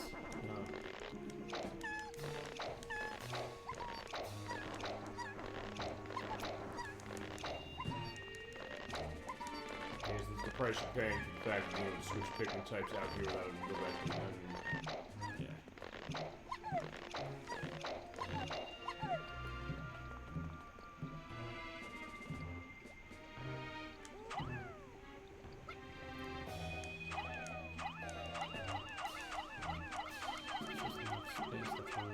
Yeah, I was gonna say, is that you're gonna make that as far as it. Now we can get up here. Although I guess in that case you have to get them to take it down, but then you have to transform them into blue again. Is that right? Right. In that case, you have to do it. Okay. Yeah.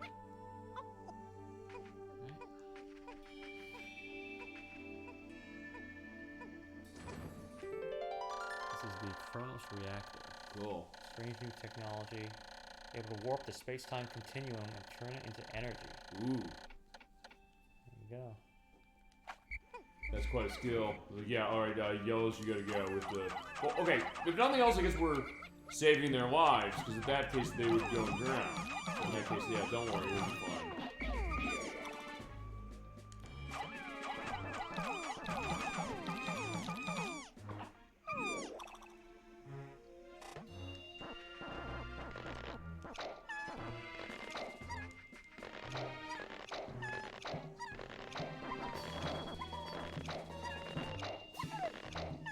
There's not enemies around because I'm hearing the music sounding a little more tense because it is dynamic music.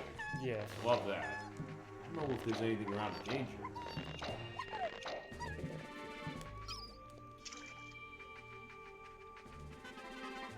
Oh, no, maybe that's just part of the music then.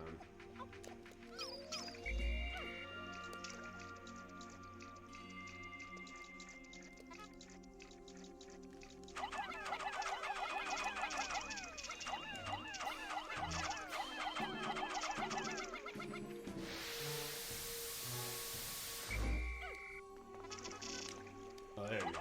I was like, yeah, where is it? Okay, there, I see it now. Where's the other Ionian jet?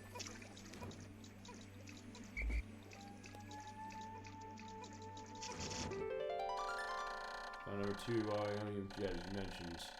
Fuel efficiency. Perfect. Alright. So, and then we have that last part there. Okay.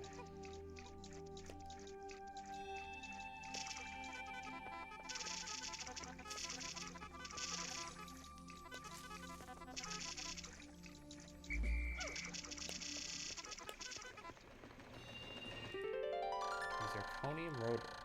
Okay. Made from rust-proof zirconium, particularly suited to making spaceship parts. Had to pay a lot of extra to have this installed.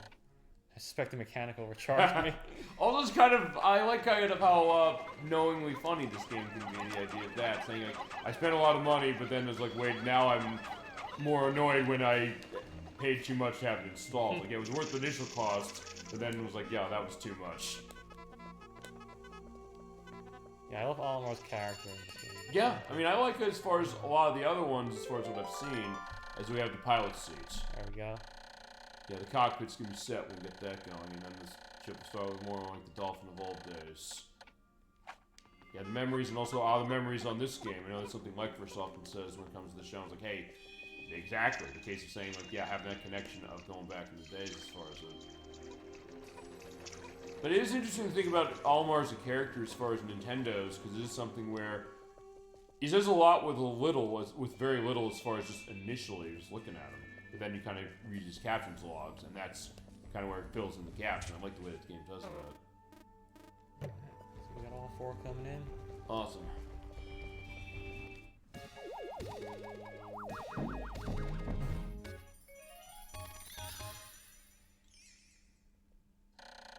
So there's the jest. The ads say, with excellent miles, it's easy on the family budget. It'll keep your wife smiling, we're probably to a happy home life. Well, it'll provide us to going back to our happy home life. That's 26 out of the 30, only 3 more. And then the last.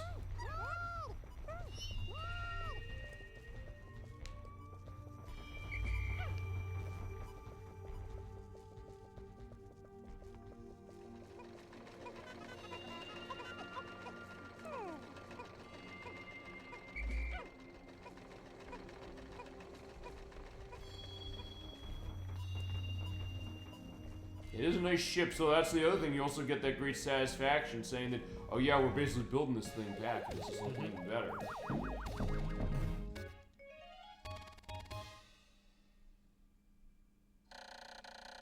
You may have roast proof. Shiny's new despite being left out here. Alright, so there you go. This is the last. Yeah, this is the seat. Is that the last one here, or is there one more? There's the reactor, and then the seat should be coming up this way. Okay, perfect.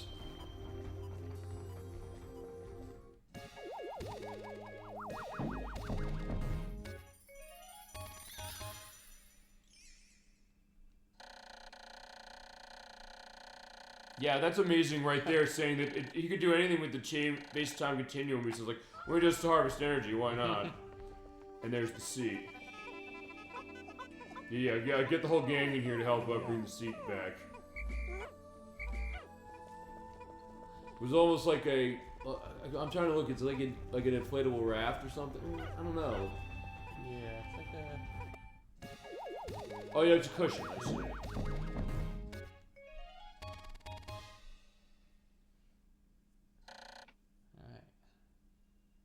Yeah, this fills me with inspiration. I was like, yeah, there you go. We only have one more, and then we're done. Yeah, that.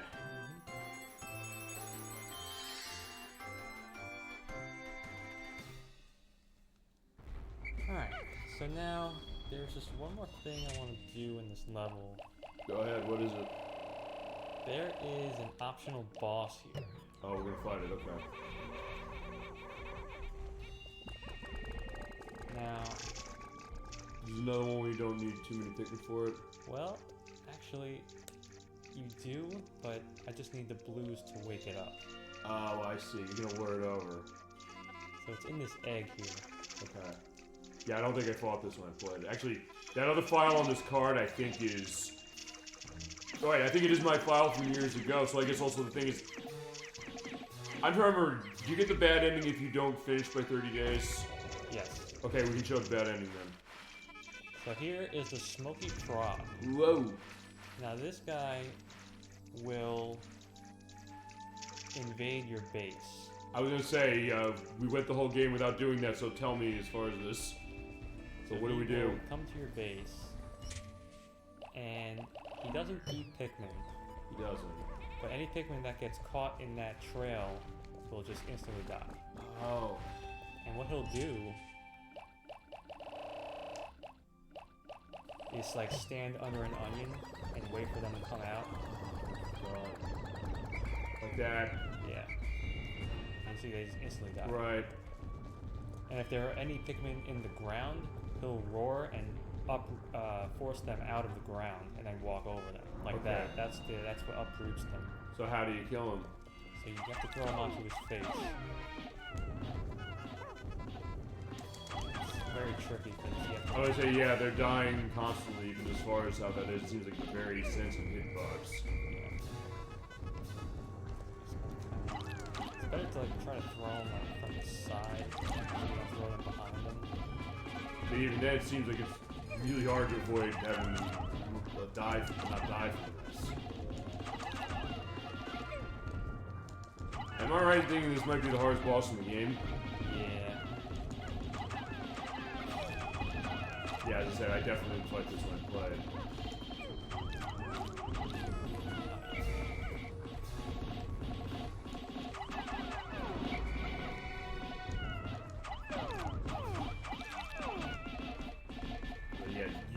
You know what you're doing, clearly. Although I'll say this as far as him crawling, and I'll answer this case this also when you kill him, because he's gonna kill him. We got him. Fantastic. So now when you kill him, Yeah. he leaves behind The last part. a golden pearl. Okay, what about this? So the golden pearl will give you 100 Pikmin. Awesome. So there's your reward. And you want him on red? Okay.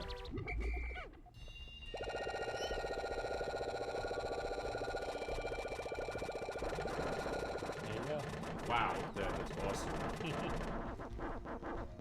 Yeah, all in a circle like that. Actually, I would say this going to the thing with that enemy. Did you ever see the movie Princess Mononoke? No. Okay, from Hayao Miyazaki. On experiences as far as like the Studio Ghibli films, how many, if any, have you seen? I haven't seen any. Oh, you're gonna be in for a treat because we're gonna have a film festival of those some one of these days, where it's a bunch of people.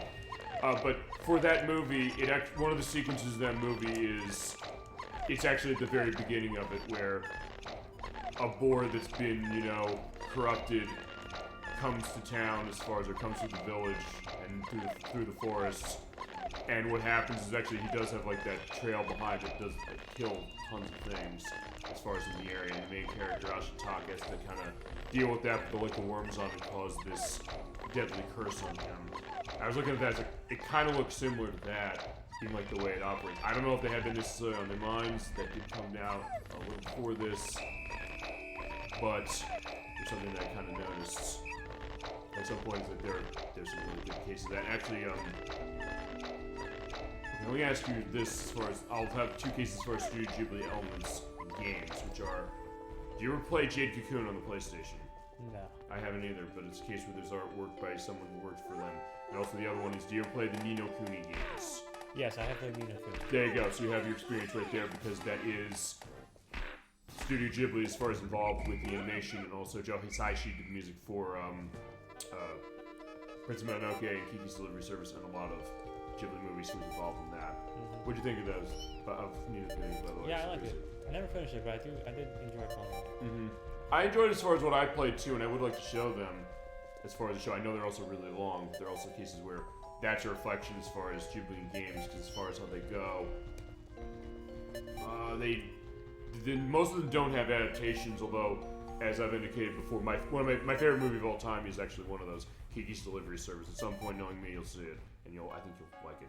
But no, because it's really something special. But there are games that are kind of similar to it. There's Megan the Witch's Mountain, which I previewed it for a show, and also I have the pre-order of it on PS5. And there's another one called The Witch's Bakery. They just announced that a couple weeks ago.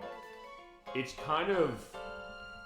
it's almost like it's very much like that movie as well, and it really seemed interesting. So some of the cases where they're not games specifically based on some of these things, but sometimes inspirations from them in other things, or cases where they'll have that connection when it comes to something like Ni no Kuni. Right, there you go. One last part. One part remains. 11 days. Also, what's your record as far as days running this game? I've done it in 10. 10. Okay. Yeah. Final trial. Live Sport fails in 19 days, we'll be fine, unless we, until later when I say load my old file and we show the bad ending. Because remember, there are 3 endings in this game? Yeah. Yeah, so there's the best ending where you collect every part. Which we'll get. Then there's the ending where you collect every mandatory part. And then the bad ending. Okay, so the final trial, this is it. Alright. I think you're beating this also faster than Super Mario 64, dang. Also, I'm gonna be curious because I didn't know what the hell I was doing when I did this, so yeah, teach me. Teach us all. You're the master of Pikmin, so I'm looking forward to seeing this. I think you said, like, the other day, like, I have a method of this that, I don't know if either you weren't sure of for years or you got it down to science now, so have at it. Yeah. So first we just have to open up the way to the boss. So basically, they're gonna make you use every technique that you've been using throughout the game. Okay. So let's see.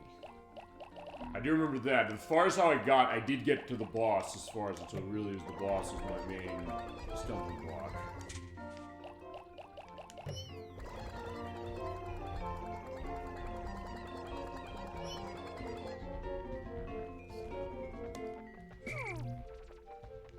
These blues, working on these bridges. Okay. Remember that there's a lot of bridges you have to have them go on before.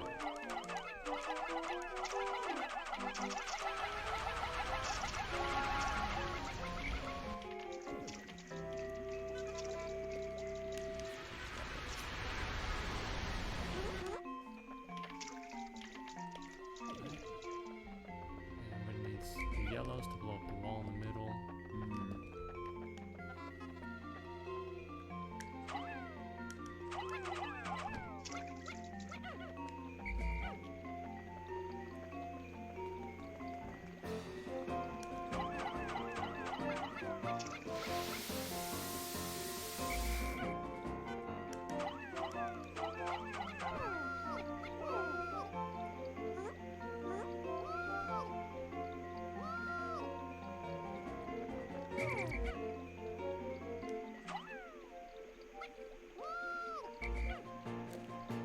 They're set, although, yeah, getting them back. Yeah, it seems like sometimes you have to be really precise, but I guess it's a good thing the way the controls are this way. So, okay, that's maybe the reason why... I don't think it's necessarily awful on the Wii. It's just a case of saying, like, I get the sense that... I know the idea is that it's more precise for certain things, but also a question of saying that... I don't know, is it me, or is it a case where I think maybe it's more inexact, which I wouldn't expect.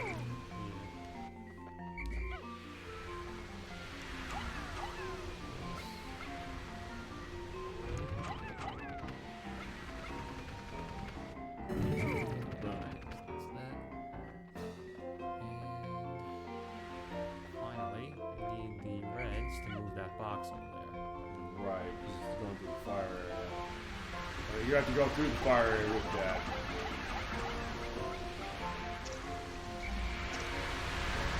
Drag it across and get... Oh yeah, right. Okay, now I remember. Oh, 10 is enough. Okay. So quick is 10. There you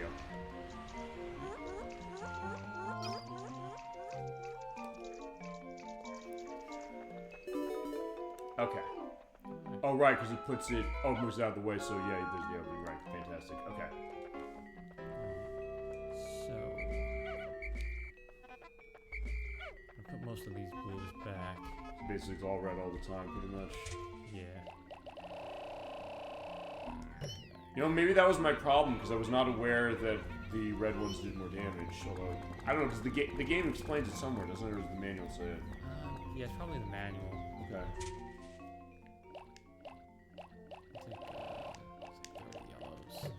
The yellows are also important for this fight. Okay. Still be reds. Okay.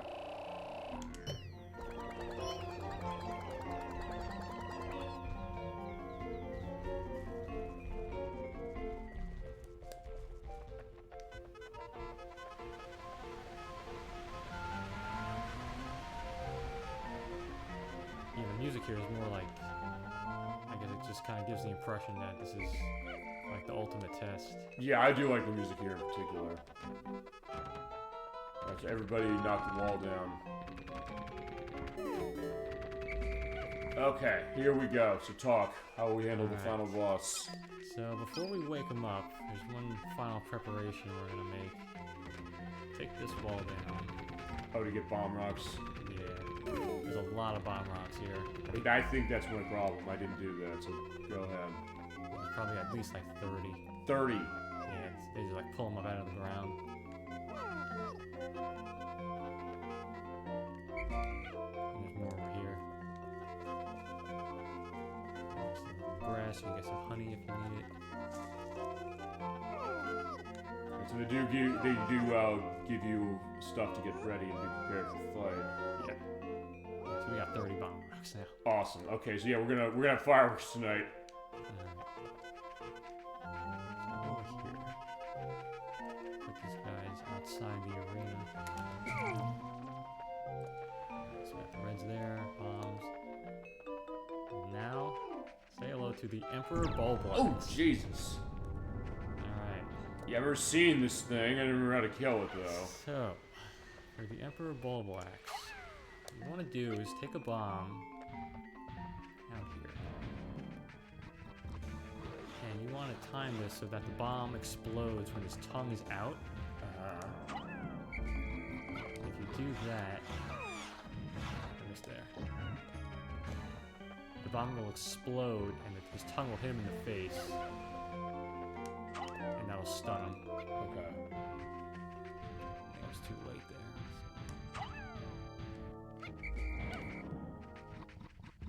Oh, there it is. Oh, got it. Fantastic. In this case, then send him in and hit him. Yeah.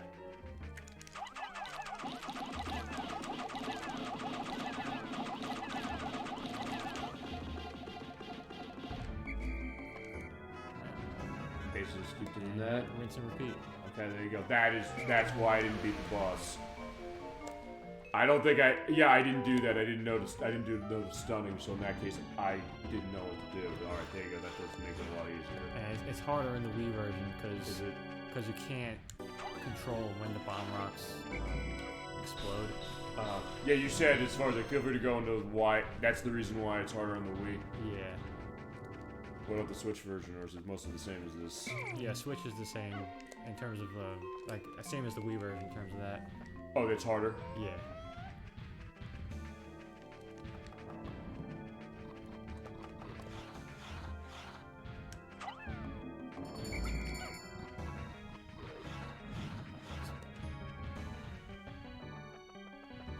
But they give you enough bomb rocks, so I guess also if you run out, Yeah. is the way to because he goes down into the sand each time. Is that right? Yeah, eventually, well, eventually he'll start jumping around.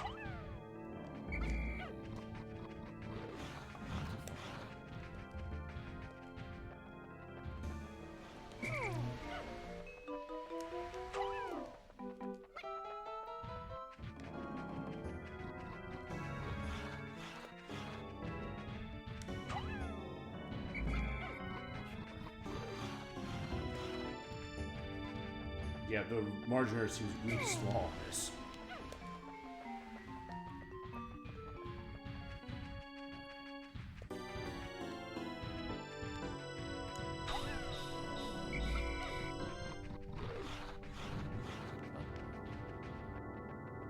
They didn't get him?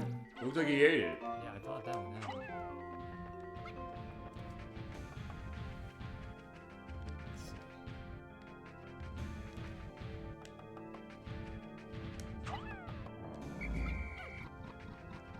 There you go, got him. Reds.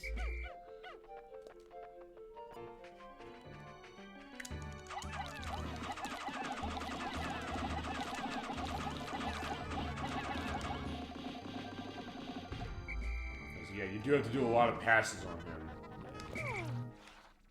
I guess it's also maybe one of those concerns if you run it to end of day. Yeah. I think that's also what happened to me now that I'm remembering this. I think it ran an end of day case. And also I didn't have as many Pikmin stockpiled. You got him? I think you got him. I did.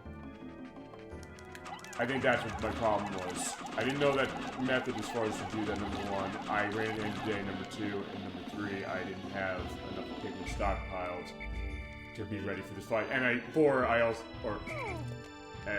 also didn't know as far as the red Pikmin doing no damage. So in that case, yeah, it seems there's definitely a lot of moving parts to this battle.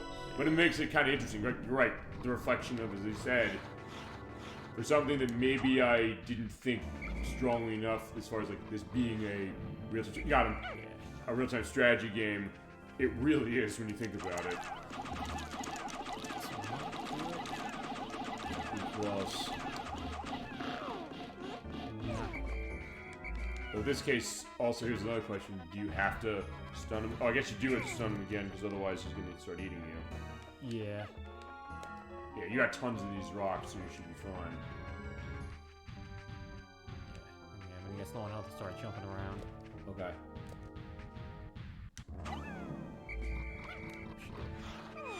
Oh, yeah, okay, got him. So yeah, worthy sacrifice, another yellow Pikmin. Yeah. Yeah, you sacrificed yourself to save us all.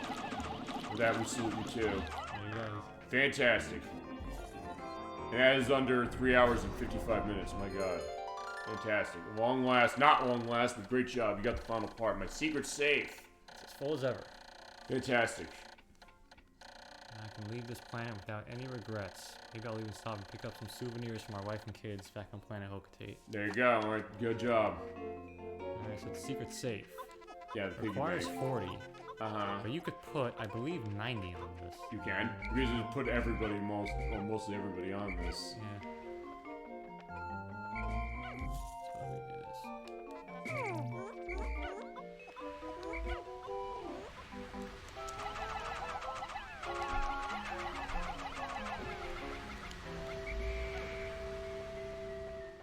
Yeah, definitely getting the explosion going on now. Fantastic.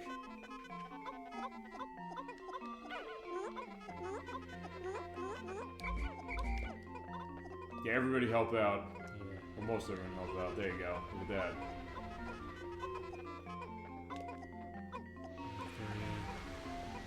95. Yeah. That might be doing that right there. Fantastic.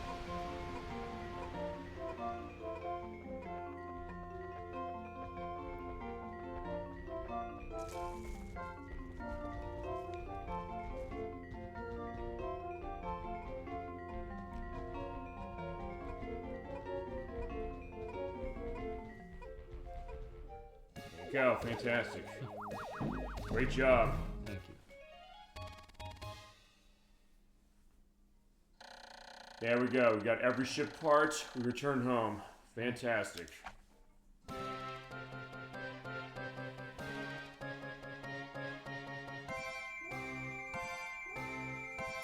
It was my first time seeing the ending. Well, I mean, I sort of saw it when you did it the last week.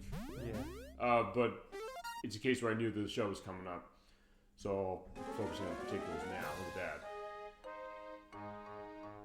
All right, great job. Thank you. I wasn't expecting anything less though, as far as it. But yeah, the Pikmin, there they are. Oh, I love that. I'm just sad we're gonna go, but we'll be back. Yeah.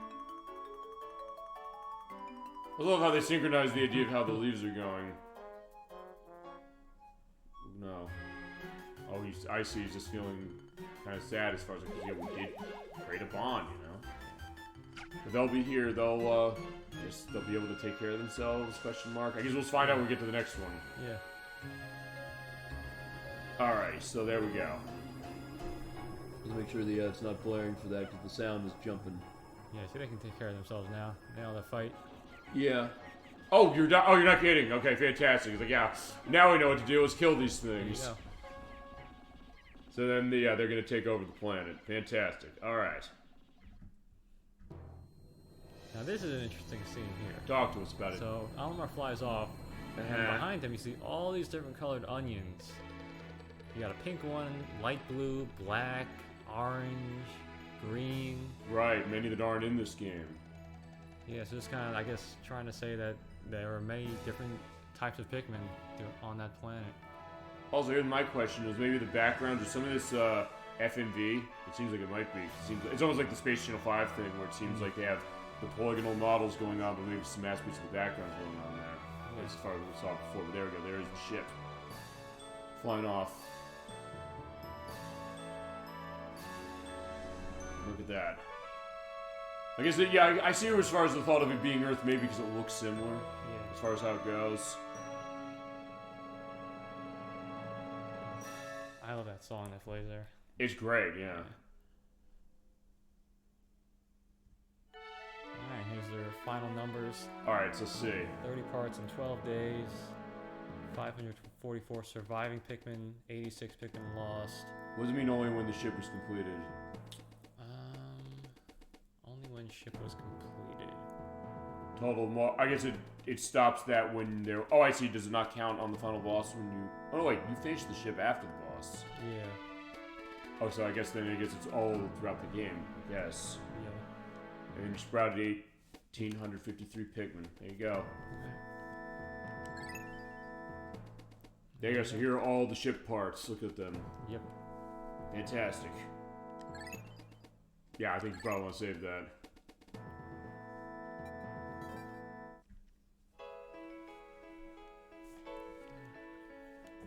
Okay, so there you go. That is Pikmin for Gamecube. We are almost done. The only two things, I guess, that would be left are one with the credits and final thoughts and all that. Probably be showing off the bad ending from my file from years ago that's on this. And I guess I don't know if you want to show any aspect of the challenge mode. There's much to show on that. And also whenever you want to go into final thoughts.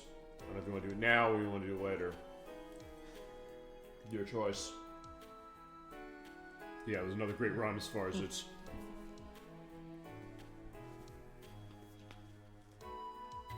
But even the way the credits are going, I kind of like that it's curved around the planet. Yeah. So there's a nice attention to detail. And yeah, this is quite a case of itself and a really good game. We'll get to that in a bit. Oh, it does the thing I know a lot of Nintendo games this era really like to do, and I really like that they do it, kind of giving that perspective of all the adventures we had and kind of, I guess, giving a little bit of a recap of all the big parts of the game. Yeah, localization by Leslie Swan, also from Super Mario 64, as was the case that way.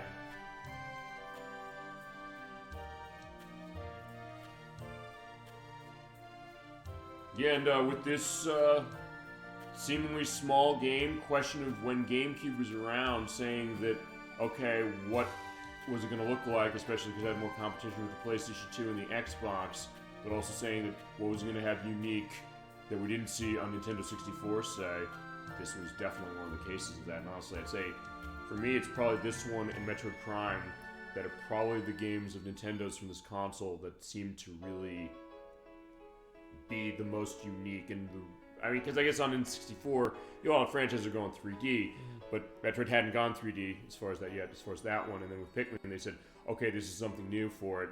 So in a way, kind of giving the system a bit of an identity of its own, along with the Nintendo aspect, of course, we're always going to get. And Nintendo's first disc-based console, which I think we mentioned that before, but worth indicating that to this.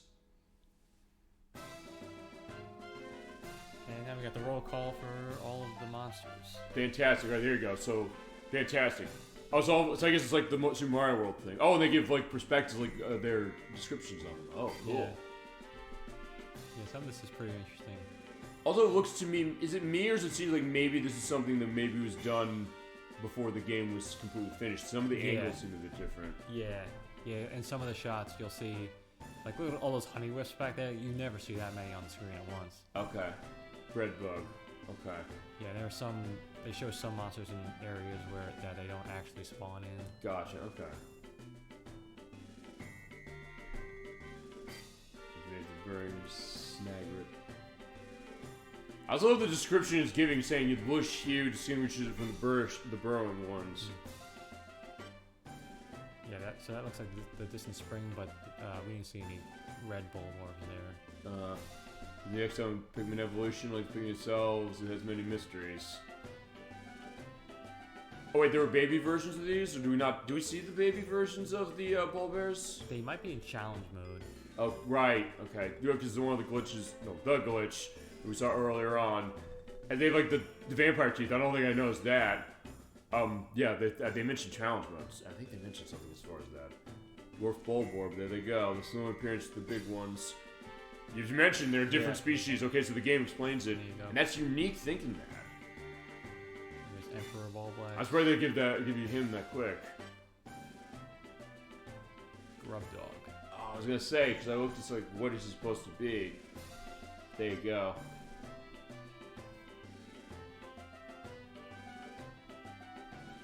Expels the combustible phosphor that ignites at moderate temperatures.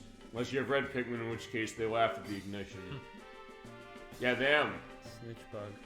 Oh, I also love the idea that, I guess if nothing else, they're showing the idea of like what could have happened, or also showing that what they do is like, whoa, his antennae, his wings, like, oh, help us. It's like, yeah, we got it. Oh, the Ghoulics. Oh, we can probably, if we have time, show. Yeah, no, absolutely. You have more than enough time, no question. That's another enemy that can spawn in the impact site. Okay. I think it spawns like after day 5 on odd days or something. Oh, really? So it shows that there's a lot of little secrets about this game to find, along with running the challenge mode. So a lot of other reasons to take a look at it, or to give it a lot of life when you really are getting a sense of that. Yeah, the forager doors under just pellets, as you mentioned. But yeah, if you knock them down, you get them out. And that's the No Uta. He can also spawn in the impact site sometimes. Oh, Jesus. Yeah. Fond of flowers, but only for the decorative properties. So wait, does that change if you have Pikmin as flowers? Or they just are going to go after him anyway? Yeah, he'll actually... he doesn't hurt Pikmin. He plants them in the ground and turns them into flowers. Oh, which is kind of helpful. Yeah.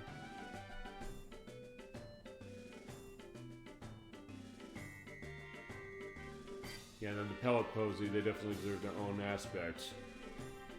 And the crystallized nectar and round petals. Yeah, the mushroom dude, as far as his actual name. He's got poison gas. Puff stool, there you go. So you also see all those things as well. Maybe see this is a delicacy. Yeah, maybe, although I guess is the gas safe to eat?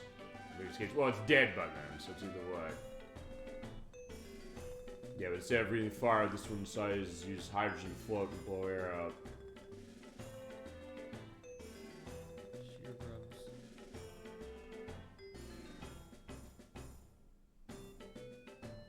Yeah, as you mentioned, yeah, it's kind of interesting. So it's almost like an interesting, again, indication of the lore of this game and of the biology within it.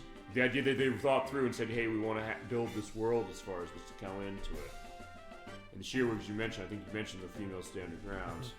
Oh yeah, that thing. I'll have a picture of the thing from Princess Mononoke there, just as a point of reference.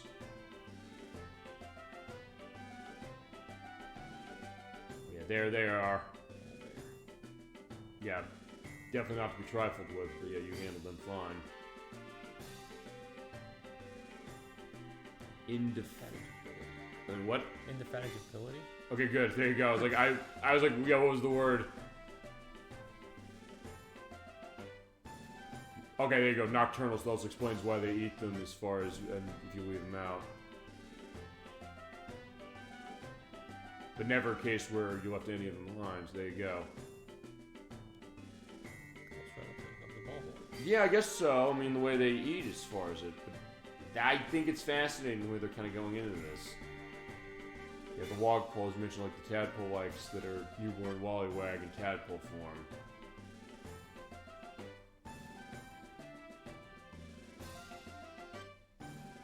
And there are the wallywogs again.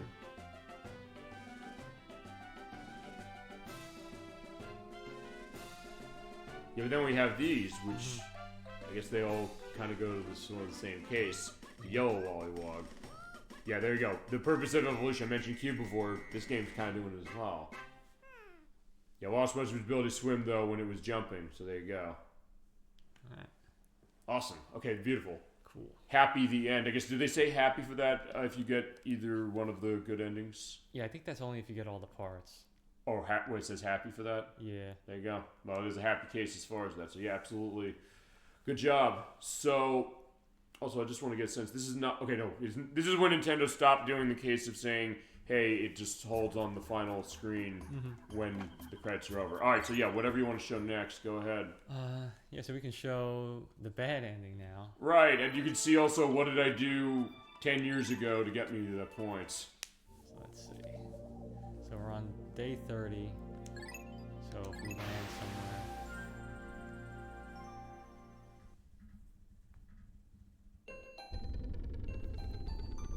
Okay, no, we're set as far as that. I just want to see, make sure the volume is set, because I had to adjust that a little bit. Because I've heard the stories of what the endings are. You described it. It was something you said to Crusader 64. We were like, oh my god. Oh, we can't go to sunset. Okay. It's fine. It doesn't let you on the final day. Does it show you also, does it show you, like, progress of what I've done? Because I don't remember what I did 10 years ago as far as this. Well, you got all but one, so it was just the final trial that you had to do. Okay. That's what I got, so it was something where that's what I had, but I guess I don't I only have 215, so that's not a lot. Although you showed how you can make stuff go. As far as it, so I don't know, if you want to hang around here, do you want to go into final thoughts then, now, whilst we wait to die? Yeah, sure. That's also going to be a Twitch clip out just for that very reason. I just figured that's probably the way to go. Alright, in that case, we did, the first part counted, don't worry. This is going to be the other way we could have went, and it'll also have an edit in as far as the video showing what happens when you beat the game without all the parts collected for that. So, in that case, Gemini 96, if you want to start on final thoughts, for yours. Yeah, it's, I've just always loved this game. Like I said, I love the world and the atmosphere that it creates. It kind of just, it does a lot with a little, you know. You have this, you know, there's not much, you know, explicit storytelling. You basically just have Olimar's logs at the end of the day, and you really just feel like, you know, you're with him, just trying to help him survive. And you know, I always just like the tone of the game, I guess.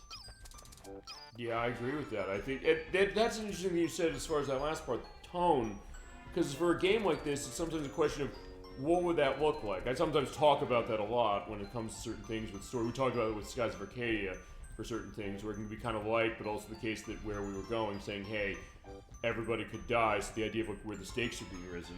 And as you mentioned, the idea of how reserved this game is, as far as how it kind of goes into that. Because it's something that can be, I mean, it starts, in a way, it kind of almost, it's a unique way as far as how it runs tone, because in some ways I get the sense it kind of starts with the, I guess, harrowing side of it first, because the idea is that you crash. The thought is you're going to be dying in 30 days if you don't get out of this. But then it says, okay, it then becomes this perspective of discovery, of saying, okay, I landed here, what's going on? The Pikmin are going and taking care of that thing while we're just sitting there. I love how they're just running off and trying to hit him. I don't know if it's going to work.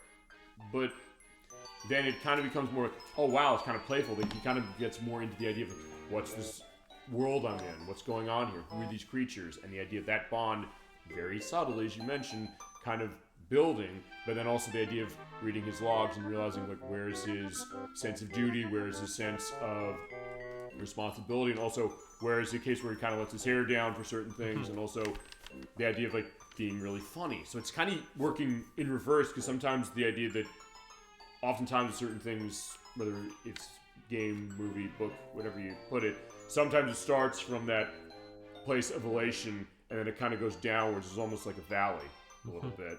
But as far as this, it's almost like... This is like it starts in the valley and it goes to a peak in a way, as far as how it kind of has that trajectory, and I really find that interesting. Yeah. And I would agree with you, this game is something special. It is something unique, but also something that, as you mentioned, has its own identity. It has this addictive quality that, even though I didn't beat it as far as getting to the end, it's like I want to keep trying. I said I want to try to figure what do I want to do, how's this going to go, but something where I had a great time doing it. Oh, we get to see you. Here's the No Uta. So this guy here, he will... Try back. Oh, there you go. There you go. So he... Oh, so now they have flowers. Forces Fantastic. around and they become flowers. Oh, Get they her also on. hit you. Actually, another thing, you can let him kill you. But yeah, I would also... It goes without saying, I think, but just to reiterate this, we'd recommend this game to people, I'm gonna assume. Yes? Yeah. Of course. Of course we would. Right, because... Yeah, that's gonna be us in a little bit, but don't worry. I was gonna say, the one thing I do want to indicate, yeah, if you do want to play this game, as we mentioned, we played it on the Gamecube, and if you have a Wii that runs Gamecube, you can play it no problem with that, and also looking great, as far as how it is. Yeah, as I said, the price on this game for the Gamecube fluctuated over the years. It used to go for a good amount. Nowadays, it's not that bad. It's actually, like, I'm seeing listings for, like, $40, as is, so not too bad, although I'll tell you, going to the sequel, which is going to be our next, that's the next time we come back, this is going to be Pikmin 2. Yep. Correct. We're going to run the Gamecube. Weird case, I'm looking here and seeing, did Pikmin 2 go down in price? Because I'm seeing it for like $60. And I said, I don't know, okay, alright. Okay, I guess Pikmin 2, I wonder if, well, okay, there's one okay, it used to be, I'm seeing brand new for $190, that's not how far it used to be, so, okay, I take that back, Pikmin 2, okay, I'm seeing one that's like $95, but most of them are like 60, okay, they used to go for like 120 something, so, I don't know if the Switch version or the Wii version cut the price on that one, right? I don't know, I would have thought, because when we get to Pikmin 2 has licensed stuff we're going to find as far as treasures that are only in that version and the Wii version. The Switch version cut them out for licensing cases, and it's worth pointing out also the rumor a couple weeks ago that was floating around of the fact that Walmart might have accidentally leaked some upcoming Nintendo Classics releases for GameCube for Switch 2, which had Pikmin 2 and Metro Prime 2 Echoes. Nintendo came out and said, no, we have no plans as far as these currently. And with Pikmin 2, if they were going to do it as far as that, they'd probably have to reprogram that to remove everything unless they're going to go and get the licenses again. Yeah. But the Switch version doesn't have them. So, okay, then 2 went down way in price. I thought it was way more than it used to be, honestly, the point where you get the GameCube version. Wait, yeah. Oh, they do it now? Yeah, so if you leave yourself idle for long enough, they'll carry you back. Okay, cool. I've never seen that before. I was thinking prelude to what he's going to mention, but even then I haven't seen exactly what that's going to be. But okay, if you do want to get this game, it's only $40 on the GameCube. On the Wii, actually, let's take a look as far as how much the Wii game is, because it sold less on the Wii, though not bad as far as how cost was. I'm still shocked that Pikmin 2 is not as much as it used to be. But there you go, shows the idea of it. Okay, even the Wii version of Pikmin 2 is like 20. Yeah, fireworks. Oh, fantastic. Yeah. Awesome. Okay, so... Yeah, I'm seeing for the new play control Pikmin, that's the Wii's game's name technically. I'm seeing like 20, maybe $25. That's the cheaper way. Yeah. And then there's also Pikmin 1 and 2. That is on Switch. They charged $60 for that when it came out, I think, physically, yes. Yeah. Because I think they split them across the two. I don't think they weren't on each 30, were they? Because I don't remember, how'd you buy that? Because he has it, of course he does. Yeah, I bought both of them. You bought both of them. Yeah. Did you buy the physical version or you bought them digitally? They were digital. They were digital? Were they $30 a pop, do you remember? I don't remember. I'll edit down how much they are. They're on the eShop, so you can get them that way. But the collection's also 60, although I've seen it as far as it's been out a couple of years. I was so shocked, no sales data I could find on that one. But I've seen it for like 30, 40. So at that case, something where you might have to search around for it, but something where, yeah, you'll get both games as far as how it goes. And yeah, even with the way the Wii game is concerned, I know some people say that they like the Wii controls better, although I've heard that as far as when it came out, but not anyone personally. But either way you go, I think you're going to have a great time as far as Pikmin for it.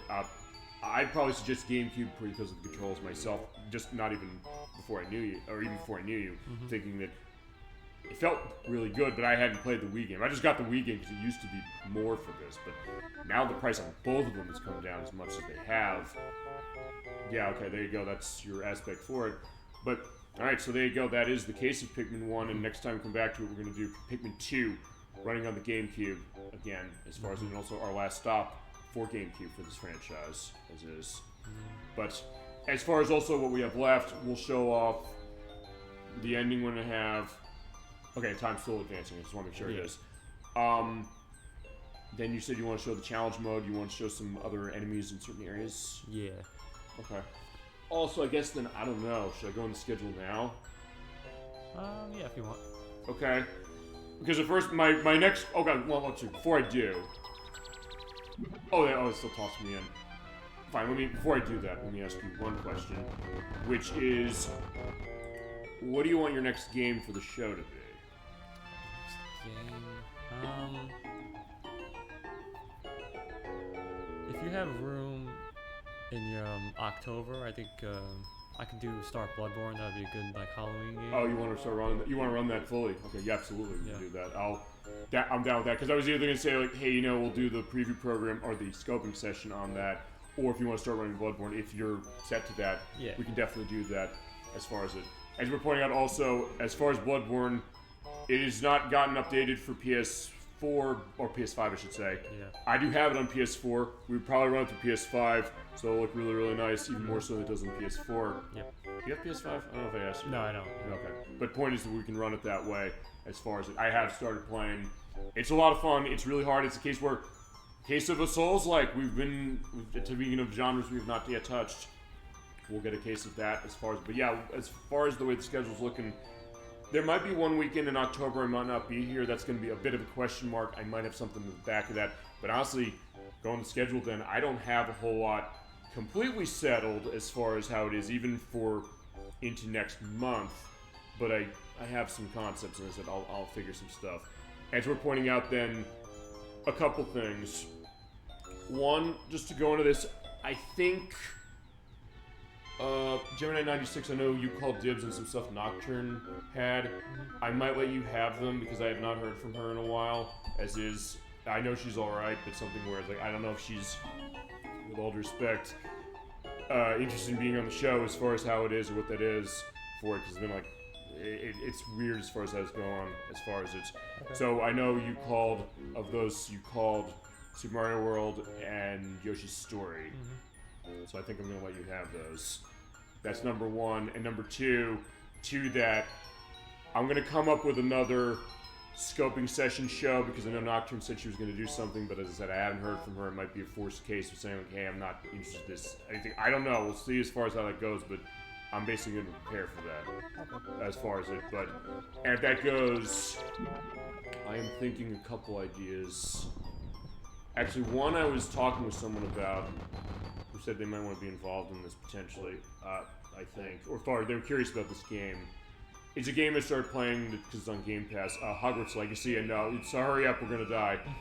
I might do that, but I'll figure as far as how that is, and I guess then I'll let him die, and I guess I'll go into the schedule because, as I said, with this completed, thank you so much as far as this Gemini 96, as far as leading us through Pikmin, as far as how it goes. As far as October, I have perspectives of potential things I have to do, but I have nothing set in stone, so in that case, I will definitely get a sense as far as starting Bloodborne for the PlayStation 4 for you. So in that case, or just like, if you get to that point, it's like, I don't know if I'm ready or if I want to do something else. You let me know. We'll make that happen. And also, you're doing what you didn't do the entire game, which is abandoning the Pikmin. So I guess by this standard, it's a case of saying, like, is Olimar in this timeline getting what he deserved because we're leaving the Pikmin here to die, even though there's like nothing here to hurt? Although, I guess even as far as on the crash site, the landing site, they will be eaten still. It's the same on every level after day one, yes? Yeah. Okay, so yeah, we'll go into that in a second. So, day one life supports to fails has come. Oh boy. 129 ship parts. I have no choice but to attempt to launch the Dolphin into space, incomplete as it is.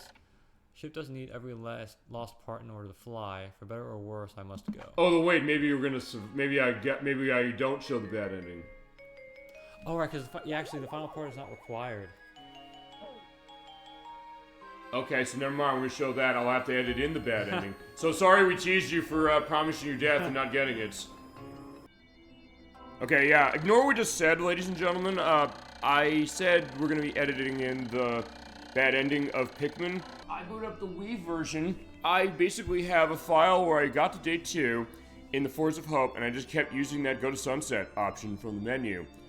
And basically at that point, we're going to see tomorrow my life support system fails. Mitsubishi parts might not affect my attempts to return home, but it may. And one thing to go on this, before I start recording this, Gemini 96 said this, and he was right about it, saying that the dialogue here is dynamic. It actually is dynamic if you do what I did, which is just to skip to day 30. Because it actually shows perspectives of Olimar in his discussion, saying that his daughter's becoming precocious and isn't sure how to handle that. He's upset as far as his wife saying he doesn't think he's motivated. So it changes the idea of saying, hey, you don't find any of the ship pieces, because that's what I did. I basically just found the one that you have to find, and just sat here and just kept the game going as far as each day. And he says, like, when did she become a licensed psychiatrist? And also saying, I hate my boss. So the case of it the screw's kind of going to Olimar, which is amazing to kind of sense of, but I want to at least give an idea that as we go. The population is still just the 25 from when we start the game. But I just want to do this. And the other thing I did off screen is we are going to go back to Force of Hope. He does actually reference what the end of the game is. And when I edit this, I'll have Gemini 96 explain, because he did live on the show, what happens in this ending. But actually, one of the dialogues that Olimar has, he does hint it's going to happen. Also, one thing to mention, as I mentioned, we're running the Wii version, at least I am, the new Play Control version for 2009. I mentioned this is how it's looking aliased. Also, on this version, some of the sound effects that come out of the game, they come out of the Wii remote now, like the whistles and things like that. I do have the Pikmin there. I'm going to keep him there, but I also opened up the gate because I wanted to basically make it so that Olimar gets himself hurt by things. In that case, we're just going to pick a fight with those dudes. Or in this case, I guess Olimar's had enough. And given the way the dialogue goes, fair enough. He's like, yeah, I gotta do this. I just came out here to try and see if I can get myself killed. I also get the camera behind.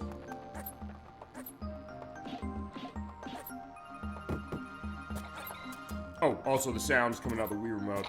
Basically, I'm doing this because when you lose all your health with Olimar, as Gemini 96 mentioned, you go to the end of the day. And for day 30, since you cannot go to sunset, I was gonna let myself get eaten. Alright, yeah, sorry to Olimar as far as this, but we do have to show this, what's going on. Oh, it's also giving a pop-up. I'll actually investigate that. Yeah, find a quote, Sonic Adventure 2. My machine has reached its limit. Okay, so it says, turn the dolphin, repair my suit, and it's showing, yeah, in this case, I am running the Wii version for this one. And you're seeing it does look a little alias as far as how it is. Alright, now I'm gonna let myself get eaten. Oh yeah, sorry to you, Almar, but we gotta show this. Almar's down. He stumbles back, but of course, remember, if you don't get all the ship parts and day 30 comes, you try and shoot off. Oh yeah, also some pop-up there that I don't know if the GameCube version had, or the Switch version now. Alright, there you go. So we're taking off. We have to take off. We don't have a choice. And I only have the red Pikmin, so only the red Pikmin are looking. They're saying, where's he going? What was he doing those past couple days? They said, yeah, this is the third ending, and I figured since I do have a way to show it, with the different version, admittingly, I said, let me just do it. So I will not have link list item below as far as showing the ending that happens when you don't have enough ship parts, the ones you need. I'm going to show it this way. I'll run the Wii game.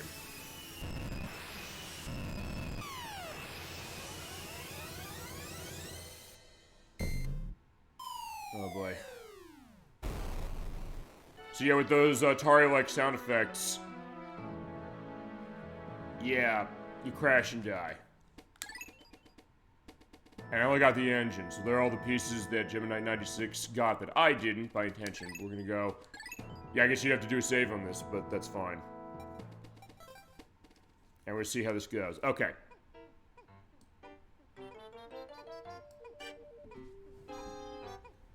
Yeah, just kind of jaunty onto the music, but still the case that, yeah, there he is. He's being carried.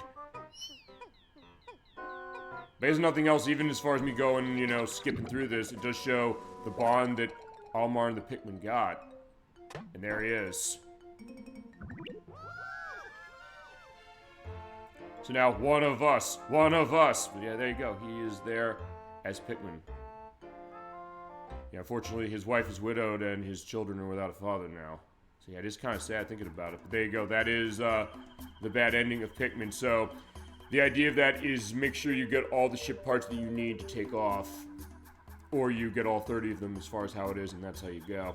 But there you go, that is the end of that, so I'll take you back to the show in progress with Gemini 96 explaining what we saw a bit more, and also, as I mentioned, the dialogue going along does actually explain that, and also, unique to the Wii version, it does show aspects of, since this is part of the new play control line that Nintendo had going on, it does explain saying how to use the Wii Remote and the nunchuck that you play. And I'm running this, by the way, through Wii U, because this was on Wii U Virtual Console for $20. You cannot get it that way anymore, but it's about $20 as it is to get this disc on the Wii. But as we showed as far as the play, if you have a Gamecube, I'll probably suggest that one, and if you don't, Pikmin 1 and 2 on the Switch is definitely a good way to go for Pikmin 1. But if nothing else, I guess showing the idea that, hey, the Wii was a big deal as far as what the controls were going on.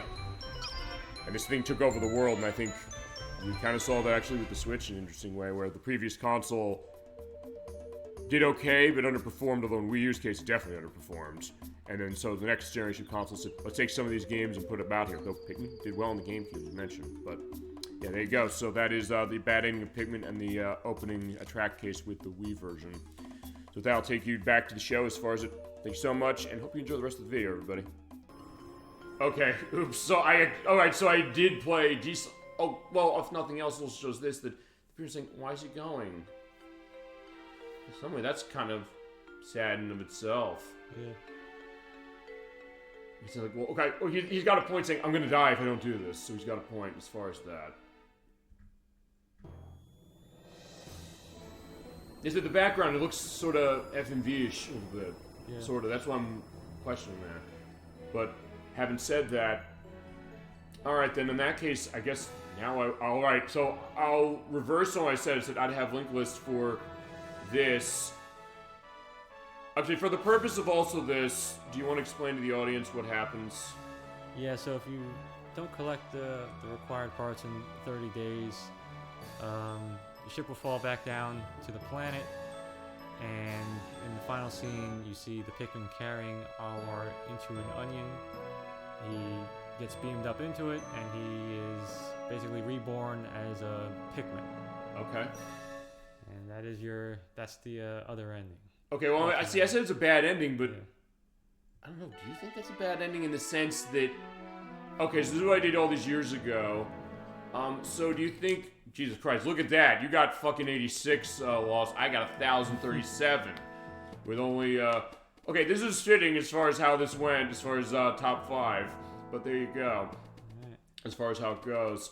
I mean, is it a bad ending in the sense of saying, hey, he has a life reborn where he doesn't have to worry? Well, I mean, okay, yes, but also the idea that he lost his wife and family. Right, and his family is without him. It's true. Yeah. But also the idea that it's kind of subtle, the thought of it. Because I was mentioning to you the fact that I did tell you as far as... No, I told Crusader 64 this. Because a couple days ago they put up... Oh, no, you were there when we saw it. I did tell you this. I told him afterwards, or I told you, when they put up Balloon Kid on Switch Online a couple days ago. That was that and Yoshi. They put Balloon... Oh, no. Yeah, Balloon Kid. That was right. Where if you get a game over, it's Alice. She's going after her brother, Jim, who went on balloons. I'll go save him. But if you get a game over, the game over screen is the parents crying that their children are gone. I was like, that's really dark. And I said that to him. He said, like, got all those games from 1990 in the sense that they did not screw around when it came to, you know, the idea of, like, stakes being real. Mm-hmm. But there you go. And Nintendo also involved as far as that. Mm-hmm. All right, so, yeah, there you go. So, as you said, you also want to show challenge mode, or what else did you want to show? Just go on that briefly. Yeah. Oh, and I also forgot in the manual, it actually goes into like some of Alamar's thoughts before the crash. Which is kind of interesting. Absolutely. Feel free to go into that. So we've got, the night before I left, my wife prepared my favorite soup. The soup is a famous dish on my planet, made with 3 large onions and hundreds of miniature red, yellow, and blue carrots. Once I had my fill of this delicious dinner, I climbed into my warm bed and began to think of the leisurely vacation that would start the next morning. I fell into a deep, peaceful sleep. The journey began well, with no set destination in mind. I simply allowed the sleek dolphin to make its own efficient way through the vast reaches of space. A strange feeling came over me. I then felt a premonition that my short trip would soon become an epic adventure. I dismissed the thought as foolishness from my overactive brain, then switched the dolphin to autopilot and stood up from the control seat to make a hot cup of tea. Just then a massive jolt shook the dolphin. For a brief moment, my mind reeled with the possibilities of what might have happened, but I had little time to react. I was thrown against the control panel and I blacked out. Yeah, so that's just some insight into, what happened before, what he was thinking. Right. One thing I'm also wondering, does that also suggest a potential alternate theory or fan canon of the idea that this entire game took place in his mind? I've actually never heard that. I don't know if it's real or not. I just was thinking because you said, like, hey, he served his favorite soup with red, blue, and yellow. And you're right, so there's the ending. So it's not, what'd you say, as far as the end, as far as the end? The happy end? The happy end. There you go. So we got the normal end. So sorry about not getting the death end. Does it show, like, something different as far as on this when you get the bad ending or the other ending? It might not even show this. Yeah, I guess so. Yeah. Okay, so yeah, what else you want to show go into that? And it said, also get cases going on schedule, unless you want to show something first and then we'll get scheduled. But at least we'll definitely get the aspect on Bloodborne. So Bloodborne, you're all set, because remember that's the idea. That is our Halloween block going in October. You have that. So with that being set, and also with that, actually I think depending on how this goes, depending on how what is this? Depending on how Crusader 64 does this, because I know his next game is going to be Kodelka for the PlayStation. I don't know if he's doing that in October, but he's also not sure, like, hey, when that's going to go. But point is that we can definitely have some stuff going as far as how that is. And also, I think for that, depending on how that goes, I don't know as far as how the schedule on my end is going to go for it, but I said I will definitely get that going on as far as it. Okay. Sorry, so what do you want to show as far as that? And I see. Try to get the Ghoulics. Okay. Fantastic. I guess while you try to do that, do you want me to go on the schedule? Yeah. Okay. So with that, then, that's the end as far as it. We're not going to do the second part of Pikmin. I foolishly said, well, no, I think we will. But, okay, there you go. But either way, thank you. I'm glad in that case, just because, like, hey, cover it that way. You go the whole way, you show your skills as far as that. We have a great time. It all works out. Planning other stuff you got going on. That's always what we do. But all right, so then next week's show is also going to be Friday. That's going to be on February 13th. Playing Sonic Labyrinth for the Game Gear. That was on the request of Electverse. I showed you that game the other day. The only thing I didn't show you was the end of it, as far as the final boss with the final fight with Dr. Robotnik. As I mentioned, this is a game that Sonic is slowed down in because Robotnik says he always outruns my traps, but if I slow him down, that'll help. Fair idea. He sneaks into his house and switches his shoes out. As Ultra 94 T says, like, that's the perspective saying, like, no, his speed does not come from him, it comes from the shoes. As far as it's. Other people said, why don't you kill him when he's in there? But either way, he didn't do it. So you have to spin dash across 16 levels, as it is, to try and get your speed back. It is an interesting one. It's not as bad a game as its reputation. It's definitely slower, because Sonic's running slow, and it's like an isometric. Kind of like Marble Madness, if you played that one. Although, unlike Marble Madness, you're controlling Sonic around and then, like, have attacks and things. And it's not, you are on a time limit, but it's a bit different. It is an interesting one. That being said, given how the practice went, we did Switch Online Day a couple days ago, and I still had time to almost complete that game in, like, almost 40 minutes. So I'm thinking that maybe I need to buttress that with something else. And I'm not sure exactly what to pull. I think I'm going to pull out another Sonic game. I have two thoughts about how I want to do this. I'm thinking either I do... If I play Sonic the Hedgehog 1 from the Game Gear, which I played before, but it was years ago, and I had issues with the way the audio was sounding on that. So I'm thinking maybe I want to do that one again. You ever play Sonic 1 for Game Gear? No. Okay. It's not the same as the Genesis game. It's also even not developed by the same people. It's Ancient. That's the company of Yuzo Koshiro's. I'm trying to remember. Were you the one who said you played Amazing Island in GameCube? Or was that Edwag? No, I haven't played that. Okay, it was him. Okay, never mind, because he made that. And he was also involved with Streets of Rage as far as the music, amongst other stuff. I might pull that out. My other thought is, since it is an isometric case as far as how it is with Sonic 3D Blast, I'm thinking of pulling out perhaps...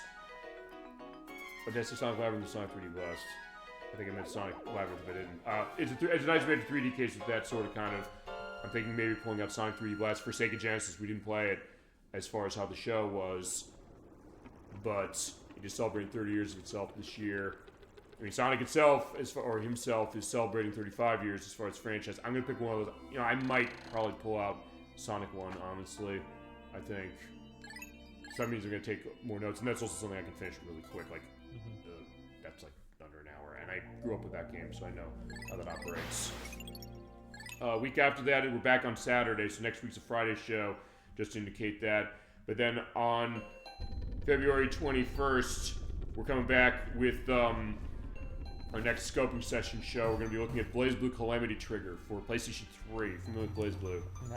Okay, it's a fighting game from Arc System Works. We're pointing out this does kind of track with our show next week because the people who made Sonic Labyrinth are ex-members of that team who were working back then as far as Arc System Works, who made BlazBlue. It's a fighting game with a heavy story as far as how it is. It's something that Electverse in our chat mentioned really liking, but he said, there's the creature. Yep. Talked about the creature. We'll talk about the BlazBlue in a second. Alright, give me my blue Pikmin. Okay.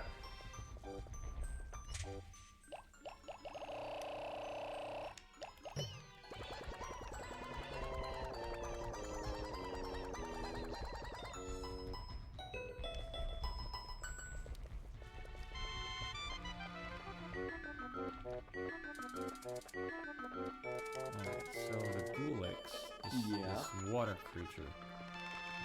Only the blues can get in there and hurt them. Okay, because it's water. Actually, do the other ones die if they try and go in? Yeah, they'll drown. Oh, okay, so it's water. Gotcha. But the Gulix is interesting because he's kind of part of this theory about the Umibozu. I don't know if you're familiar with that. I'm not. Go ahead. It's a Japanese legend about, I forget exactly how it goes, but it has something to do with like sailors getting lost at sea, and then this like water demon like sends them a adrift or in a wrong direction or something.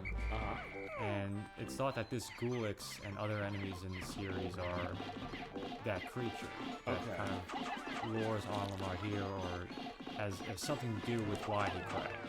That's really interesting. So the idea that this creature might be potentially... Well, then again, how would that work as far as, like, because what, with the meteor he hits? Yeah. Or the hit here? Yeah. So I guess the idea, you're right, the idea that he's a force in the universe that might be, like, led him astray. Because he didn't, as you mentioned, as far as the story lore, which good for going into that with the manual, is that he didn't know where he was going as far as vacation. He said, I just want to go somewhere, basically just going to go cruise.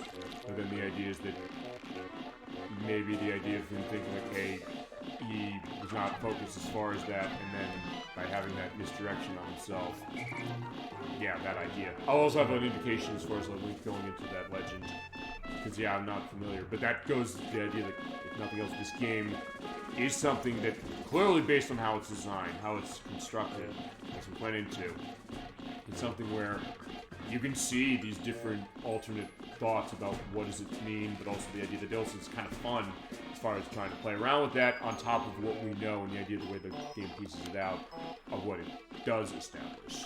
Which you really like. And God, this thing takes tons of damage. Yeah.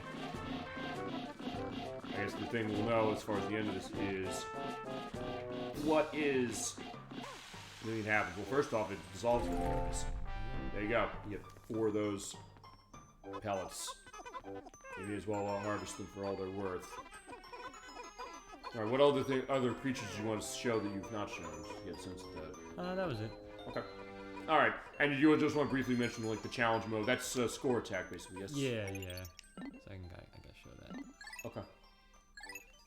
And then after that, I can go into the rest of the schedule. I just want to get a sense of what that is, because like, hey, run the complete take of it. And it is worth pointing out, we did sort of preview this when it came to, before we did this, when we played Luigi's Mansion, because on the disc, there is a trailer for this game, but of course, when they put that on Switch Online, I said, it doesn't have the trailer, and you openly said, the loudest I think I'd ever heard you say something. You said, what? I was like, I don't know why either, because it was Nintendo. I don't know if they thought, well... I guess I figured it's just not necessary. I don't know, though. I mean, it seems weird as far as them not having that, or saying... Because it's not a licensing thing, I don't think.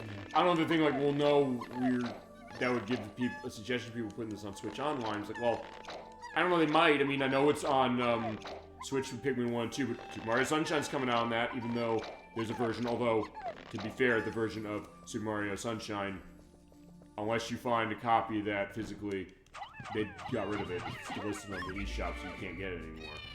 So maybe that one makes more sense. This one is not a case where they did that. I guess it's a case where, I don't know if this game's like that. It might be.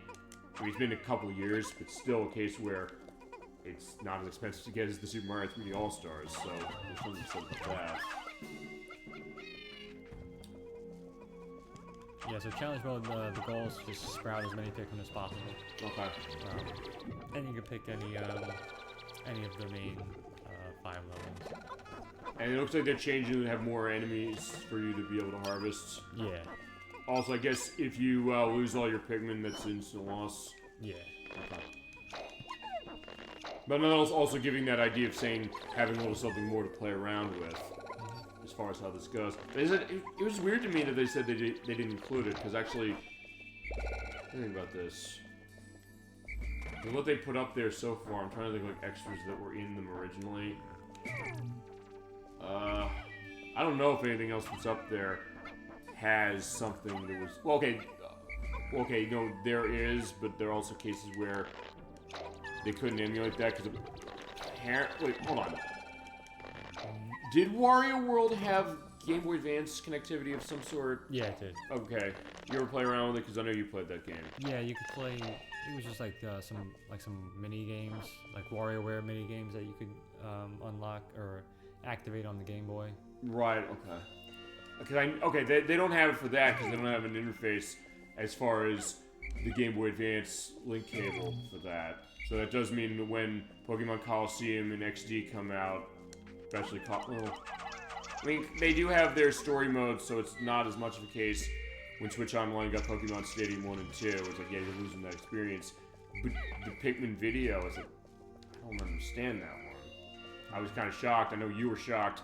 So, if nothing else, this is also us, I guess, getting a sense of we played that on Gamecube. So, not a problem as far as the idea of us covering that. I showed that. You bet I showed that. But just because it's there, let's take a look at it. Look the whole way. I mean, for God's sake, last week we showed Skies of Arcadia. I said, let me pull up the home page, which actually I couldn't go to because the night 2 test is not set for online, for like modern case. But I said, let's look at the aspect of this. Let's go into the idea of like what was the internet like in the year 2000s. As far as the idea of like macromedia flash, and kind of explain like what's the homepage of this game about. Like, I went to that degree to show for that game, so clearly we're gonna go anywhere as far as what it is for the program. But yeah, so there you go. As far as I guess whilst you're going through this, I guess I'll go next case schedule. Going back to the scoping session, BlazBlue Calamity Trigger. We're all playing on the PlayStation 3. This is a game that has a lot of moving parts to its plot, from what I understand. It's a case where it is a 2D fighting game where you have to complete the story mode with every character, and as Electra said to me once, he said that this is a story that has so many complicated aspects to itself that it almost makes the plots of Kingdom Hearts look like they make sense. So I said, alright, what do we do? I guess the idea is we play through all the stories, but I said, I also want to put that in the chat. I want to say, what do you think? That's part of the idea of why the scoping sessions are going the way they're going. Because getting a sense like, what are we going to do? How's it going to run? When are we coming back to stuff? As far as how they go. Oh, I see. When they got the... Actually, yeah, go to that as far as the stench, because it looked like they changed their color, but they lived. Yeah, they turned purple and they had mushrooms. Uh-huh. And that's before the purple Pikmin were introduced in... 2. 2. Okay. I just don't remember which one did they appear in, so we'll see the purple Pikmin when we get there, as is the case. But so we're going to take one show look as far as BlazBlue Calamity Trigger on February 21st, the Saturday, as far as that. And then week after that, on February 28th, we're having the finale of the other game, directed by Mr. Shigefumi Hina. I'll make sure I'm saying the name right. The other game we're playing as far as him, that being Super Mario World 2 Yoshi's Island.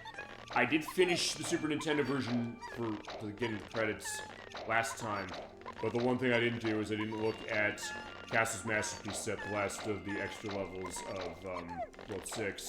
And the main crux of that program is for the finale is going to be our look at the Game Boy Advance version. You ever played the Game Boy Advance version of that one? No. Okay. What it adds in particular is it adds Yoshi's voice by Kazumi Totaka.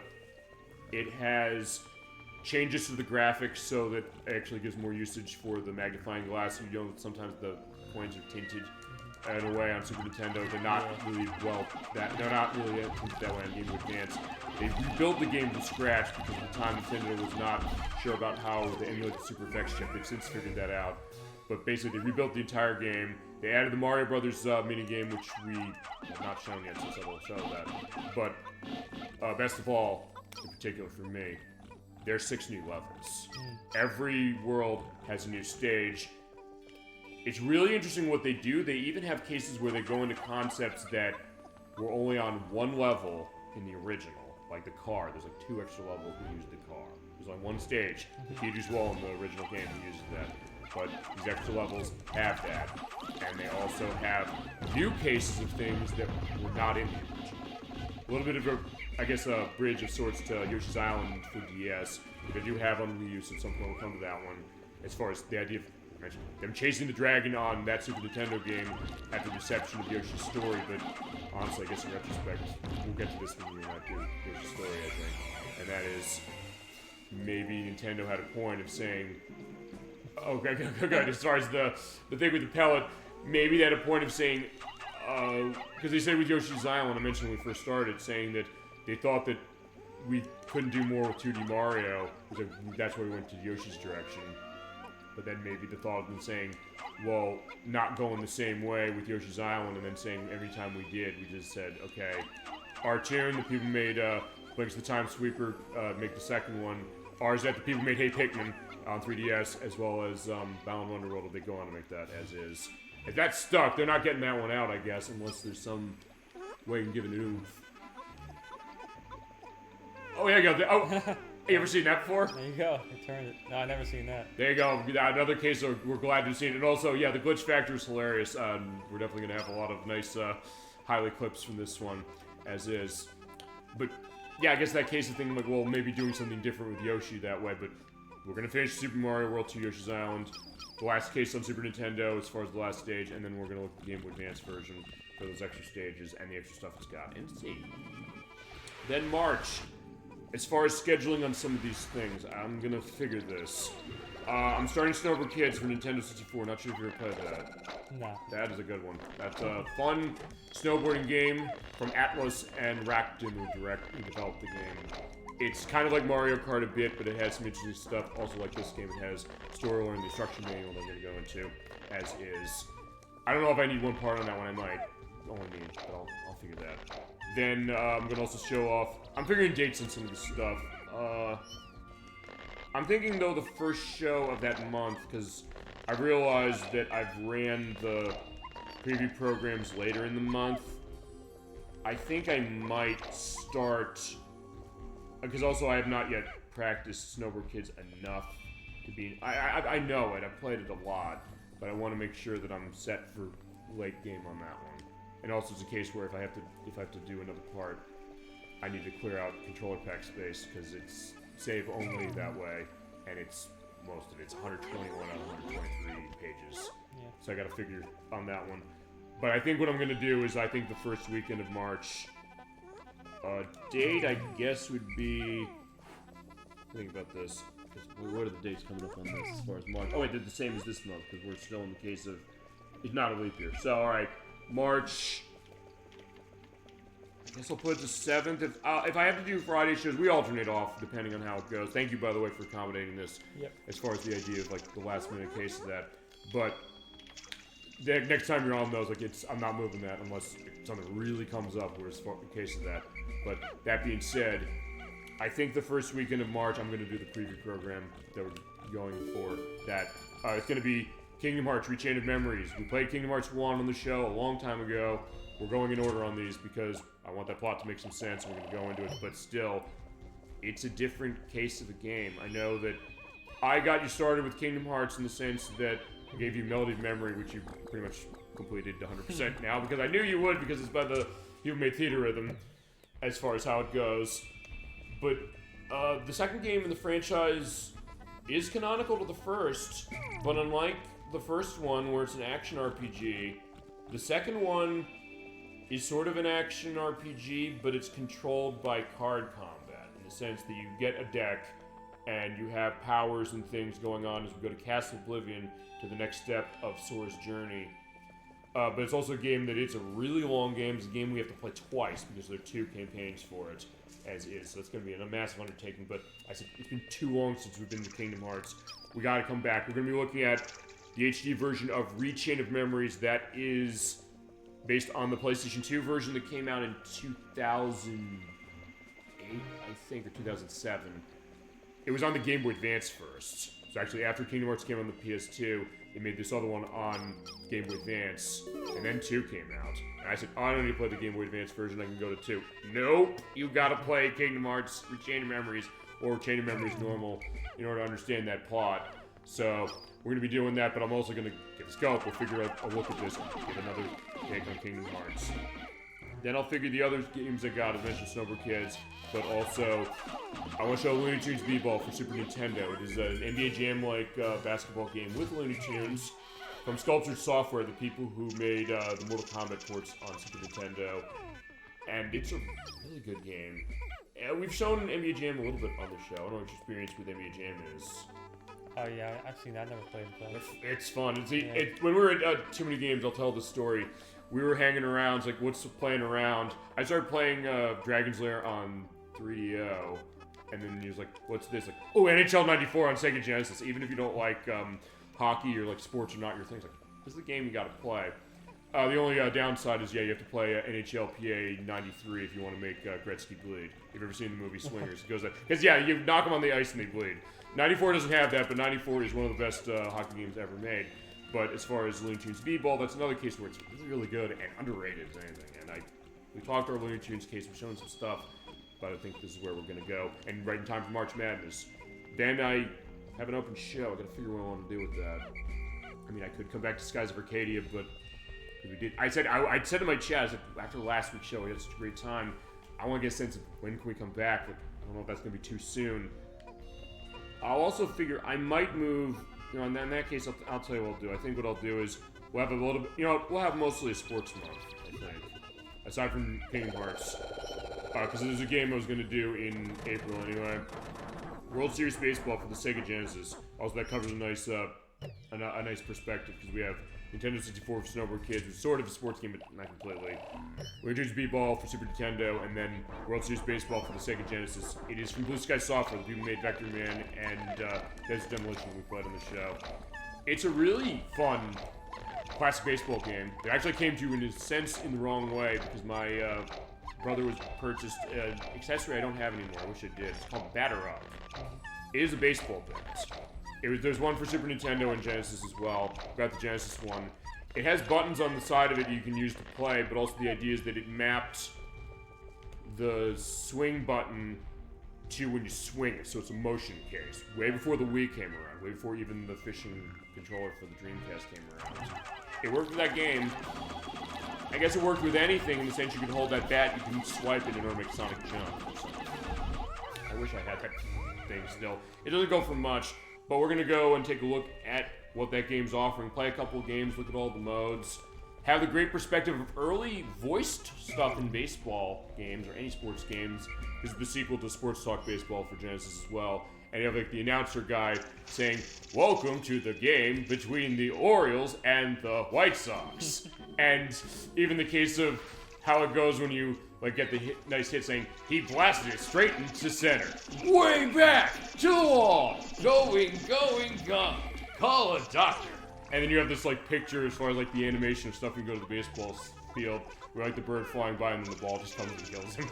It's really, really fun and it's really interesting about how it goes. It's one of those cases where it is a realistic kind of baseball game. It's something where it plays to an arcadey sensibility so you're able to kind of pick it up. It's a lot of fun and I want to show this game and also some really good music. So I think we'll show that next month. And then April we have our April Fool's Day show. This is basically going to be not really a case of saying it's a bad game, because what I've played so far, I don't think it is, but something that my chat brought up, or our chat brought it up, so often all of you, as maybe a joke, saying, so I said, let's take a look and see this. Maybe it's something worthwhile, and also it's a franchise I know I've been asked for, and I got to figure on one game in this, which I do have, but we're doing this one first. It's Digimon Racing for the Game Boy Advance. It's a kart racing game based on the Digimon franchise. I don't know what your background on Digimon is. I'm not familiar with the show. I'm not really familiar much with the games.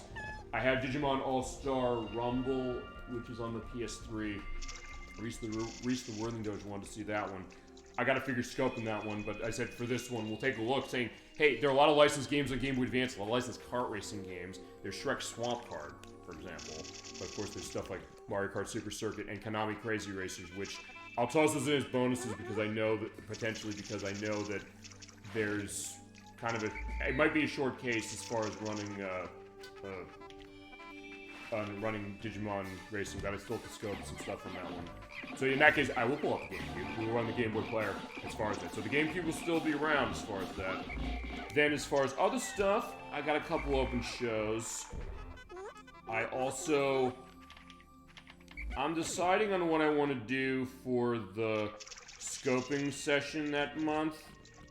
I know one of the ones we're going to do is Tetris Effect Connected. I don't know if I want to do it then. For that matter, if anybody wants to. I don't know. Do you want to call dibs on that scoping session? Yeah, that'd be cool. Okay. Cool. All right, then it's whenever you want to do it. I don't know if I'm going to do it in April. If you want to do it in April, we'll talk. It's a thought. I'm just trying to think of what is this going to look like. It's like, believe it or not, I don't have the whole schedule set, which you'd think by now I would. But I also have some open shows. I'm going to figure what I'm going to do with that. And of course, I'll pull your request out as far as how that's going to go. But alright, I'll also have you tap on that. Because I know we got to show that game. It's great. But I also know that we have to get a sense of... I don't know how to scope that. Let me ask you, what do you think as far as... What's the scope of that game going to look like? Off the top of your head. Yeah, I guess we could go through like that, sort of like that story mode. Yeah. Go through all of the different level types. Yeah, the journey mode, I think they call it. Journey mode, yeah. But I know, as I said, I know there's a lot to that, so I don't know. But that's why I'm doing the scoping sessions. For stuff that I don't know, but cases where I know we need to give something and it deserves that attention, whether I know it or not. I mean, I know that one probably best, aside from Skies of Arcadia, the most of everything we're doing so far on this line. That's gonna be the case. I'll figure it as far as what that's like. As far as May, I'm also thinking as far as certain things. One, I know that at some point, Edwag, Nikki, Sean, and Kaylee are going to be involved with their play of Crash Bandicoot Wrath of Cortex in the Xbox version. I don't know when that's happening. I got to talk with them on that one. I do know for May, though, to go into that, I got to figure what scoping session I'm going to take. But our compilation show is going to be the next time I think we're going to pull out the Wii for Gamecube. We're going to be running Mirror Treasures 3. That's going to be for Memorial Day weekend. We've shown all these Mirror Treasures games before. We showed the first one on the PS2, the second on the Xbox, and I said we're covering all 3 consoles, so Gamecube for the third one. But with only 9 games in it, and not as many behind-the-scenes background material as I would like or had expected. Guys out digital clips, they knock it out of the park nowadays, and they usually did back then, but they're not bulletproof. But still, there's some great games in it. Questions on porting. But if you're gonna get this on at all, get on the GameCube. I'll go into that as is the case. I said that's not enough as far as covering a show, so I said I'm turning that into a showcase as well. So take a look at a bunch of arcade ports from Midways that I picked up. I picked up Mortal Kombat 4. I picked up all 3 of the Cruising games, which I've had for a while.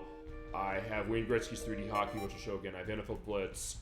Body Harvest would not count because it's not an arcade port, even though it's posted by Midway. But point is that I'll have a couple of those tossed in as far as a look. As there we go. So we have our stuff set as far as the challenge mode. And then the only other thing I do know is that in June we're gonna be too many games. So because of that, the show beforehand, the week before, is going to be a request of AG42. It's going to be for Cool Spot for Sega Genesis. I don't know if you ever played that. That game's really, really cool. No. It's the 7-Up Spot mascot.